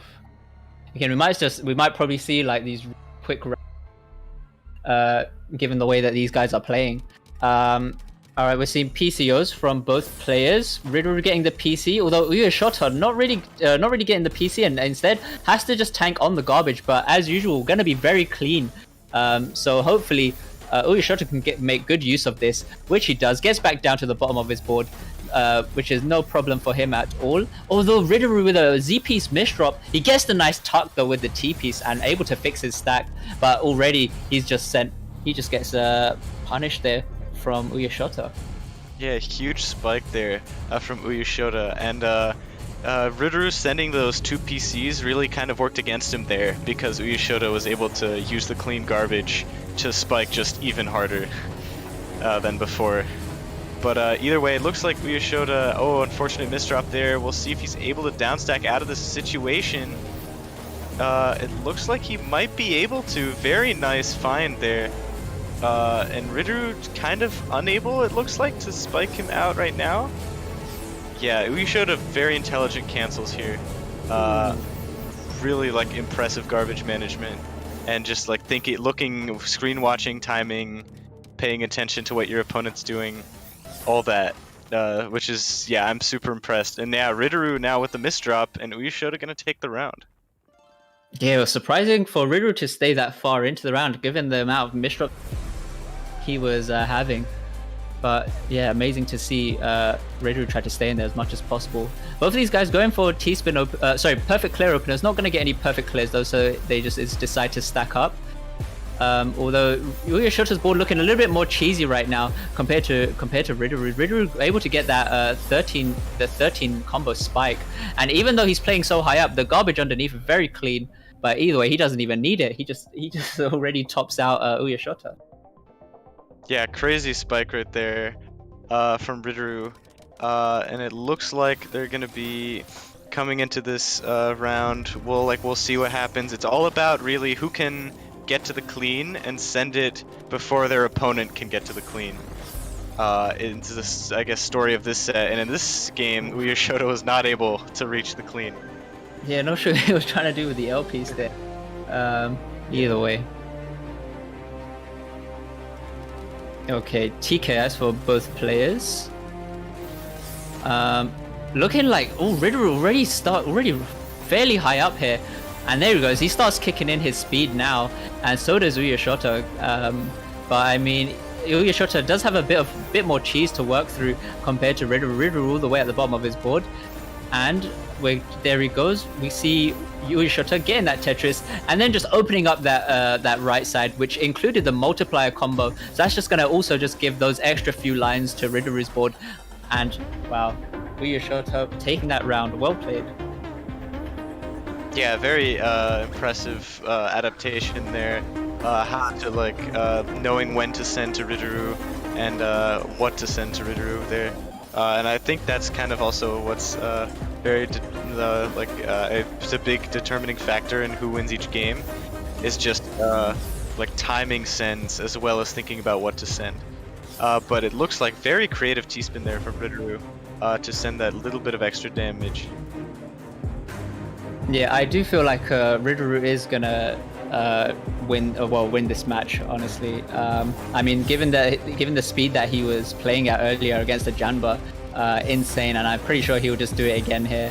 And I mean, just look at that, insane. Look at that, yeah, that's insane. that just explains itself. Yep. All right, looks like both players starting with a TKI variant here. Nice floating T-spin there from Riduru. Uyashoto look with a little bit of an unclean stack, and that's just gonna top him out. Yeah, again, just those quick wins that Uyashoto really needs to try and find out how to survive and how to defend those incoming spikes. But as you can see here, Uyashoto also still getting sent high up and does have to risk his stack already. And that's going to be match point for Riduru. I mean, yeah, the set was looking really close, but it looks like Riduru just found out how to spike really hard somehow, some way, and now it's looking very one-sided, this match. So yeah, match point now for Riduru. Unfortunate T-piece misdrop means he's going to have to wait a little bit longer on that victory, because he's going to have to forgo that spike. But that eyepiece misdrop makes things a lot more difficult. We'll see if he's able to find a down stack, but yeah, unfortunately not able to. Yeah. 9-5. Okay, PCOs for both players. Both those guys getting the PC and just getting the garbage both put onto their boards. But we're seeing Uyashoto being that extra bit faster to get back down to the bottom of his board, whereas Riduru struggling to try and find a way to get a combo. Yeah, super impressive from Uyashoto. 3.6 PPS on controller is just it's pretty much unfathomable. It's crazy. Both players getting PC and having the clean garbage. Oh, but the misdrop from Uyashoto is gonna cost him the set. And that's GG's. Yeah, well played. Yep. Okay, so, and also just looking at the lines, the difference in lines sent, Riduru sending 621 lines in 56. This goes to show the crazy difference even at this level is amazing. Yeah. Okay. I believe our next match now is going to be the winners final, and that will be QMK versus Calculation / Diao. So I believe, QMK says he doesn't need a warm up. Let's just ask. Warm up. Have you ever seen these two play? I don't think I have actually. I know, right? Kind of crazy. Yeah, I don't. It's also crazy that it's not Firestorm or not a Janba in the winners final, which is something that's pretty much unheard of. But yeah, I mean it just goes to show how much QMK has been improving over these past Tetrio tournaments in the past as well. But yeah, looking like these guys don't need any warm up, so I think we can get straight into this match. Yeah, I'm excited. Yeah, good luck and have fun, guys. Yeah, good luck, Dal. You got this. Yeah, real quick. Okay. Yeah. So we're seeing QMK start off with a TKI, whereas Diao also. Oh, sorry. Yeah, sorry. QMK going with a TKI, and so does Diao. Although now Diao, he's getting sent high up quite a bit, but he's working his way down really nicely, getting these low down stacks as well. But QMK already just popping off, just like we saw him earlier in his previous match. Still just finding these ways down to the bottom of his board and doing so, getting these really nice combo down stacks, which is a really nice attempt to try and send cheese onto your opponent's board.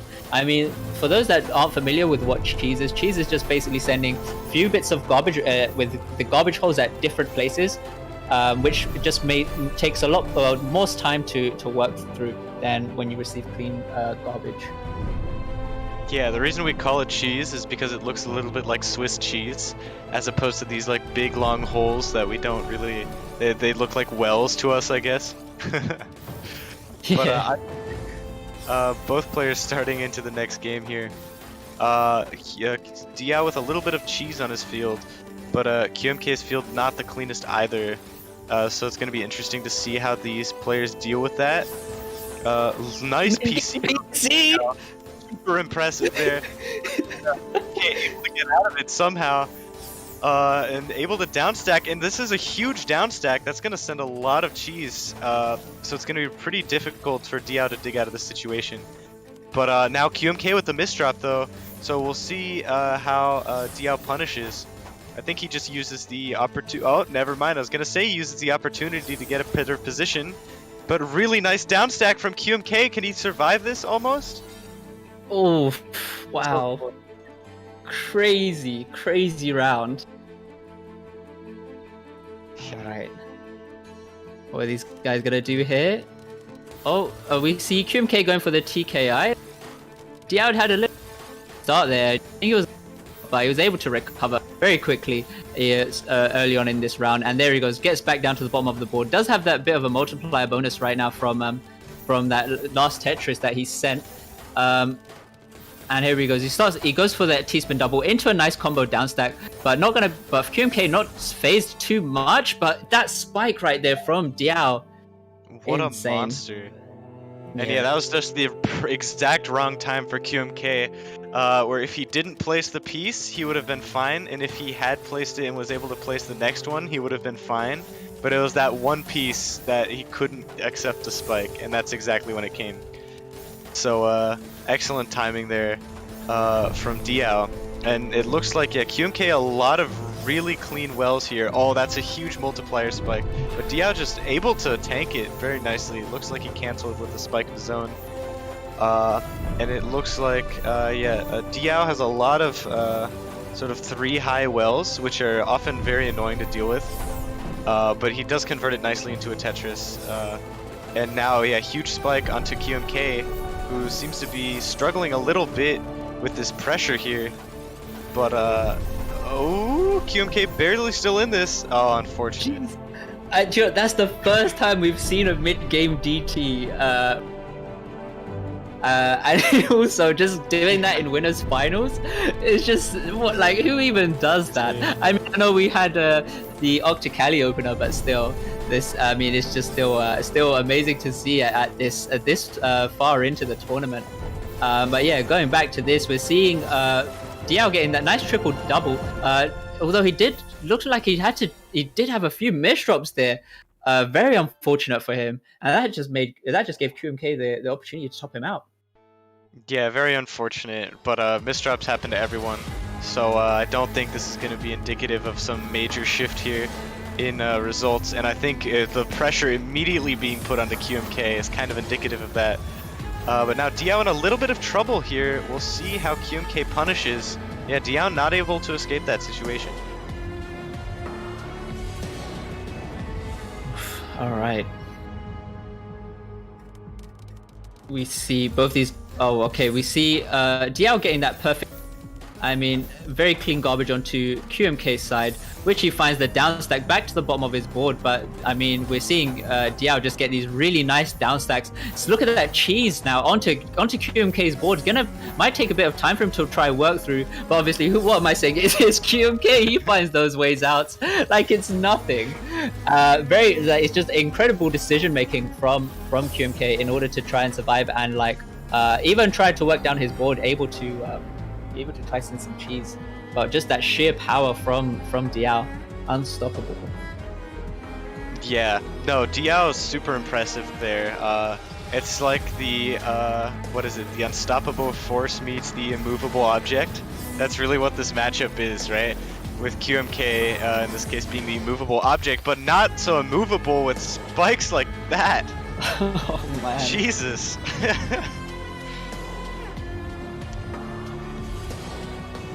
Okay.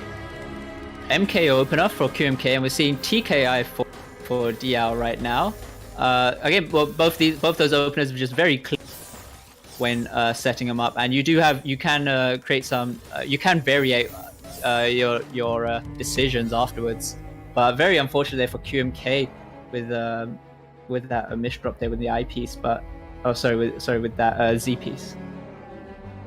And yeah, Diao kind of running away with this. I mean, I don't think Diao has ever won a tournament outside of Taiwan Tetris tournament number 3, and that was on Tetris Online Poland. So I mean, and this is like one of his first Tetrio tournaments as well, I feel like. So his immediate, he just comes here and already starts destroying everyone. That's super impressive. Especially, I mean, just looking at how fast he's playing 4 PPS, right? And yeah, QMK just unable to deal with that. A few unfortunate misdrops trying to keep up with the speed. It's looking like a crazy stomp right now for Diao. Alright, we're seeing TKIs for both players. Still getting those back-to-back bonuses as well. But Diao looking like he's in a little bit of trouble at the moment. But either way, he just gets back down to the bottom of his board like it's nothing. Gets that looking like that clean garbage really going to help him out here. And there you go, seeing that 21 spike. That's crazy. That was crazy. Yeah. Alright, yeah, looks like QMK, a lot of these openers starting with T-spin mini singles, which is very interesting actually. Probably represents the sort of shift where back-to-back bonus is a lot more important now as well. So just starting an early back-to-back, very nice from QMK. Unfortunate misdrops there from Diao. Yeah, still match point right now for Diao, but nonetheless, QMK can make an incredible comeback. But right now we're seeing both these guys go for TKIs, and look at insane from QMK. Yeah, very nice pressure there.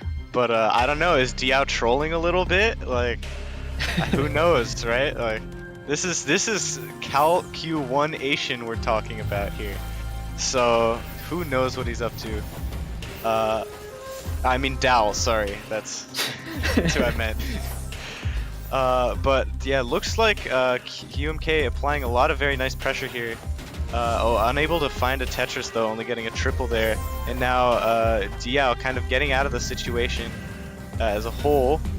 But nice from QMK there, getting down.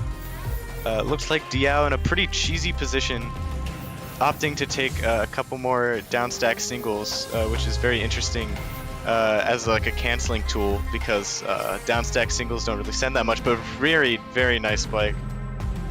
Wow. Sending cheese and then just spiking, and yeah, very impressive from Diao. Wow. GG's, man. Insane from Diao, as well as QMK, but yeah, there's the speed, the downstack as well. Man, this is just insane plays. Yeah, crazy. So I got wind that next up is winner semis, or not winner semis, sorry, loser semis between Ajanba and Bazzi.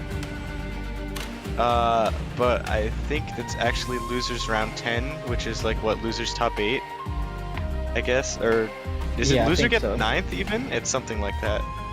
Close enough. Or maybe it's Like- losers quarters, actually. I'm dumb. It's losers quarters. But either yeah. way, promises to be a good match. So the winner of this as well will go off to face Vince HD. And yeah, I mean, let's just see if both these guys are ready. Bazzy says he is ready, and so is Janba. So I guess we can get this match underway.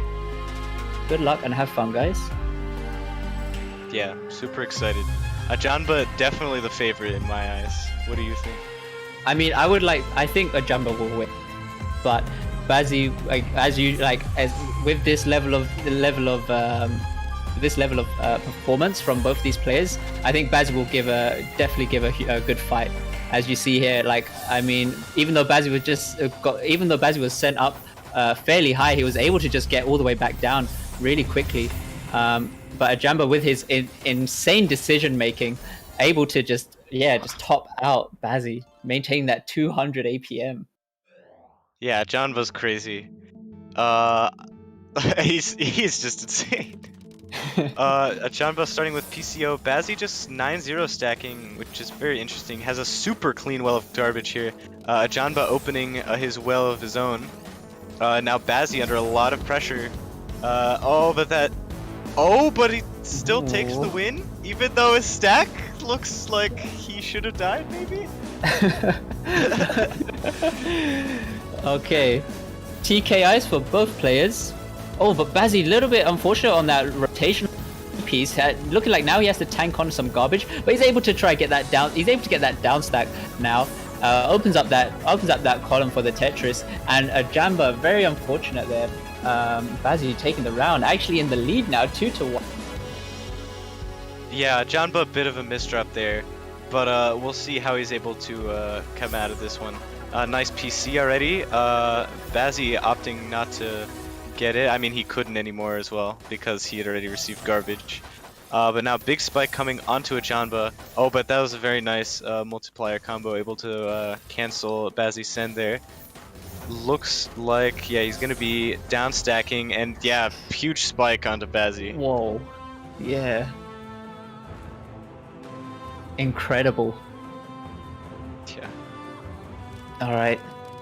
Again, TKIs for both players. A little bit of a variation, not much of a problem there. But we're seeing a Janba getting a nice downstack into the Tetris player combo, and that just adds that pressure that sends Bazzy all the way up.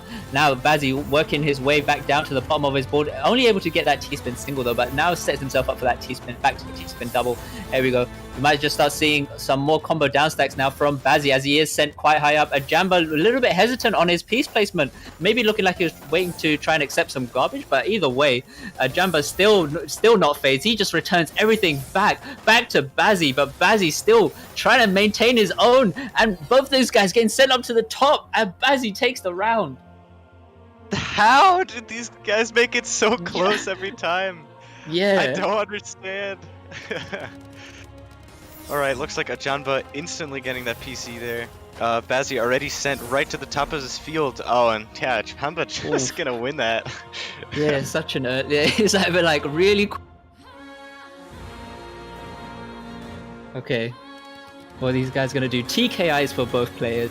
Janba just going for that T-spin single instead. Has to open up this this second column, which he does. Opens it up, gets those really nice back-to-backs as well, and just gonna top out Bazzy. Janba popping off a little bit now. Yeah, I think he's kind of awoke. Bazzy's awoken the beast. Yeah, a little bit, yeah. Oh yeah, Janba though, misdrop on that piece there. Still gets the T-spin and opens up the well though, so not that bad for him. Bazzy's field looking pretty clean though as well. Janba a little high up, but that's not necessarily a bad thing. Bazzy, oh, unfortunate I skimmed there, that didn't really work out. And Janba gonna take that. Looking like he's starting to take lead of this match at the moment. But we'll have to see if Bazzy can try and hold up. He gets the PC, going against a C-spin from a Janba. And even though he's still tanking on these lines, he's just instantly returning it back and getting that downstack. Oh no, he would have carried it on, but he didn't. He unfortunately had the miss drop, but he's still alright. He's still in good hands at the moment, He's able to get that T-spin into the back-to-back Tetris, and there he goes, just making sure he keeps his stack as minimal as possible so that he can get to the garbage as quickly as possible. And we're seeing Bazzi back to the bottom of his board right now. There he goes, returning that Tetris garbage. And as he just sends that Tetris garbage, he just gets sent up right up to the top of his board. And with that misdrop, I'm not even sure if he's going to be able to get out of this. And a Jamba taking the round. Yeah, I mean, even though these players find solutions to these downstack puzzles so quickly, sometimes it doesn't even matter because your opponent already sent so much that in the time it took you to think, you're already dead. And yeah, that was unfortunate misdrops there by Bazzi, unable to counter any of Ajamba's attacks. Yeah, Bazzi really needs to stop this momentum that Ajamba just building up so much. We're seeing TKIs for both players as usual, and we see Ajamba just going for the line clear, opening up that clean garbage, and already just taking the round. Yeah, Ajamba's definitely woke now. Like 4 PPS. This is the Ajamba we're used to. And this is the Ajamba that still has the potential to win this tournament. You can never count out the champion himself. Exactly. But either way, Bazzi kind of getting torn apart right now. His stack looks really nice, or it did, until Ajamba spiked hard, and now he has, like, looks really difficult to downstack this, and the misdrop isn't gonna do him any favors. Oh yeah, unfortunate. Rough. Yeah, that was rough for Bazzi. This is match point right now. Alright. We're seeing Bazzi go for the perfect clear opener, whereas Ajamba going for this C-spin, not able to execute it. Bazzi was able to execute that PC and just adding much more pressure on afterwards. Yeah, big misdrop there from Ajamba, but we'll see if it matters here. Looks like, yeah, Ajamba building up here, sending a big spike already to Bazzi. Bazzi already pretty close to the top here, but Ajamba not looking like he's ready to send much. Now Bazzi clean well, but not the eye to use, really. Now he gets the eyes, finally. Oh, very nice downstack. A lot of cheese Ajamba has to get through now. It's going to be difficult to make this downstack work.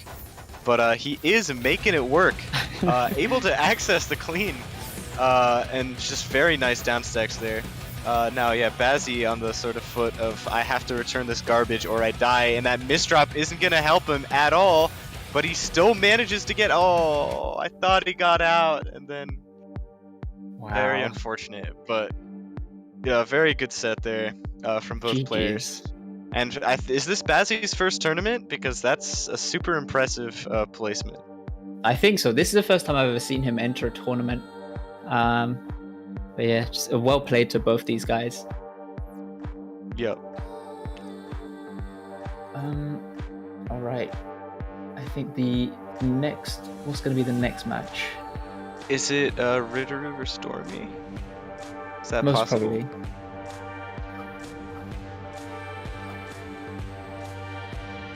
Oh, this is an exciting match. Okay. So it looks like, does that mean Dormy defeated Jason 1017 or Kazu, whichever made it further?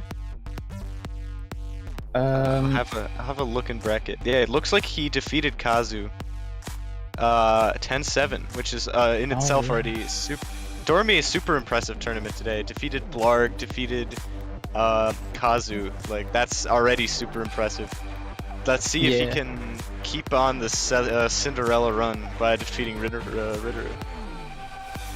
All right, are these guys ready?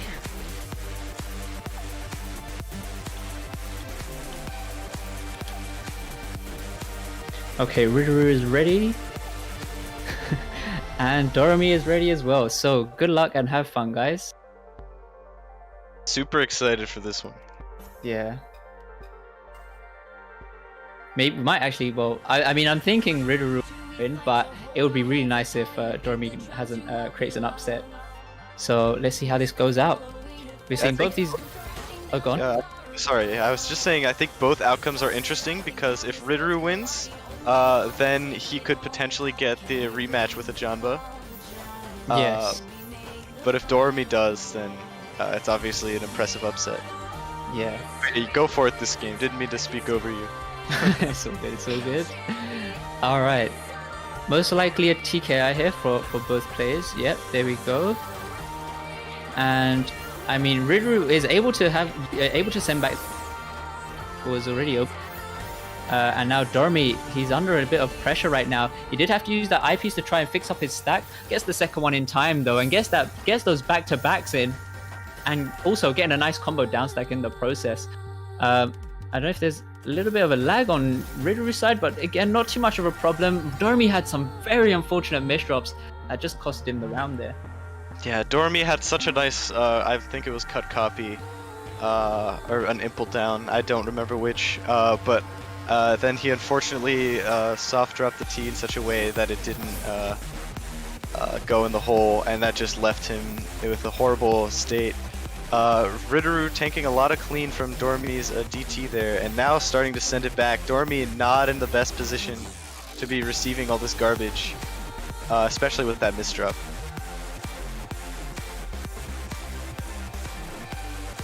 Okay. So I'm thinking, okay, so both these guys decide to go for the PC opener. Both of them getting the PC, so you know they're gonna the garbage on both sides, and both of them going for the combo down stack, but still both playing roughly at the same level.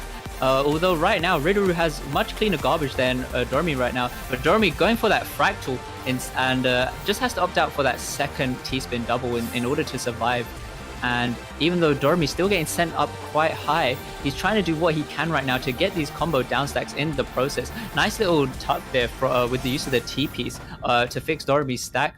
And we're seeing Riduru right now. He's trying to find a way to open up that right side, which he does. Has to go for these extra 2 line clears, which just makes him survive just that little bit longer, and just saving him from being topped out from Dormy.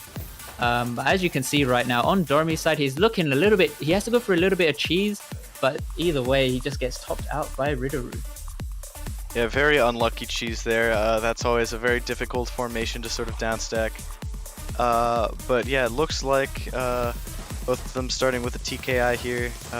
Riduru not using instant soft drop, which is very interesting to see. But it does seem to still be working out for him. Dormy has a very high stack. Interesting spike there, opting for the clean sends first before the... Oh yeah, that was a huge spike, but Dormy is out of it as of right now anyways. Very nice cancel there as well on his end, but looks like his stack is going to be very difficult to work around. But oh yeah, it was just barely enough to top out Dormy. Yeah, very unfortunate on Dormy's end. I mean, Riduru is just taking these matches very easily from Dormy right now. Yeah. Dormy really needs to find a way to handle these spikes that come through from Riduru. But as you can see here, we're seeing Riduru. He is still quite high up here, but still not really in much danger. As you can see, the way he's down stacking, as well as the way he's receiving the garbage, very clean. But he did have an unfortunate misdrop on that T piece on his own end, but he's able to fix it up really nicely. And here he goes. We're seeing Dormy just getting that really nice pressure and topping out Riduru, and now he's on the board. Yeah, super impressive and a well-deserved point against Riduru. Looks like both of them going to be starting with TKI openers. Dormy unable to get PC, unfortunate luck there. Looks like he stacks very high there to attempt a large spike. Oh, interesting. I think that might have been a mishold there, and now his stack looking a little bit questionable here. And yeah, Riduru just going to capitalize.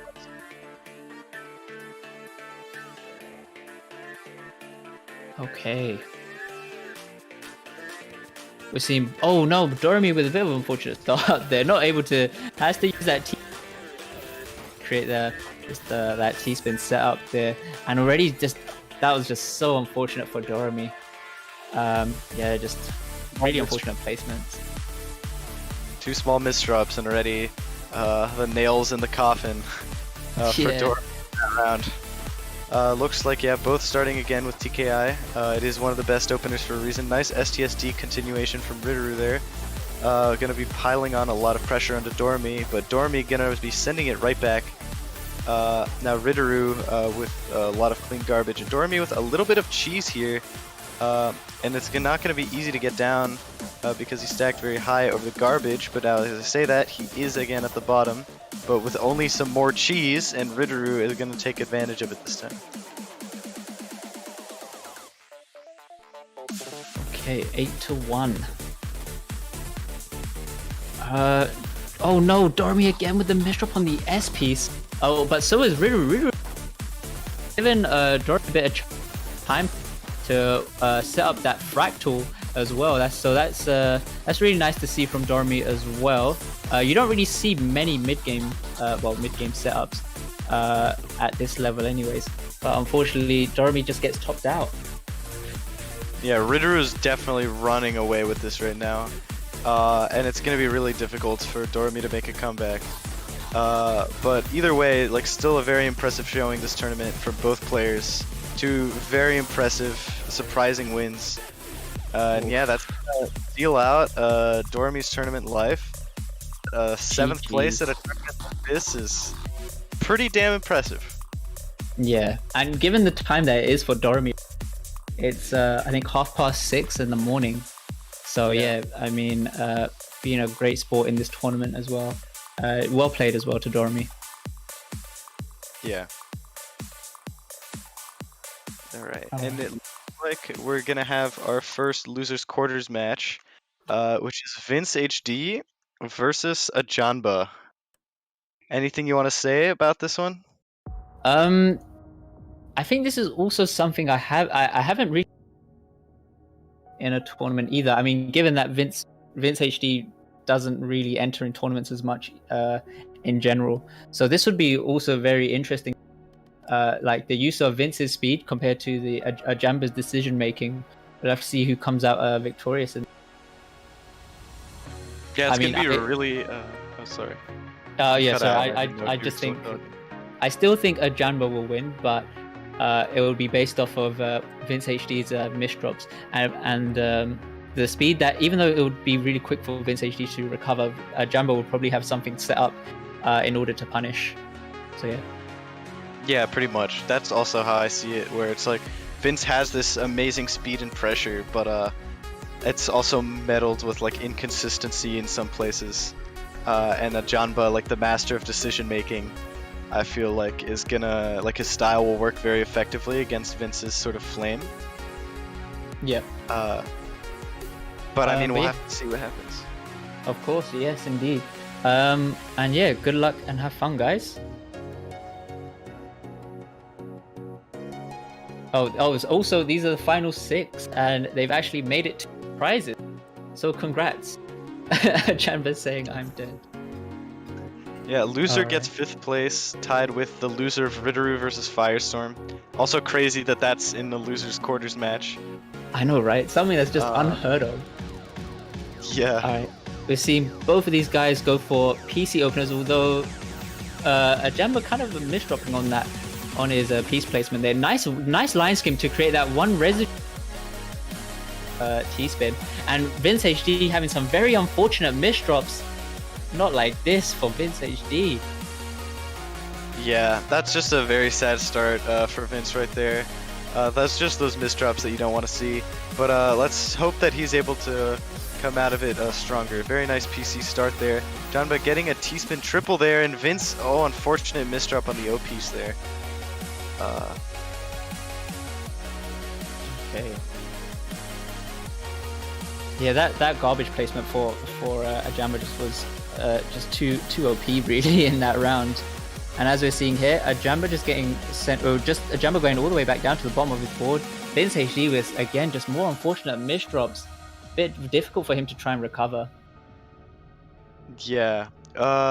It's kind of sad to see after all of his oh, is that a disconnect? Oh, I don't know if Vince HD decided to quit. I'm gonna take a gander and say that that's a disconnect. Oh, okay. Yeah, let's just assume it's a disconnect right now. Looks like a disconnect, yeah. Yeah. Maybe just needs to restart his client or something. Yeah, here we go. He's already back. Hey, welcome back. Is he ready?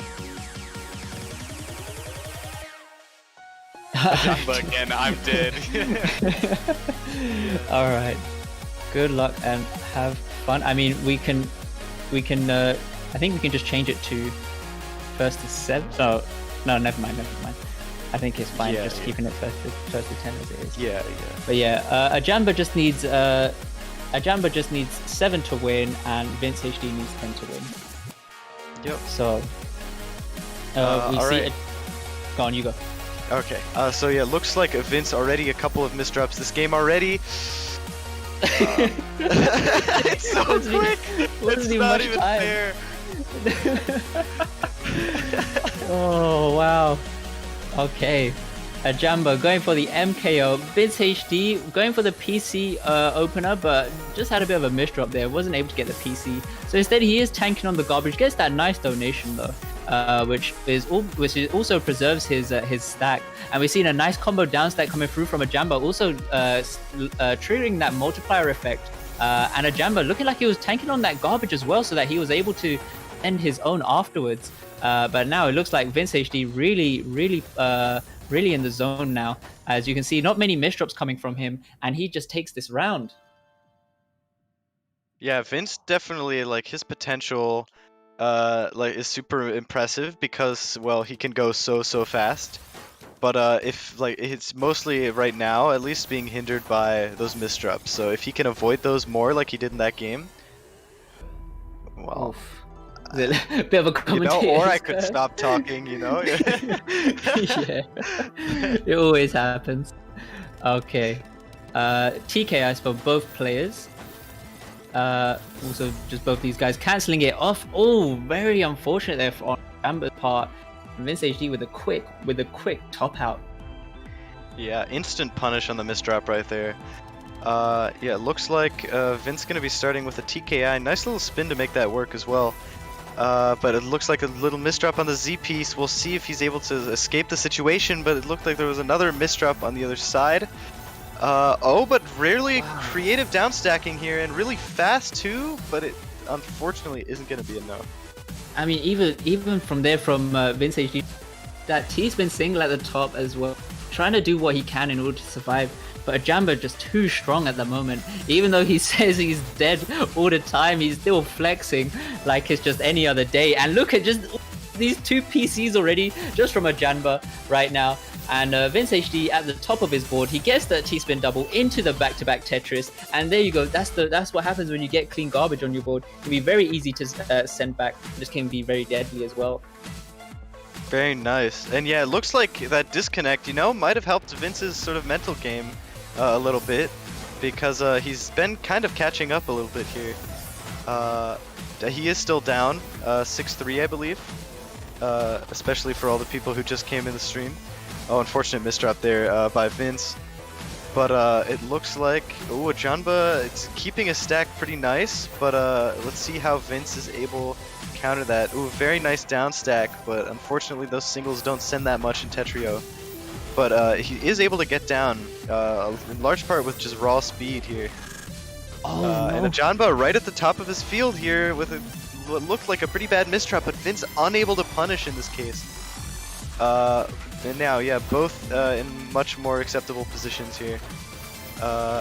Looks like both pretty ready to send. Janba has a little bit of a annoying field in terms of like cheese, not anymore now.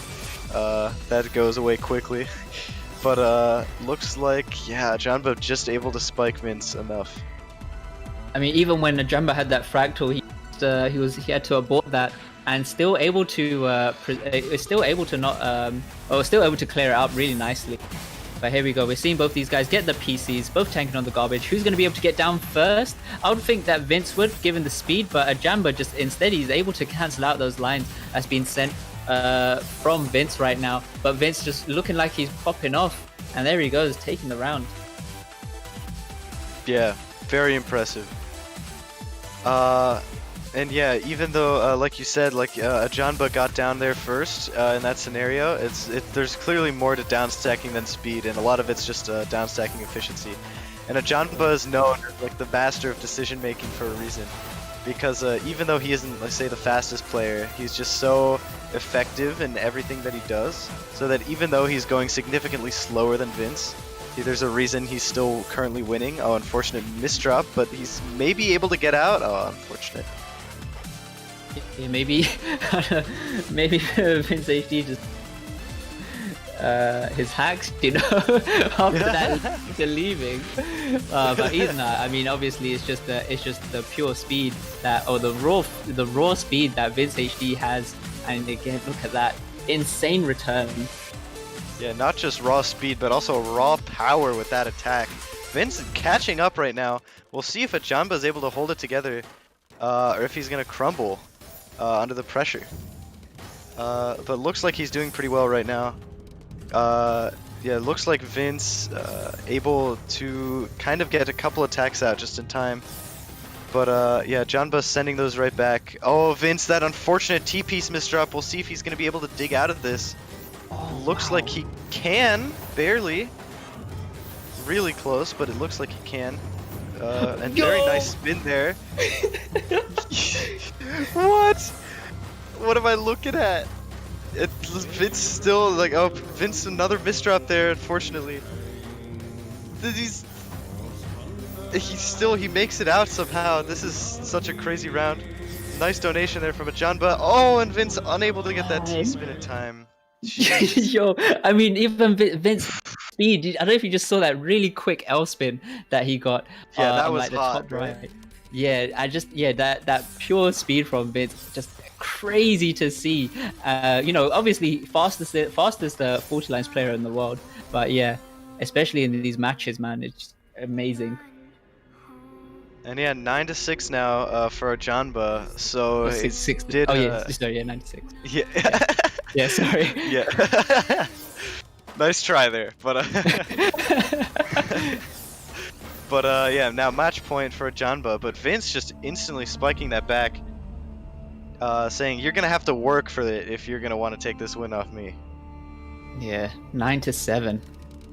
Okay, TKIs for both players, and Vince with a little bit of a misdrop, I think, but it's not going to be too much of a problem for him. He gets that T-spin single into the back Tetris, and just getting these extra, well, just pushing Ajamba, slowly and pushing him up along with these extra line clears from Vince HD right now, opening up that trying to open up that second column with lining up the eyepiece. But there he goes, tries to get down. He has an unfortunate misdrop, but so does Ajamba. Ajamba trying to do the most he can, gets that T-spin double off though. And now, I'm not sure what Vince HD's trying to do. All right, there he goes. He just has to, I think he's just trying to find a way to get down. But by getting down, he's trying to get these, trying to send some cheese to Ajamba's board. And there we go, 8-9. And get down he does. Vince looking like he's might be catching up. If he could make this comeback happen, it would probably be one of the biggest upsets of the entire tournament. So, and he's stacking up super fast right now. 4.5 PPS is speed we haven't even seen so far this tournament. Vince is just that fast, and Jamba's misdrop is going to mean that's going to be 9-9. It's 9-9. Let's go. All right, come on now. Someone's got to make the an insane win right now. We're PC. Ajamba did have a bit of a misdrop on that team. It's not going to be too much of a problem for him. He opens up that right side, returns back the garbage, but we're seeing Vince HD just getting this incredible down stack as well in the process. And there he goes. Even though he's still getting pressured high up though, I don't know if he can get out of this. Yes, he does. Gets the multiplier bonus as well. And I don't think Ajamba's going to be able to get out of this. And GG. And that's going to be it. What a comeback. What even is this? I can't believe it. Oh, how did he do that? How? I Oh, don't man. believe it. He won. He was down 9-6, and he brought it all the way back. The comeback, yo. Oh, and also just at the end of the match, the Vince HD sending 704 lines and Ajamba sending 721, and still, wow, well played. I mean, this is just unreal. What a crazy set. Yeah, Ajamba getting 5th place. That's not something you see every day. Yeah, exactly. I mean, given that he was saying that he was dead off, you know, GG's to him as well. Yeah. All right, so then now I believe our next match is also going to be, well, losers quarterfinals. It's going to be Firestorm versus Ridorou. All right. Yeah. Any comments you want to give? I mean, I know from what I've seen on Jastrus between these two players that it's been difficult a lot of the time for Ridorus to defeat FS. But I do believe in GGC, did Ridorou beat FS? Is that correct? Yeah, I think he did. Yeah, could be wrong on that. But definitely shown either way that he has the potential to beat Firestorm. Yeah. So I think either way, this is going to be a really intense set. Yeah, agreed. All right, I think both these guys are ready. So let's get this match underway. Good luck and have fun to both Firestorm and Ridorou. Let's see how these guys will go up against each other. We're seeing now Firestorm really quick with the bursting off right there, over 4 PPS right with those TKIs. And we're seeing now Ridorou looking like he's just trying to catch up as well. Does have a bit of a miss drop. Not going to be too much of a problem for him, even though he's still quite high up. He's able to cancel out what is needed in order to survive. But Firestorm, with those very unfortunate miss drops, he's able to still use that eyepiece that he was holding, but not going to be enough. Not going to be enough. Yeah. Yeah, very unfortunate. Almost got out of that situation, one piece away, but that is how it goes. Looks like we're going to be starting the next round here. Firestorm getting the PC before Ridorou can even see what the solution is. Looking like his speed advantage is, I mean, even though his PPS altogether is slower. Oh yeah, and Ridorou, very impressive spike there. Yeah. Gonna just take that round. Yeah, considering the burst that Firestorm was doing at the start, I mean, Ridorou still just handling it as well and just returning it back to Firestorm. As we can see here, Firestorm just getting those T-spin, those extra T-spin double setups, just even after he creates the first one. But seeing these down stack combos from Ridorou, Firestorm unable to handle it. Yeah, and Ridorou popping off right now. Like, he's just showing his dominance right now, and Firestorm just can't seem to find his footing, it looks like. But we'll see if he's able to make a comeback now. He has a very clean board. Little misdrop. I think he wanted to send that T-spin there. And what a huge spike for Ridorou! The PC as well. Oh my god. Oh, wow. Yeah. Jesus. Alright. Alright, yeah, looking like Ridorou is in the... Oh, Firestorm with some very unfortunate misdrops. Oh, such a quick round. Yeah, that's crazy. And Ridorou 5-0 up on Firestorm, which is like, and Firestorm again, a huge misdrop there. He's kind of choking today a little bit, but able to get down there barely. Still building his way down. Ridorou also like a very clean stack on both ends here. Firestorm, yeah, just trying to keep up the pressure here. Oh. But yeah, very nice 6-3 stack from him. Ridorou, though, also able to sort of keep his stack intact and just send a lot of damage here. Now, FS a little bit of cheese to deal with, but able to still get through it and take his first round. There you go, he's on the board, and also just maintaining those back-to-back chaining as well. Firestorm just getting those 9 back-to-backs in a row. Just constantly adding pressure onto Ridorou.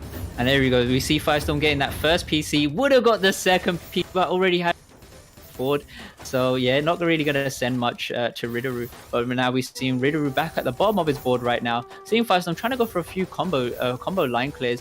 Looking like he's trying to find a way to cheese out Ridorou, but Ridorou getting that T-spin triple. I'm not sure what he was doing with that T-piece placement, but either way, not much of a problem for him, as he's got that really clean garbage on the left side, which he just clears right now. And Firestorm, even though he's at the bottom, he's still able to create these nice T-spin double setups where he starts creating some nice continuations, and he just takes the round. Yeah, I mean, that was very impressive from FS there. Just like what's always remarkable about his play is his consistency more than anything else, I feel. And that's what's won him so many tournaments. And we'll see if that's going to be able to carry him to a set victory today against Ritteru. Ritteru, again, looking like he had a little bit of a misdrop, but fixes it nicely with a cut copy. Unless the cut copy was intentional. But who knows? But yeah, Ritteru with a pretty unfortunate stack is able to get the Tetris, but Firestorm, just if he keeps putting on pressure, yeah, is going to take that round. That was just looking like Firestorm's starting to wake up a little bit now. Yeah. Okay. PC openers, no PC for either player, so instead they just to build that T-spin double on top, which then just opens up for that back-to-back Tetris afterwards. And we're seeing Firestorm, even though he's getting pushed up, he's still able to cancel out a few. Not going to be enough though. Ritteru taking the round 6-3. Yeah, FS getting a little bit too greedy with those T-spins and building a little too high over his garbage, and unfortunately that's going to cost him that round. Ritteru, nice PC to start off with. Going to give Firestorm a bunch of clean garbage to work with if he can get down. Can he get down? He does use the well pretty effectively here, and now his stack is looking really nice compared to Ritteru's cheesy board. But Ritteru able to kind of spike his way down. Firestorm now kind of in the hot seat here. Having to make the risky plays, but it looks like he's gonna probably be able to downstack this. Yeah, and there he goes. Now Ritteru has a pretty clean well if he can reach it, which he does. And Firestorm a little bit of cheese, as does Ritteru. Ritteru very nice foresight there with the Tetris into T-spin. Very impressive, and nice downstack combo there from Firestorm. Looking like they both have a super nice well here, and now Ritteru kind of in the lead here, but Firestorm immediately just taking the clean garbage. Now Ritteru in the hot seat and just gets spiked up. Yeah.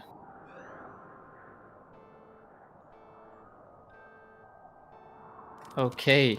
See, PCO for Firestorm getting this first. I think get the second one. Yes, he does, and now just getting these TKI setups as well. Very nice. Just crazy burst of power right there. Well played. Yeah, that was super impressive, especially finding that second PC. That's just that Firestorm PC knowledge right there. No one can do it like him in tournament.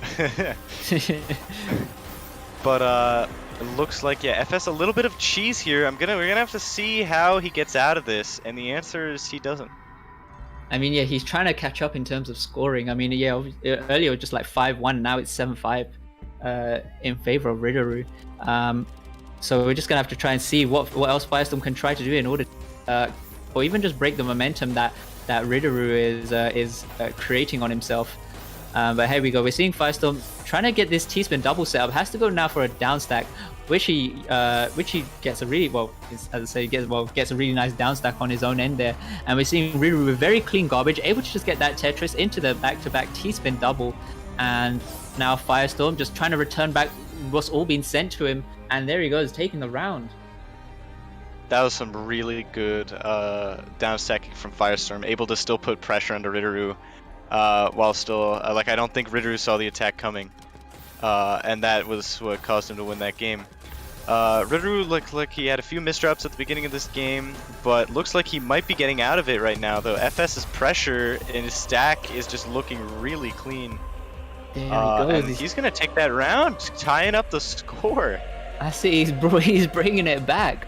That's it. Let's go.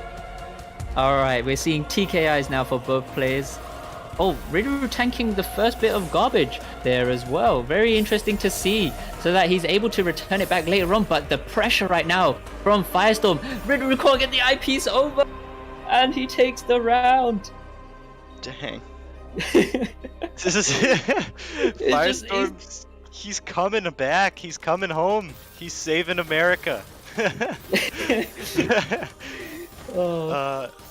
But yeah, his pressure is just really popping off right now. A little bit of a misdrop there, does not let him phase it though. Really just kind of riding this momentum wave right now. A little bit of a misdrop, but Ritteru can't really get a big attack out to kind of prevent that. Looks like, yeah, Firestorm able to get this down stack. Yep, able to fix up his field as well. Oh yeah, very nice spin there to fix his field as well from Firestorm. Looked like he might have gone for a failed Finn there, but who knows? Kind of doubt it. Assume it was more the result of some questionable stacking or like improvised solutions.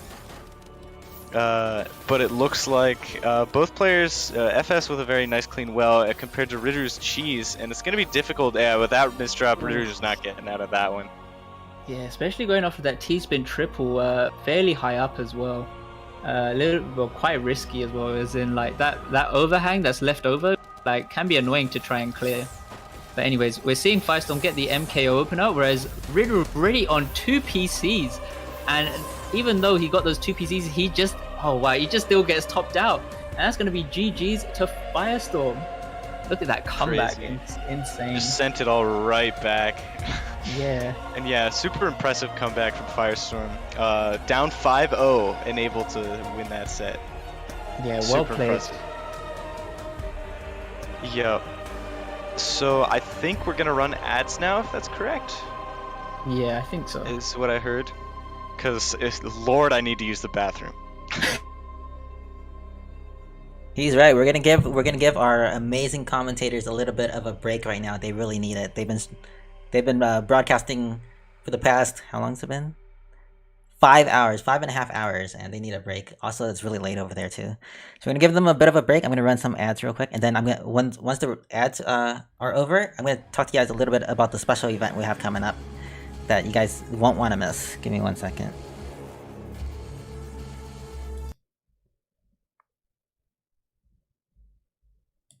Hard Drop Open 12 is sponsored by Najib, Kim, and Feli's attorney at law. The NKF legal team provides legal support for the Hard Drop community. Visit them at nkflegal.com.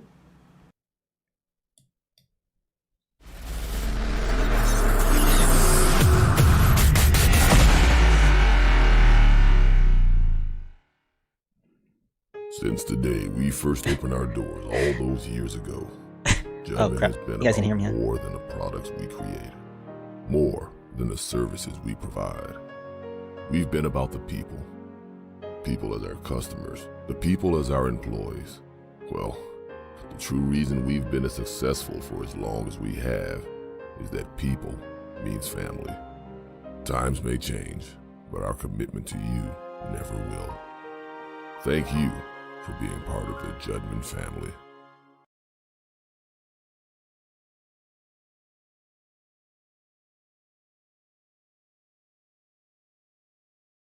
All right, while they're still on their break, so the special event that we have going on later today is everybody's gonna get into. So you guys are probably familiar with the Tetris 99 super lobbies that we host on Hard Drop, right? Well, we're gonna do our very first time ever a Tetrio super lobby where we all just hop into quick play. We hop into the same quick play room, and the person who wins that one quick play game is gonna get $100 and a special badge. A Tetris 99, not Tetris 99, a special Tetrio Super Lobby badge. Just one person, one game, that's it. One quick game. Yeah, and a kiss from me too. So we're gonna do that right after the grand finals. So stick around, enjoy the rest of the matches. Holy crap, that Ajanba match, the Ajanba versus Vince match is one of the best matches I've ever seen in my life. And I've been around Tetris for like 15 plus years. That is one of the craziest matches I've ever seen. Yeah, this tournament is crazy, and we still got like at least like 4 more matches to go, I think. So stick around, enjoy the show, and then afterwards, let's get into that lobby together, try to make a gigantic, crazy, high-skilled super lobby room on Tetrio. I'm kind of wondering how long those type of matches will last. Yeah, we're gonna see when the guys are back.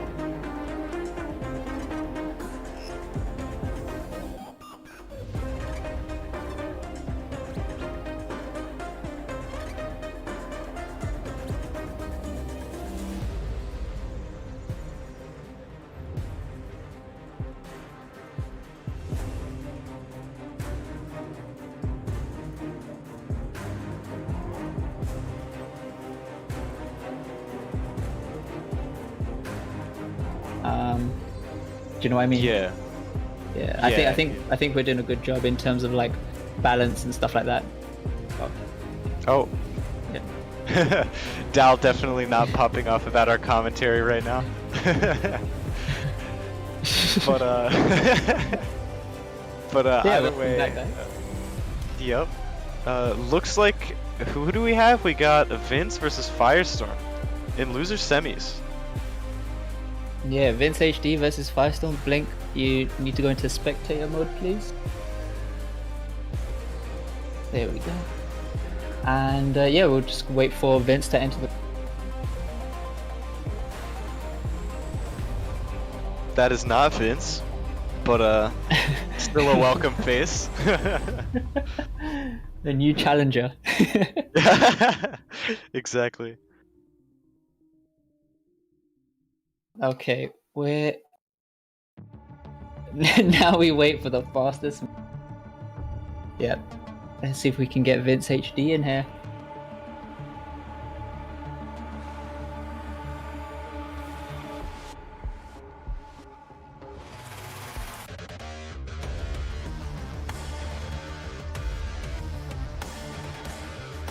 So yeah, who do you think will win this match, Otis? This match, if Firestorm can keep up what he was putting out against Ritteru at the end of their set, I think he can win, and he will win. But if Vince can keep up what he was putting out at the end of the Ajanba set, he will win. And if they both do that, we're in for a damn good time. Then Tetra will break down. Yeah. Okay. Oh yeah, and also I think we the donations or like the total prize pool right now is 1,500. So yeah, thank you to everyone who's donated to the prize pool. Obviously, all the money goes towards the players, and also funding towards Firestorm's college fund. So yeah, thank you. Yeah. True.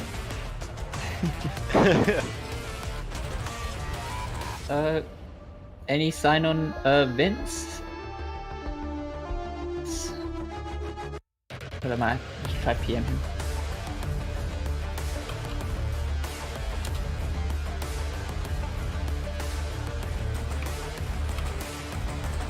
I assume he's on his way. Hopefully. There you go. There he is. Nice. The man of the hour. Yeah. Okay. Are these guys ready? Yep. Both of these guys are ready. Let's go. Good luck and have fun. I'm hyped for this. Yeah, same. It's gonna Let's be. see. It's gonna be Let's see what Battle of these guys- Titans. Yeah, indeed. All right, we're seeing both Firestorm and Vince HD going for TKIs already. Just like before, Firestorm starting off with a really powerful burst, whereas Vince HD does have a few misdrops. So he is trying to work through this, but already Firestorm taking the round. Yeah, Vince just kind of hindered by his misdrops there. I think maybe trying to go too fast almost, but then at the same time, FS was going at 3.9 PPS, so I mean, you kind of have to go fast against this guy. Looks like Vince trying to start by sending a lot of cheese, but FS just retaliates by sending cheese. And now it looks like the clean garbage is probably going to start. These 3 wells are often pretty pesky because they create an eye dependency. That was a nice PC from Firestorm. Yeah. And that's just gonna win him the round. Yeah, man, that was insane, right there. Yeah, I feel like maybe popping off just as much as he was right now. I feel like he might still be in the to just get these insane back-to-backs, the insane down stacks, and there you go, just taking the round of Vince again. Yeah, speaking of insane, right? Like Firestorm is just popping off, no mercy right now. Yeah. If he keeps this up, he has a good shot of winning the tournament. I mean, just look at this pressure, 220 APM. It's just so bully. And Hey, he's just not letting up at all. I think that's his strategy now. Just kind of stick to his guns, stick to his pressure. Because that's what won him the set against Riduru. And it just looks like it's going to do the same here. I mean, even in that round, like Vince HD had some really nice T-spin double setups, and just able to preserve the stacks below and just set up some really nice setups on top. But as we can see here, Vince HD getting the PC does have some misdrops, which he by the time he clears it, he's all the way at the top of his board and just gets punished by Firestorm, making it 5-0. Yeah, Firestorm just not letting up.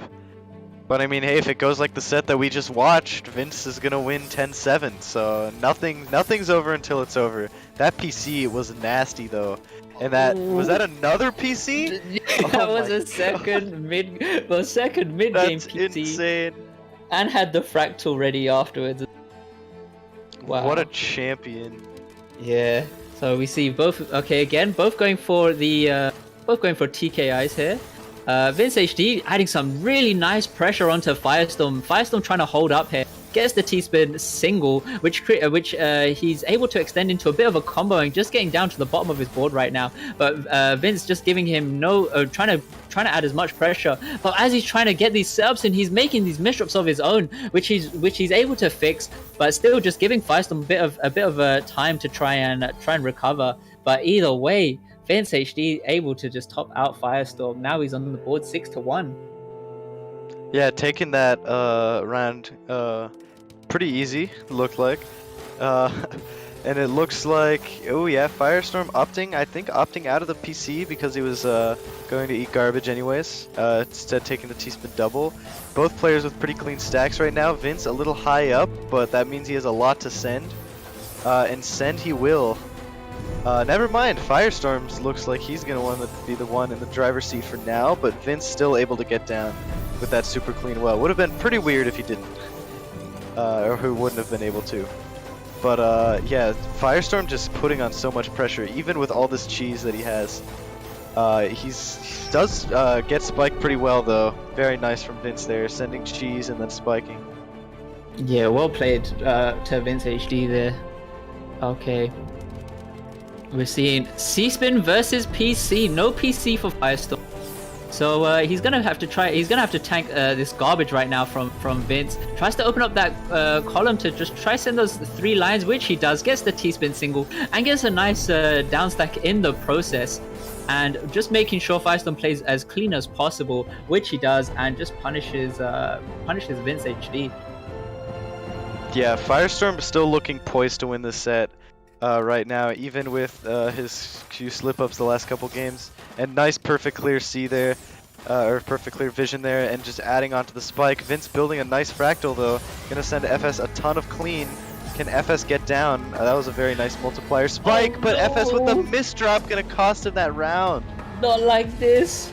Yeah, Firestorm definitely doesn't want that loan, you know?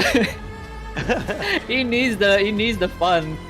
And a bit of a misdrop there on the TKI opener from Firestorm, and having to take on the garbage lines from that perfect clear. But here we go. We're still seeing Firestorm still trying to hold it in there though, able to clear up the garbage as he gets back down to the bottom of his board. Whereas Vince still trying to find ways to get these T-spin double setups as well as sending some cheese, but not going to be enough. Firestorm taking the round 8-3. Yeah, Firestorm just his pressure is just so it's incomparable just because he's so fast and consistent. It's just like there's no pressure player quite like him, I feel. Yeah. But but at the same time, it looks like he's doing pretty well this round. I say that and he gets spiked at the top, but that's so much clean. We'll see how both players deal with it. Now FS with a pretty cheesy board. So, but he does a very nice job of downstacking out of it. Looks like Vince more working on unfortunate misdrop it looks like, but does find a downstack. That was a very nice downstack. That's a ton of cheese for Firestorm. I don't see him getting out of this one. Yeah, just trying to find those lines, the line skim, but still a bit difficult on his own end. All right, again TKI is probably just pretty much the opener we're going to be seeing. Either that or majority of the time. But look at the clean garbage on both sides, on both people's boards. But Vince HD, just with the speed, able to top out Firestorm. Did you see how big that spike was? Did you see that? That was Oh, it man. filled up the whole bar and then some. Yeah. Jesus. Oh my god. That was insane. Like spikes on this game's client especially are just like there's no comparing them. And speaking of big spikes, I mean, There you Firestorm are. just responds with his own in that round. Making good use of that multiplier combo. Okay, TKIs. Again for both players. Vince HD just returning that garbage instantly as quickly as possible. Whereas Firestorm gets that nice Z prop and still keeping that right side open. There he goes. And also just getting that T-spin double step on top of the Tetris. And that's just gonna, well, that is game. Wow.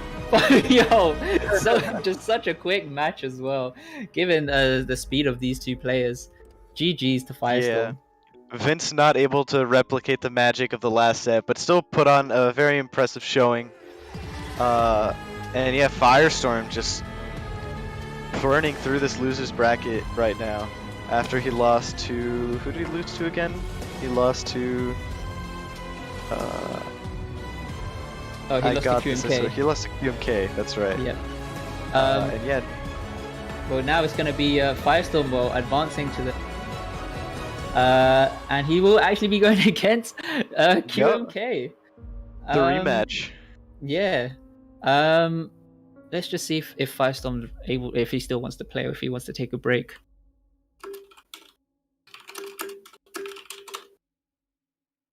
We'll send this Do thing. us commentators get a break for like 3 hours so I can get a nap in? Slight intermission. Yeah. All right, let's try to.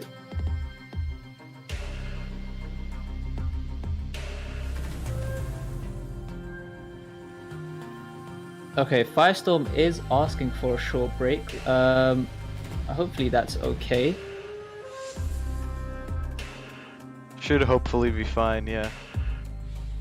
Yeah. We could probably take like a 3-minute break or something.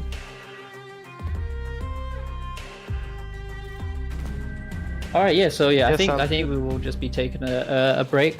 So, how have you found this tournament so far, Modest? It's crazy, and I think you'll agree. Yeah. I mean, so many crazy upsets, so many insane sets between some of the best players the game has to offer. And I think the Tetrio mechanics make them all the more explosive and crazy. As well as the aesthetics, you know, just making it much more appealing to actually watch, and also, yeah, as you said, just those mechanics, just changing up the meta of how in comparison to Gestris, which is another Tetris client. Yeah, for And sure. yeah. Now I ask think- you, who do you think is gonna win? Between Firestorm and QMK, I think it will No, be the whole Firestorm. tournament. Oh, between the whole tournament. Wow. I kind of want Diao to, but I think Firestorm will win. Interesting. Although I think that this is just my prediction. Firestorm will get tired, and because Diao has taken quite a bit of a break, he'll be feeling a bit more refreshed and re-energized, and when going against the winner of this match, anyways. I'm thinking that Firestorm will win against QMK. I mean, Firestorm has started to like perk up quite a bit in these previous rounds, in these previous matches. So yeah, it'll be very interesting how it turns out. I mean, it's not an easy task to beat you, Dal, right? So, so it's yeah, I see why you want yourself to win, but Oh man. that's an interesting prediction. But yeah, Yeah. Dio is looking pretty strong in the winners bracket, and whoever wins this has to win 2 sets against Dio. But I mean, Firestorm did it in Jastris Cup East, but this is a whole different beast. So Yeah, different ball field actually. But either way, yeah, we'll have to see who becomes the victor. Yeah. We'll just see if Firestorm is ready now.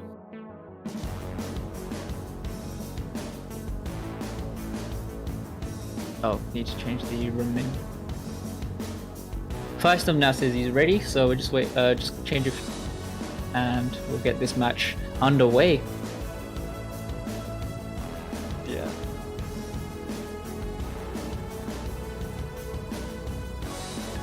All right, good luck and have fun, guys.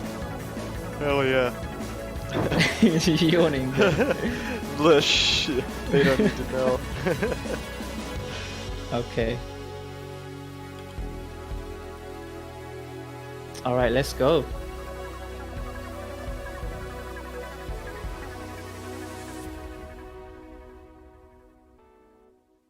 All right, I'm thinking QMK is gonna probably do a C-spin opener. Oh no, they both go for MKOs. Never mind.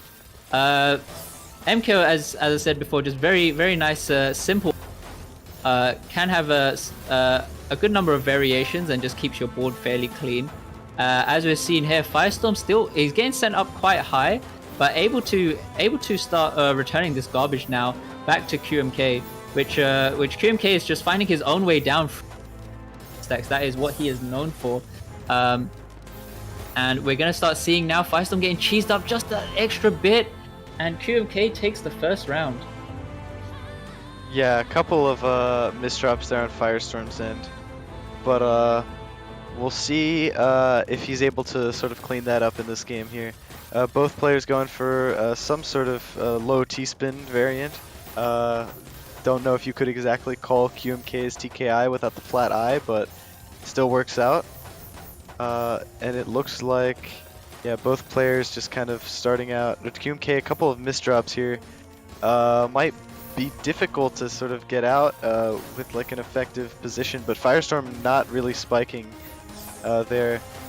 Don't know if he had a misdrop of his own or not, but either way, Firestorm's stack looks very good, as does QMK's right now. As I say that, that's a really bad misdrop. So we'll see if Firestorm's able to punish, and it looks like that's a yes. Yeah. Those that S and L misdrops is very unfortunate for QMK there. All right, we're gonna see TKIs from both players, and already Firestorm starting to find this trying to find that back to back, whereas QMK just line clears in, but gets back down to the bottom of his board, no problem for him at all. And again, now they're both starting to rise up just that bit. But knowing QMK, he is going to find that way down back to the bottom of his board. Hopefully, if he's able to get some nice multiplier bonus in there, it's going to send some really nice pressure onto Firestorm. But as we're seeing here on Firestorm's board, he's getting these T-spin doubles, following them with a bit of a combo down stack. So he does send those 3 extra lines of cheese. But again, yeah, not much of a problem here. And here we might actually start seeing some serious pressure right now come through from Firestorm. A little bit of a misdrop there on that T-spin double execution, and gets the really nice L spin, which saves his stack as well.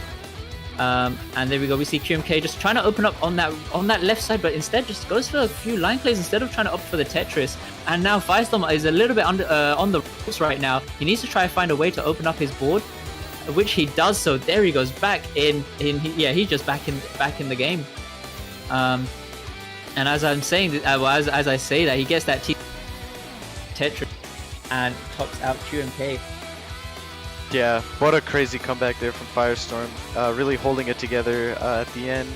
He threw that whole minute 30.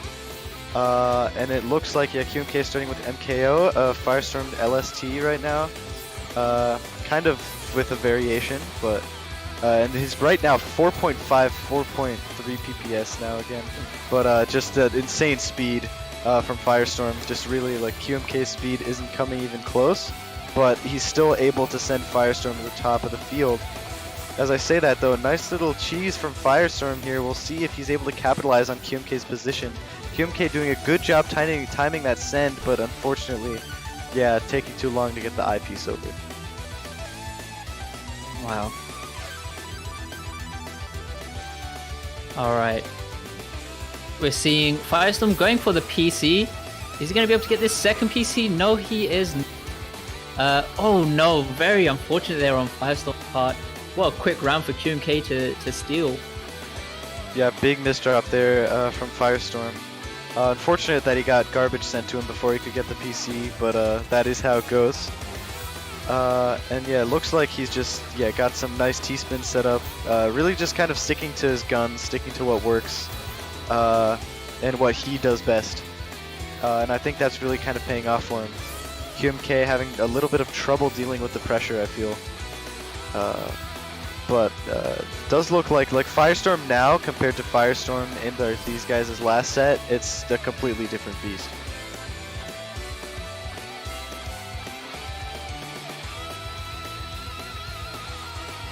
Okay, we're gonna start seeing Firestorm go with a TKI. Already execute those back-to-backs, but even so, he's still getting pressured quite high up here, and he needs to find a way out of this, which he's trying to. He needs that eye. There he goes. He gets it and gets a nice little combo. Excuse me. Still trying to find his way down and getting a really in the process. Not going to be too much of a problem though for QMK, as he does have fairly clean garbage on his board, which he can easily get out of. Gets the nice S prop into that T-spin double, and also another nice donation with the use of the J and S piece. Still preserves his stack and able to get down with ease. Not much of a problem for him. But just as I say that, Firestorm is all the way back at the bottom of his board on his own, and now looking like QMK is in some serious trouble, which he needs to try get out of. He has to use that eyepiece, and he's just gonna get topped out by Firestorm. Yeah, dang, very unfortunate for QMK, but Firestorm's pressure just a little too much to handle. QMK not able to get out of it in time. And yeah, it looks like Firestorm again immediately starting up that pressure again. The T-spin single mini to keep back to back. And then yeah, QMK's field looking very, very good right now. Now very low, but has had a lot of clean garbage. Now a little bit of cheese to get through, but not going to be too easy to spike with that. But now sending the cheese over to Firestorm, so we'll see how he's able to deal with it. I think it's now transitioning into a more clean phase here. But still very impressive from both of these guys, how they're spiking. Now FS under a little bit of pressure right now, but QMK still doing he's not really able to kind of put that extra little bit of pressure, and Firestorm is able to get out as of now. But looks like a big misdrop on the T piece from Firestorm, and he tries to get a line skim. He gets a kind of a fractal. Not enough. Yeah, it's not enough to stop QMK. Yeah. Alright. We're gonna see both players go for the TKI openers.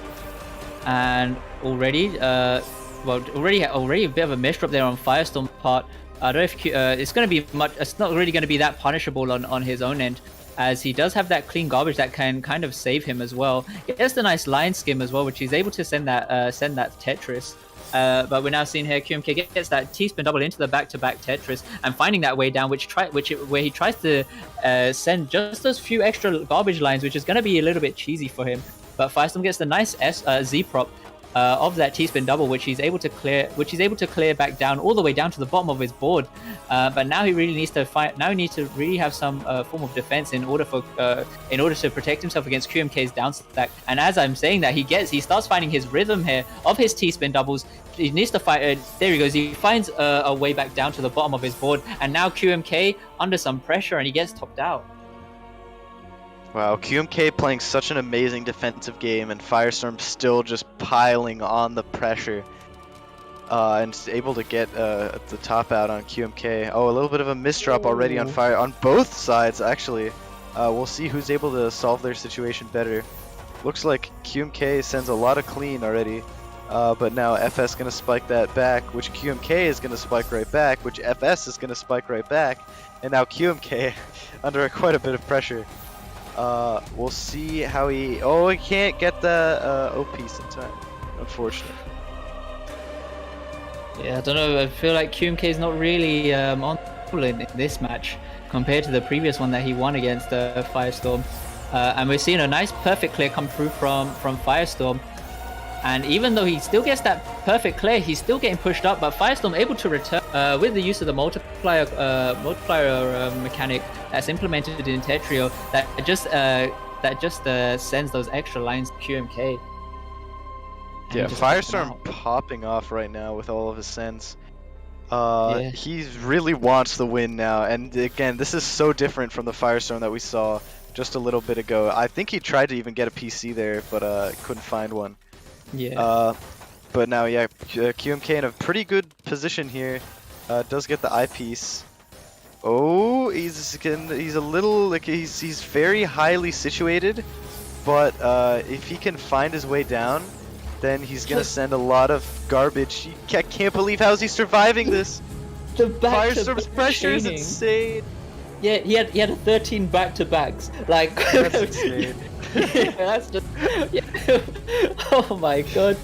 All right, both of them, but going for the TKIs. Firestorm needs to open up that left side, which he does so, and so does QMK, just opening up that third column where he sets up that T-spin double that where afterwards he just goes for that 2 line clear, and we're now seeing that 16 spike from Firestorm, sending it to QMK. QMK under a bit of pressure, which he's able to get the downstack combo now, and there's he's trying to find a way of to survive this. He's really trying to pull all the tools out of his book right now. And here we go. We're seeing QMK trying to find his way down, but Firestorm with the sheer back-to-back pressure, is just going to be able to top out QMK, and that's going to be game. GG's to Firestorm. Firestorm really popping off in this set. Yeah. Did he win how many games in a row did he win? A lot. It was a lot. Okay, Yeah, it was a lot. And looking at the points difference as well, there was Firestorm's in that match. He's 1,143 lines compared to QMK sending 777 lines. Wow. Yeah, that's definitely like their playstyles. But like with FS, the Jets on this high, A, is he gonna keep the Jets on Diao, and B, is he gonna run out of gas for his Jets? You know. And well, so now because Firestorm has beaten QMK, now Firestorm's going to get this is the finals, grand finals right now. Because Firestorm came from the losers bracket, he needs to win 2 sets instead of 1, whereas Calculation or Diao only has to win 1 set. So we'll have to see. Are both these guys ready? I hope so. Yeah, I mean, I do feel like Firestorm's getting into it, but obviously, Diao has had a bit of time to rest a little bit, and we're just gonna have to see what happens from here. Yeah. Dang, this is crazy. This whole tournament is insane. Yeah.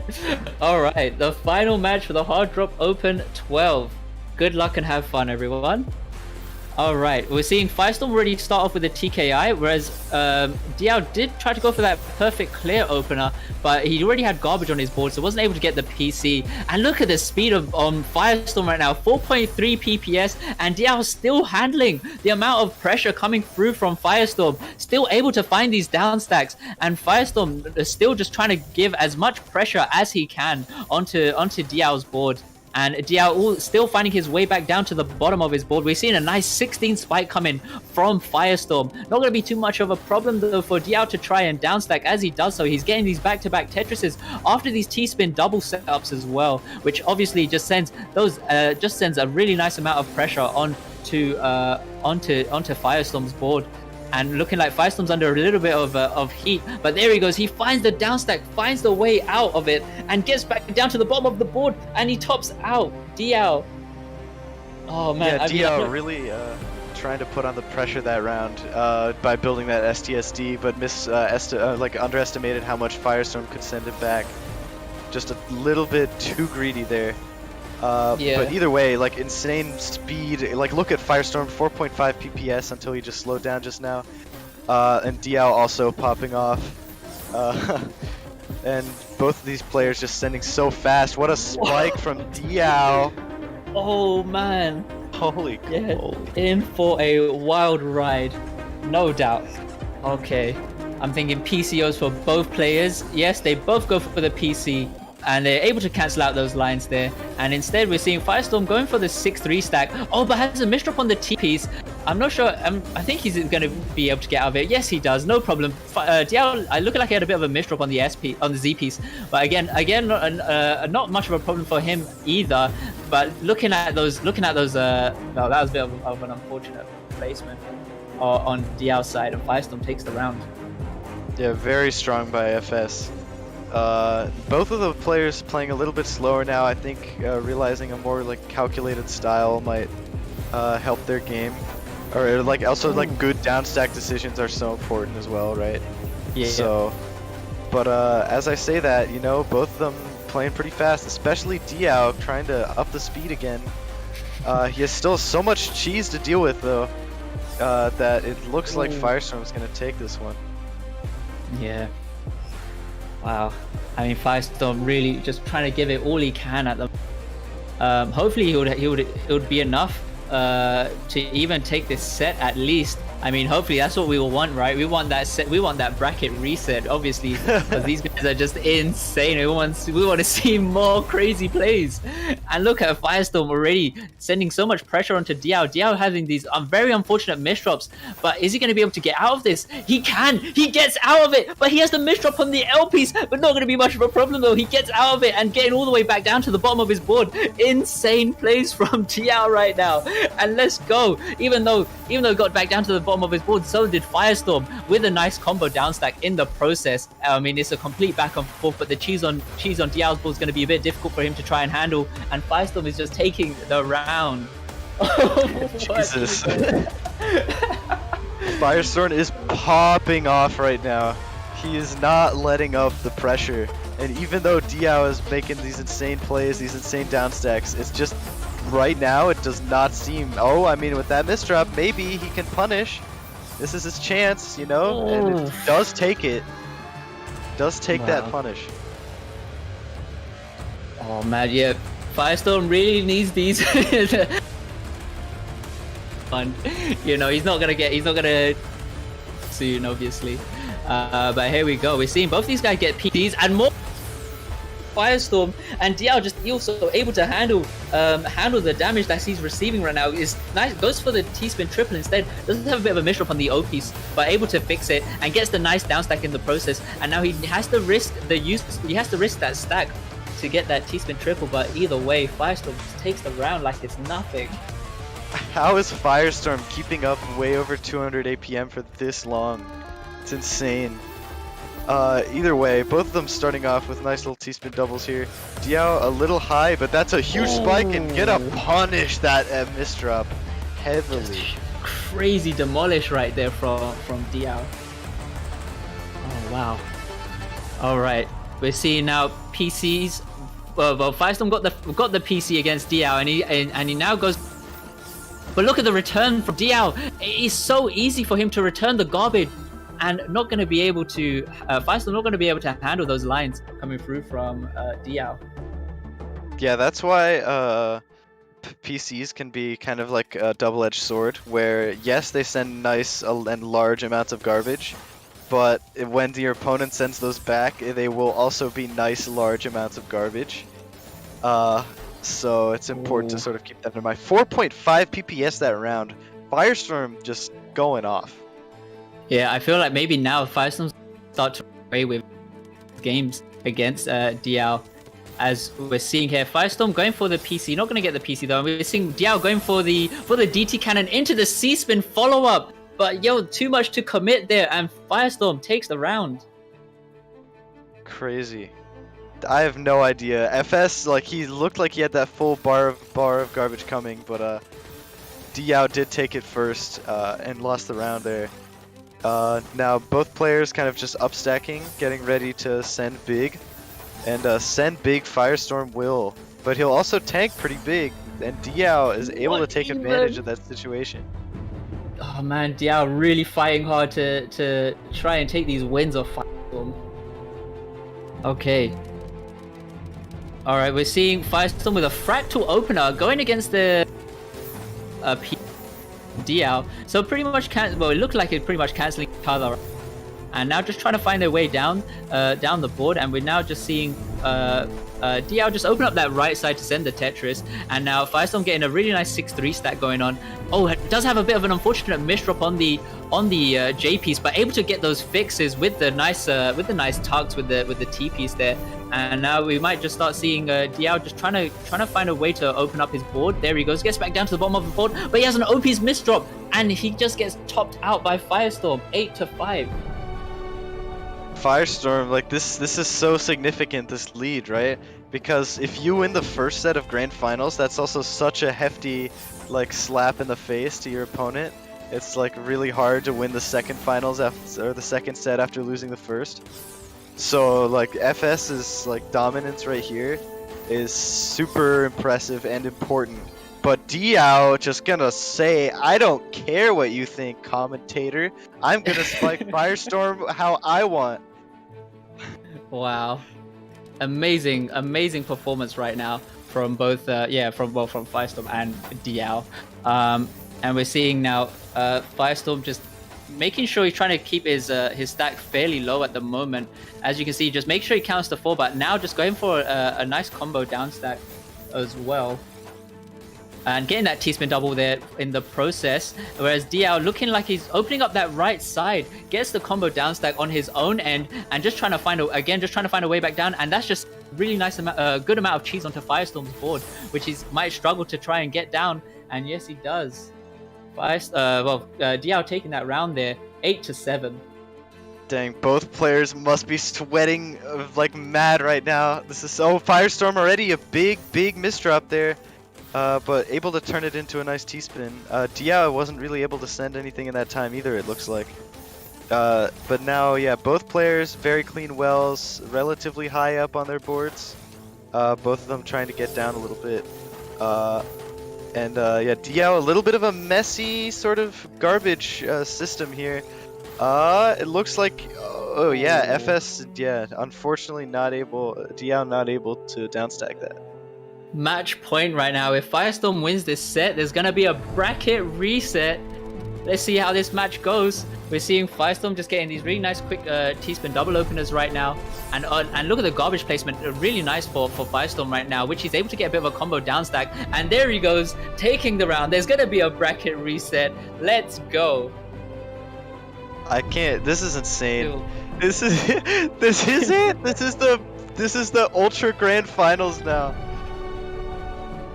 This is the one. Are these guys ready? Well, are these guys ready to just go ahead with the next set? I hope so. Yeah. We'll have to see. Hold on. Alright, Diao says he's ready. And just waiting on Firestorm. You might be just taking a quick breather, you know? I mean, stretching again, like yeah, like the route that Firestorm had to take from user is just amazing. I think he's done something similar like this in one of the Gestures Cup East tournaments, right? Yep. Yeah, I think lost in winners quarters to a Janba, and then beat I don't know, Zenith, Riduru, a Janba once, Diao twice. Yeah. And some other players to get, I think, first, which was crazy. And now is history going to repeat itself? Is Diao going to lose 2 sets of grand finals again? Or the table's going to turn? Alright, yeah, man. I mean, we're just seeing right now, both right now, and we're seeing Diao get the really nice downstack, but an eyepiece misdrop. And I think that might be a bit difficult for him to get through, but no, he doesn't. Bro, it's just too easy for Diao right now, and pretty much for Firestorm, able to try and, oh my god, he's able to cancel out those lines and gets the multiplier. Let's go. What a first round. That was already insane. Firestorm on the brink of death gets like a 7 combo into 2 Tetrises just to completely reverse the entire situation.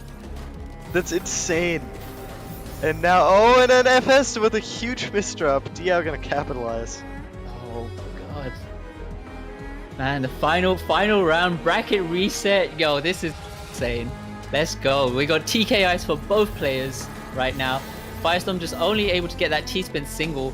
Oh, a little bit of unfortunate placement there for Firestorm, and Diao just punishes. Yeah, Diao gonna take the lead. This is this is crazy. Yeah, exactly. Yeah, Diao doing both of them doing TKI. Firestorm has a lot of garbage that he can use, but Diao spiked him pretty high, and he's gonna take that round. Oof. I mean, yeah, very difficult for Firestorm. Where we had to just try and clear as much as he could, but it wasn't enough. We're gonna see some C-spins coming in now from Firestorm, and just with Diao just going for, looking like it was trying to be some perfect clear opener, but not wasn't able to get the PC, and Firestorm just taking that round. Yeah, unfortunate Q for Diao, but yeah, able to capitalize on the whole situation. Looks like, yeah, Firestorm building up just his typical pressure. Interesting choice to take the T-spin single there. Oh, so greedy, unfortunate misdrop on the SPs. I mean, just even that hesitation, it's like, it's not even enough. I mean, you're just gonna get like a whole set of lines just coming in straight after. But here we go, we're seeing both of these guys get PCs, and Diao with the 2-line PC, whereas Firestorm had the unfortunate misdrops, and then third PC coming through from Diao, taking the round. Popping off right now. Oh, and yeah, my FS super unfortunate misdrop on the second PC. But gonna take that first PC. Diao not gonna get it. Let's see if FS can capitalize on this PC garbage, but it looks like Diao's the one who's gonna be sending it in this scenario. And now Firestorm is under a lot of pressure right now. Oh, and Diao's no. gonna take that round. Wow, Diao just looking like he is running so easy against Firestorm. But obviously, I mean, he's just going crazy right now. Firestorm with a little bit of a misdrop on that T piece, looking like he wanted to go for that TKI opener. But either way, he's back down to the bottom of his board. We're seeing Diao having a few misdrops here and there, but he's able to get the line skim and still preserve that T-spin double setup, which is very useful for him. He's able to cancel out some of those lines coming through from Firestorm, and insane spike from Diao, topping out Firestorm. Jesus. Diao is like, this is some whole new level of, like, insane. What Diao's bringing to the table. Nice Imperial cross there. And yeah, Firestorm, I think, might have been looking for a PC there. But yeah, he's gonna take this round. Oh, hopefully, maybe this is a comeback from Firestorm. I mean, I know he just won this first round, but it could have broken the momentum that Diao was creating on himself. And as we see here, Firestorm does get that T-spin as he gets that T-spin open and then builds up to the Tetris, returning all that garbage back to Diao, whereas Diao's in a little bit of trouble right now. He needs to open up this board. Gets a nice prophecy as well. And oh wow, insane from Diao. 8-3. Yeah, I mean, if Firestorm wants to come back, he's gonna have to bring some levels of fire that he used against Riduru. And I mean, who knows if he still has that in him, you know? With those misdrops, doesn't look like it, and Diao just keeps putting on the pressure. Look at that, like, look, he 4.5, 4.6 pieces per second. Oh my god, this is match point for Diao right now. Oh man, let's go. Alright. We're seeing Firestorm having to use that T in his opener. We're seeing Diao get that perfect clear opener as well. But he doesn't have much to defend himself right now from the return that Firestorm gives. And there we go, Firestorm starting to pop off now. He really wants to make this comeback happen. Gets the nice 2-line clear into that T-spin double. Whereas Diao with an unfortunate misdrop on the L piece. I don't know if he's able to get out of it. Yes, he does. And gets that T-spin single into the back-to-back Tetris, sending Firestorm all the way up to the top. I don't think he can get out of this. Come on, Firestorm. No. GG's to Diao, your Hard Drop 12 champion. Congratulations. What an amazing tournament. What an amazing set. I mean, it's obviously a tragic end, but that was still amazing performance from Firestorm with that loser's run. And obviously, congratulations to Diao tearing through everyone for this win. Wow. Yeah, well, I mean, obviously, well played to everyone who participated in this tournament as well. And yeah, man, just amazing to see. We'll just see if Blink, you wanna take it away? Man, how do you follow that matchup though? Dang! Thank you guys so much for the commentary, by the way. I know they can't hear me Is right that now, a yes? but yeah. I don't, I don't Let me know. go deafen them right now. Give me 1 second. Yeah, I'm taking it away. They actually can't hear me right now, but yeah. What an amazing grand finals! What an amazing tournament, and like a show up of like absolutely the best players in the world tonight, all into one tournament. I've never seen a tournament with this much talent in it from different regions. We had Korea here, Japan, Europe was here, North America strongest. We had everything here. Like, I don't know who was left out. Such a crazy tournament. Made it all the way to the bracket reset. For a second there, I thought Firestorm was gonna do it. I know a lot of us did. But dang, Diao is a beast. I know who he is now. I know who he is now. Damn. Freaking Diao. Oh my goodness. Like, what do you say about that? What do you say about what we just saw? What do you say about the matches in the entire Final 8 or Final 16? Holy crap. And yeah, those prizes, I didn't even make a slide for like the winners and stuff like that, but yeah, he has a good amount of money coming towards him. Oh, by the way, thank you guys so much. We made it to 1500. 1500 on the prize pool thanks to your donations. There's so many people I needed to thank to even make this tournament possible. A lot of people behind the scenes you guys didn't know about who were like organizing, pushing the bracket through. So let me take some time to thank them real quick, the HDO staff. So people like Neo, Poki Dialga, Sidoni, Andrew, Kibibite, Mugra, Shard.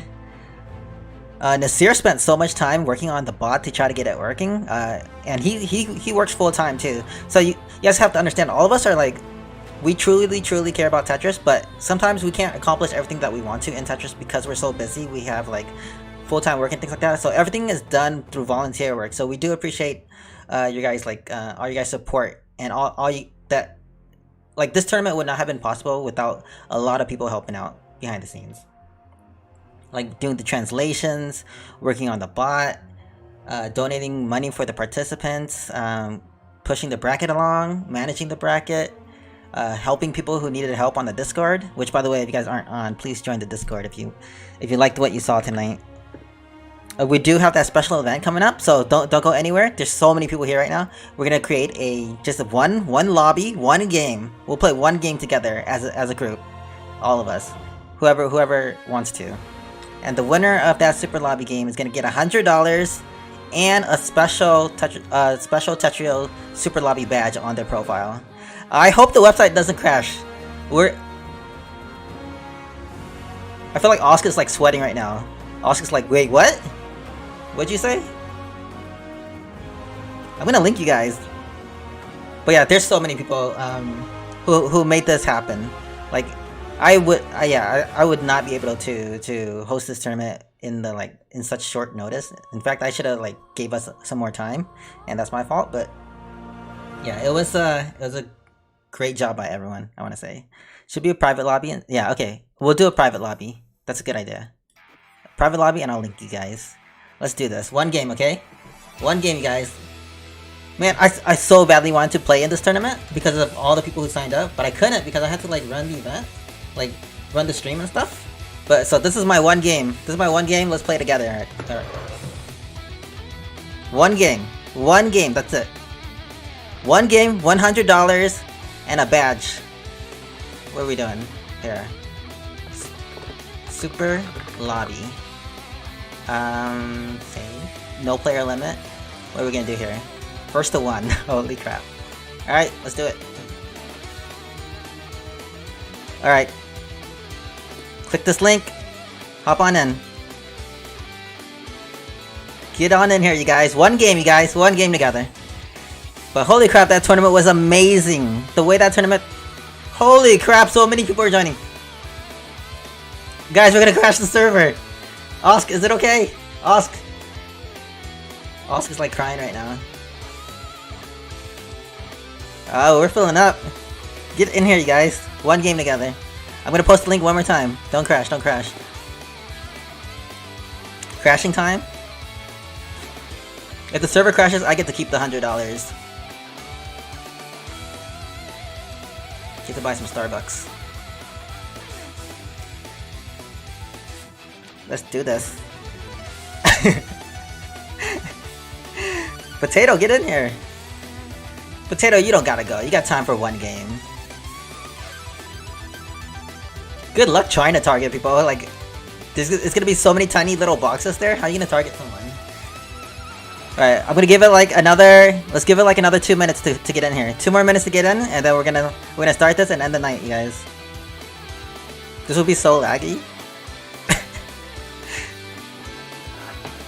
It's like a slideshow. Manual targeting is off. How do you? Oh, are you telling me to turn it off? Is that an option? What's the room ID? The link is posted. The link is posted. Here's the link. Just one game, you guys. Okay. Garbage cap 40? What is that even? Let's do it! Alright, I'm gonna start this thing. Wait, was that 2 minutes? 1 more minute then. 1 more minute. Let's give it 1 more minute for people who are trying to get in right now. The link is right here. I'm gonna post it. Look for the chat name hard drop, okay? Chat name hard drop. There's the link, that Tetria link. A noob is going to win? That would be amazing! That would be crazy.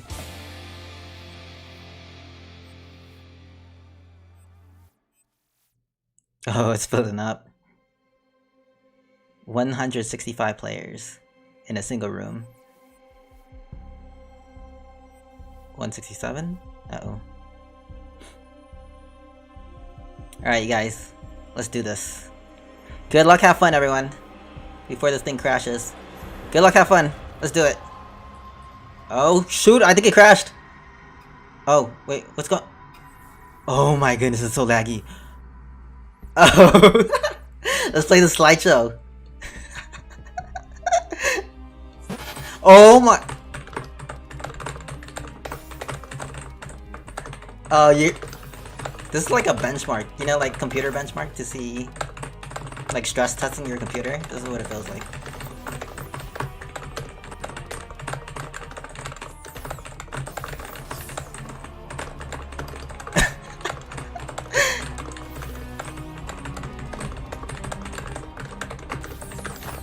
Oh no.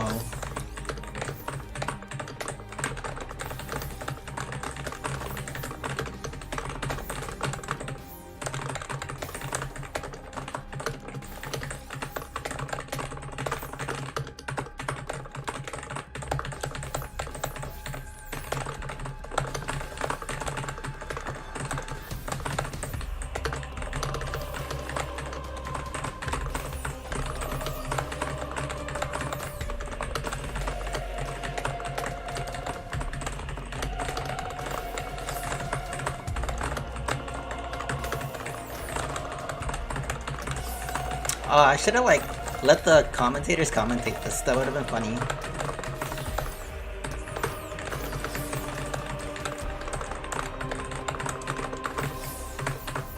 By the way, speaking of the commentators, they did such an amazing job today. And you guys don't realize they stayed up until like 7 AM for this. It's 7 AM where they are.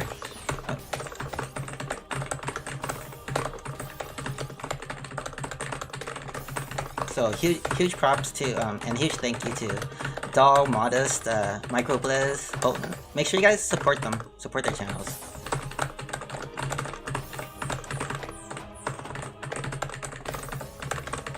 How many's remaining? Oh, this is starting to look kind of normal.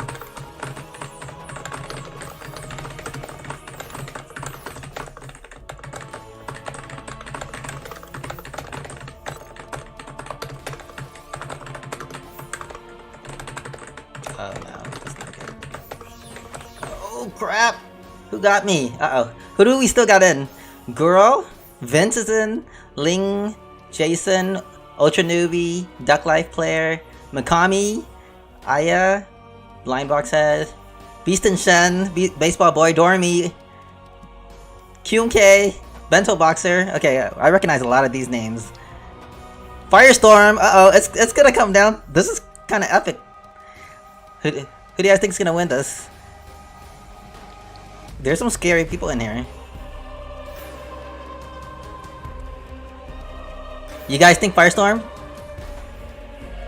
But he's made enough money today already. I'm rooting for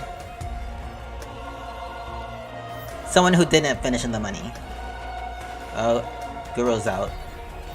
Vince, holy crap, Vince. This is Vince L, I believe. This is Vince L, not the Vince from the tournament. Vince L's here. Jason's still in. QMK still in. Our third place finisher. We have our third place finisher and we have our second. Oh no, Firestorm's out. I was looking for Firestorm real quick. He's out. Dormy's out too. You got spiked? QMK, Bento Boxer, Jason, Vince, Ultra Newbie.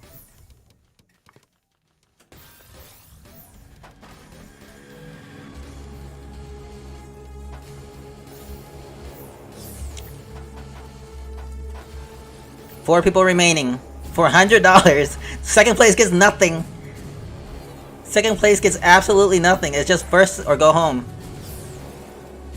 Third place. Oh, here, Vince against Jason. Let's go.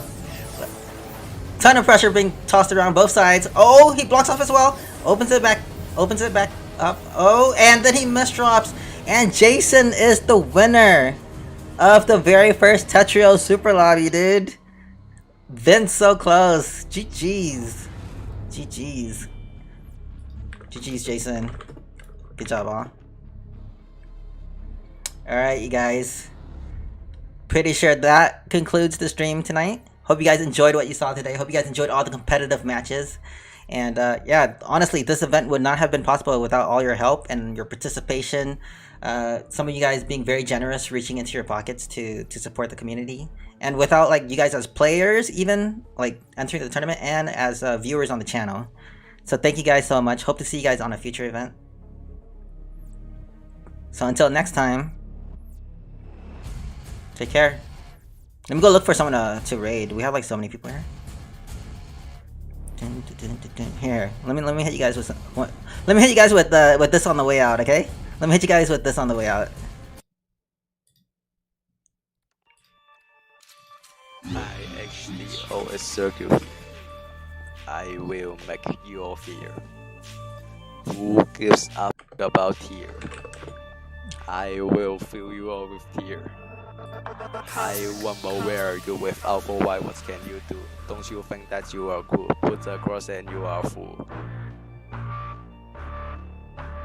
Doremi, you was my dream, but now you looks like Doremi. I show you who is the queen and let me teach you how to fin. Yeah. Let's go. Hey guys, Turkey here. I already have the gear. I can say that I have no peer. Gonna make you die with grit. Free yes, kick your ass and a spike to make you mad. I'm the king of the game and number one is what I get. Yo yo yo, brush you a faster. I will always be on guard and pray vision to the star. I think that's what you never got. Hey chief, you like master. You send cheese that like a chap. I back to make you mad and a spike is what you get. New mode. I haven't forgot you, but what I'm going to say is, I'm ready to you. Hey Zach, here's a gift. I bet you won't slow this 5 minutes too fast for you. Look, it's all that you can do. High book to your bank, say to your and don't complain. And media's understand, circulation is a mess. Hey cargo, you are bad. Your rating suspect is bad. PM you, then you are you. Exit know what you can keep and please don't think that you are cool. Michael Business commentating. I'm gonna put my armament in microwave. Ajamba number 1. Ajamba number 1. Let's end here.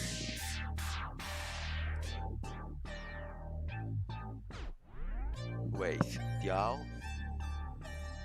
Who is Diao?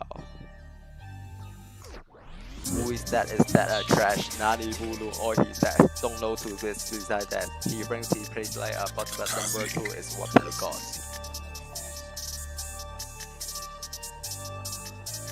Hi Ben XT. Ajamba number 1.